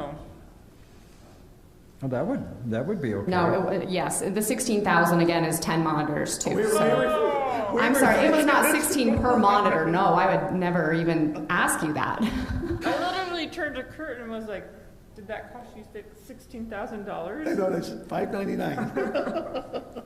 No, I'm sorry, that was not clear. So these are complete costs, like the wireless area mics, I think that's for 4 mics. Yes. So for 10 monitors, so it's still $1,600 a monitor, but that includes, I mean, just the fact that it's So let me ask you a quick annotated. question, because it is getting late and we're all getting kind of Goofy. punchy. But on the touchscreen monitors, if we had the monitor in front of us and I touched that, I could underline something and everybody else would see that? Yes. Okay, and so that would be, I want to talk about this point. And Yes, this area of the plat, I have a question about this. It's a very nice feature, but it comes at a price. But let me ask you though, can you still pull up, like, if you have the agenda and you're trying to read something that's in the agenda as you're discussing it, you only can see what's in front. Exactly. It's just this smaller in front of you. You would probably still want your computers or whatever devices you're using to reference or check something. This is just so you can better see what's currently on the TV on the podium. So if we had it in front of us, though, we wouldn't need the TV. Correct. We Right. would get rid of that. Focus then on the screen, or either over there or up here for the Yeah, public. so whatever, the staff computer would then shoot to the projector and shoot to all of the individual monitors. Right, because if you're in the public here, and I've sat in the public many times, it's hard to see the screen at all. It's bad, And especially so, with certain colors and white. And I think we really need to improve that. I could support these touchscreen monitors. Me too, and I also would support the on-screen countdown timer. Okay, so touchscreen monitors, not just regular monitors, but the annotation ones and a countdown timer. Sorry. A countdown timer for the council members? No, yes. Yes. Yes. Okay, I get the hint. I'm asking for a friend, but a soda machine is no longer an option for I'm sorry? council chambers, a soda fountain for the That was council not in chambers? the AV bids. I think that's a quick, It wasn't for me, it hike was up for the somebody hill else, for that. it wasn't me. So I think what I'm hearing from council is you're not interested in pursuing streaming, YouTube, remote participation. You're not necessarily concerned about fixing that, but the recording, the necessary items, and then countdown timer and annotating monitors. I think let's start with that. As long as John is staying on and receiving bread from Brittney, we can put that off for a little bit, and you're gonna keep baking, right? Yeah, I can do that. Okay. Do other cities have any kind of other function that allows Like, when you say remote participation through Zoom, are you thinking like comments or like I'm typed thinking more like comments, when or a what are you presenter doesn't want to be here, like, or can't be here. Like when Mike Kennedy wanted to be over Zoom, and we just told him we really can't right now. Okay. Cities do it different ways. I think what Highland has landed on is if you're a member of the public, please try and be physically present. You know, we do allow for email, but if you're a presenter for some reason and have a conflict, it allows for that kind of remote participation. That's more what I'm thinking, or a council member, right, when you're out of town for various things. Maybe holograms. No. Were you thinking of having something like at Disney where we could push a button and also these little spiders or those little water things squirt at them? Or? Yeah. Okay, we are getting goofy. Yep. And anyhow. 11:17. John, do you want to add anything to this discussion, being you know more about this than I do? I think you covered it very well. But the bottom line is whatever you guys want to do with the council chamber is great. I'm happy to stay. I'm happy to go. Whatever works good. As far as my not being able to be here, I have one other person who's able to fill in if I'm not. So far that's worked out. It's not my wife. That's how that worked that one time. But I can totally understand, and I agree with you, that long term, that's probably something that is a responsible thing to look at. But so far it's working quite well. I enjoy being here. So the audio problem is a black box underneath that desk right there. It's been a gremlin in the system for the 6 years that I've been playing here, so I know exactly what's wrong with that microphone in the audio system. I'm really glad to hear that you guys are looking into being able to adjust the volume and all of that locally. It's just ridiculous that we have to ask somebody remotely to change our levels here. So I'd say the audio is critical that you get that fixed. Stephanie needs to be able to have that for your legal purposes, and it sounds horrible right now. For the video, what you guys are doing with the monitors, I think that's brilliant for you guys to be able to do that. There's really low cost things that are coming along. NAB just 2 weeks ago, they introduced something for streaming that I think will really work for Highland. So while there's inflation, there's some systems that are more expensive. There's a lot of technology that's coming along. This system that we're currently using, I would never buy at this point. There's new stuff that's come out that's a lot more affordable. So how that works down for government systems and purchasing, I don't know how that'll work out, but anyway, that's my 2 cents. Okay, thank you. Okay, we're going to move off that item, if that's okay. We are getting a little late here, so we have down the Mountain Ridge Park funding. Nathan, is there some things, how important, what do we need to cover tonight? We can wait. It's just a discussion of the donor program. Wall? The donor? No, what the discussion is, what do we do if someone wants to donate? How do we, if they donate, where do we recognize them in the park, and how do we recognize them? Yeah, we need to make that decision because we need to send out a nice brochure and have some of that listed. So there'll be a lot of people that'd like to donate $25-50. And I'd like to have it for the open house on Thursday. So we'd like to discuss it. Is that okay? Open house this Thursday? This Thursday, starting at 5 p.m. Oh, yeah, that's right. On May 5th, Cinco de Mayo, we have our open house. Are we going to have some... Are we having tacos? Yeah, is it Taco Thursday? The current plan is pizza and a veggie tray. It is Taco Thursday. Start at 6. No, is it, since we brought that up, does it start at 5 or 6? 5 to 8. Huh? It is from 5 o'clock to 8 o'clock. Okay. We're going to have, we do have, since this has come up, let's just kind of discuss why this is coming around. So you're going to have, we're going to have displays of Mountain Ridge Park. What are we going to do budget-wise now that we have not decided what we're doing fee-wise?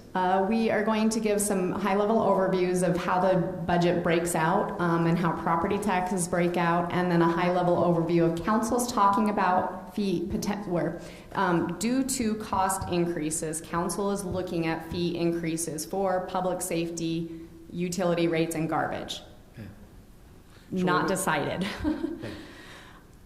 And then Public Works will have some information about their projects for this year. We'll have beautification, historical society, fire and police vehicles and public works vehicles out in the in the outside area. So did you say my fire truck will be here? It will. Excellent. Maybe you can drive it home.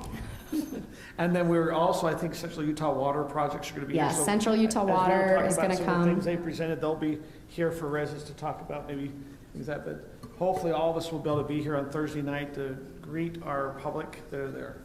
Our public. Sounds like we're to greet the public. Okay, Nathan, we have all this stuff. that We we've can done. do text amendments next time. So let's jump to donor real quick.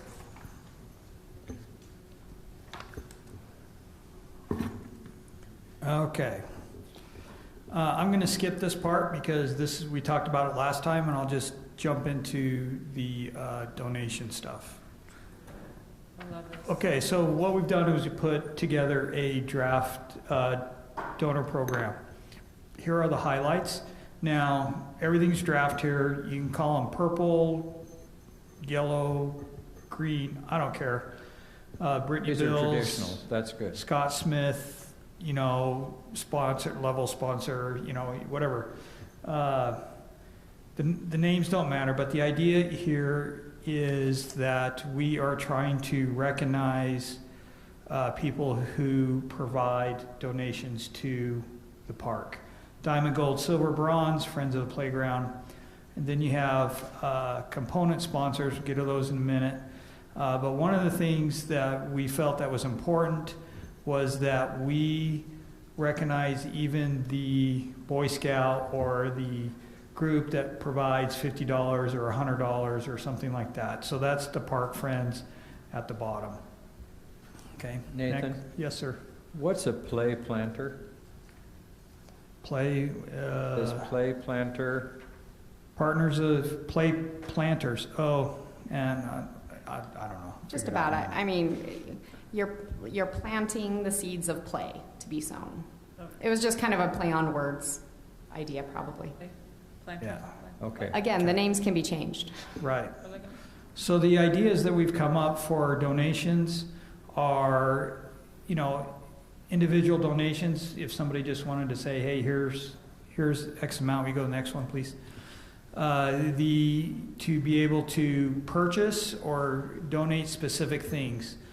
For example, in the park amenities, somebody could donate to the large pavilion or a pickleball court or benches or fitness equipment or a group. You could do the Rodella Family Trust that does a pickleball court or something like that. Toilets. So the idea with that. Then the playground, you could buy, I missed it, sorry. Playground. So I don't want to know. Okay. Playground amenities, you could buy one of the specific amenities that's in the park. Like we've had somebody donate to a specific type of swing. You could do, or you could just donate to the All Abilities Park either. God, I can't. And next, okay, recognition. Okay. All right, you can laugh at me now. That's okay. We'll all laugh. We're so tired. Get even. Is to have some kind. One idea is to have some kind of entry feature that, as you walk into the park, you can see. This one has stone slabs that you carve into. One of the things to consider with these is that we want to design whatever we do as vandal-proof as we possibly can get. We don't want things that will encourage teenagers to pull things off and hang it in the room now and that kind of thing. So here's idea. This was the original feature that was planned. One thing with entry features is you have to balance this with cost. We also want to make sure that it's a nice, professional, classy type thing that we do. Okay, this one here, estimate was about 50 to do everything that you see there. 50,000. Some other ideas for major donors. One in the top left, our left corner is that is from Orem's All Abilities Playground. You can do individual plaques, pickleball court, you could do sitting area, you could do things like that. There's another idea of a wall there. Okay, next. Some other ideas, one with the zoo, a tower. Here's a leaf idea, it was actually outside. It's kind of, and then, you know, all the way down to a simple idea where it lists everybody who's donated. Okay. Some other ones, colorful wall. You can base these on sponsors, levels of sponsors, on size, things like that. There's one with a zoo and two different walls here. One has bricks. Me personally, bricks are nice, but they're kind of a maintenance issue for us, especially if we have to clear snow and things like that and stuff. So, next one. These would be individual recognition items.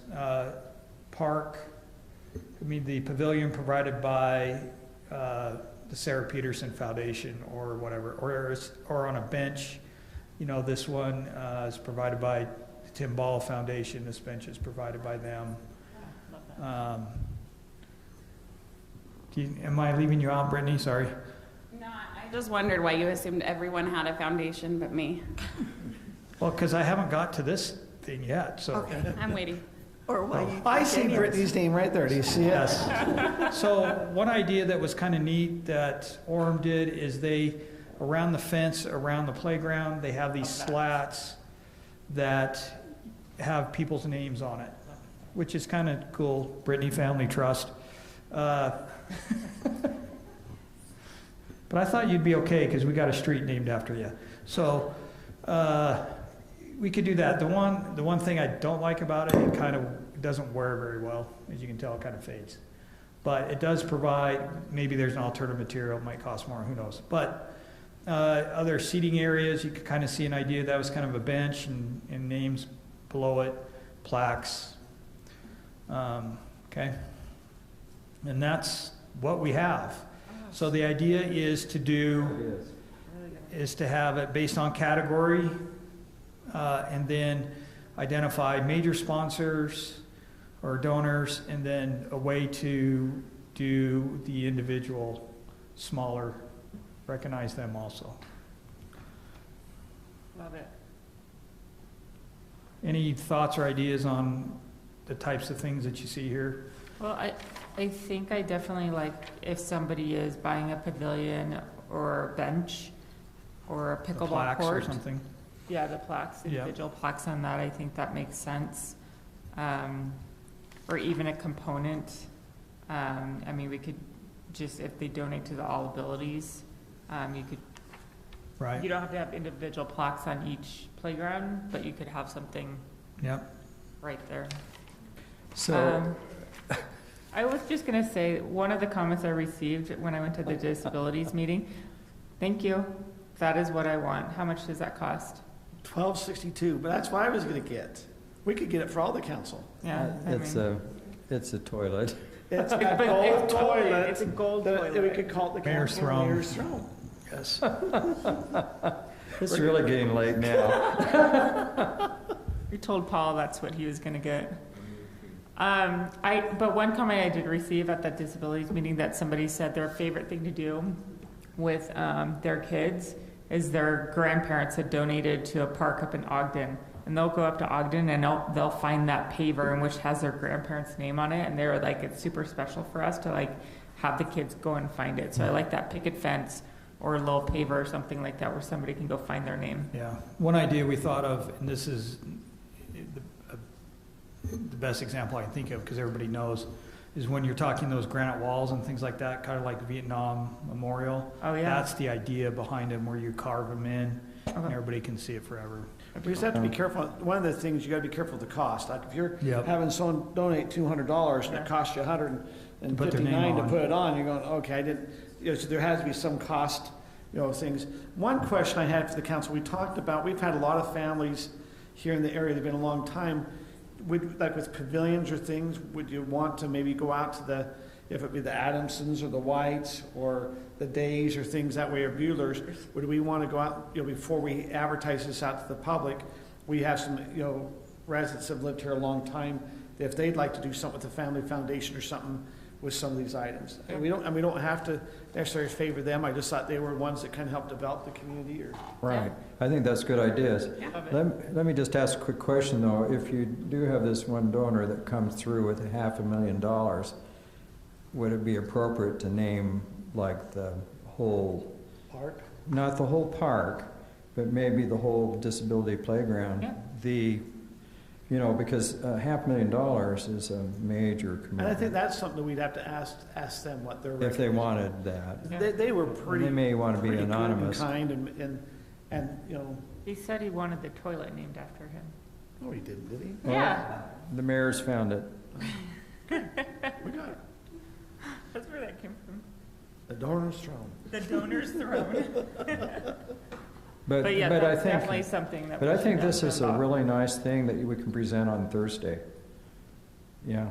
Well, we have to start I think you got to start putting numbers like, if the large pavilion. If we got to give people, if you want the large pavilion, we're looking for a donation of 80,000. Small pavilions 45, or if it be 150, like 100,000 for large, or 50. I mean, that was one thing when we had the pickleball that was really kind of frustrating, is when we kind of started asking, the numbers were so large that it just, I think it turned some off, or if you kept it reasonable, I think you can get donors. Well, yeah, the foundation just did a little mailer and generated like $4,700 of small donations, which will all go to this park. And I think that it's been annotated enough that they could get credit on that as well. But I guess the question is, are we going to have people donate towards the foundation so they can get the tax deduction? Are we going to advertise that? Because if you donate directly to the city, do you get a tax donation? We're doing the foundation. So they'll have an option. They can either go right to they can go through a foundation, or they can go right to city. It's up to them. So if they go right to the city, they get a charitable donation? No. If they want that charitable. But if they want to be able to take it off their taxes. Then they will go through the foundation. You go through the foundation, okay. Just so council's aware, so the website's been updated to include the new design, and we currently have the playground proposals up there and a survey going on to get people's opinions as to what they want, and that'll also be part of the open house. And then to your point, Scott, we have a donation page that highlights the foundation as the option to donate. So. Is there the QR code on there? Because I clicked on the See the Donation Here PDF. But I just didn't see a QR code on there. The QR code takes you to PayPal. How much of a cut do they take? Does it? PayPal will charge a fee. Well, I thought PayPal and Venmo both charge fees. Well, I'm just looking at the QR code. So the QR code, so we were trying to get an easy way to donate online to the foundation, and so from Ed Dennis we got PayPal, and so I just created, he gave us a QR code for PayPal, and so that's what we included on a poster that will be at the open house. But how much of a cut does PayPal take? That's a great question for the foundation. Because I know when I use PayPal for PTA, they still took a hefty percentage. Ideally, they would go check through the foundation. That's ideal. I mean, the ideal thing's a check. Yeah. But I mean, ultimately, you want it to be easy for people too, and which it's nice to have electronic. And I think that would be up to the person. I mean, naturally, $1,000 or more, you're probably going to see checks coming in. That might be under that. You'll have some that just click and donate. One thing I think we've got to be careful with, and just being sensitive, is we have reach out to council member Brittney Beals or Scott Smith. Kim's also been very involved with the fundraising. And so the page we had up before had all three. My apologies, that was probably just in draft form, something got knocked off. Why not put all council members? So that was just on the donation page. Scott, I put you on because you're with the foundation. I think I had Brittney and Kim. I don't know where you fell off. Hey, you bring up a good point, Scott. Is it better to put everyone there so if they know someone, they might try to reach out, or is it better to be very specific on who they're supposed to contact? What's the council feel? You want everyone there? Do you think it'll help if people know you? They might reach out to different people, or do you want to have just specific individuals from the region? I'd probably put everybody on the council because you know people in your neighborhood, or they may just say, here's a check for the park, and you just bring it in. I mean, we have to, and they just have to realize they make it out to Highland City Foundation if they want a charitable deduction. And, we can channel them all into Ed Dennis, who's still doing all the treasury stuff. Yep, I will update that. I'm okay with that if everyone else is. Yeah.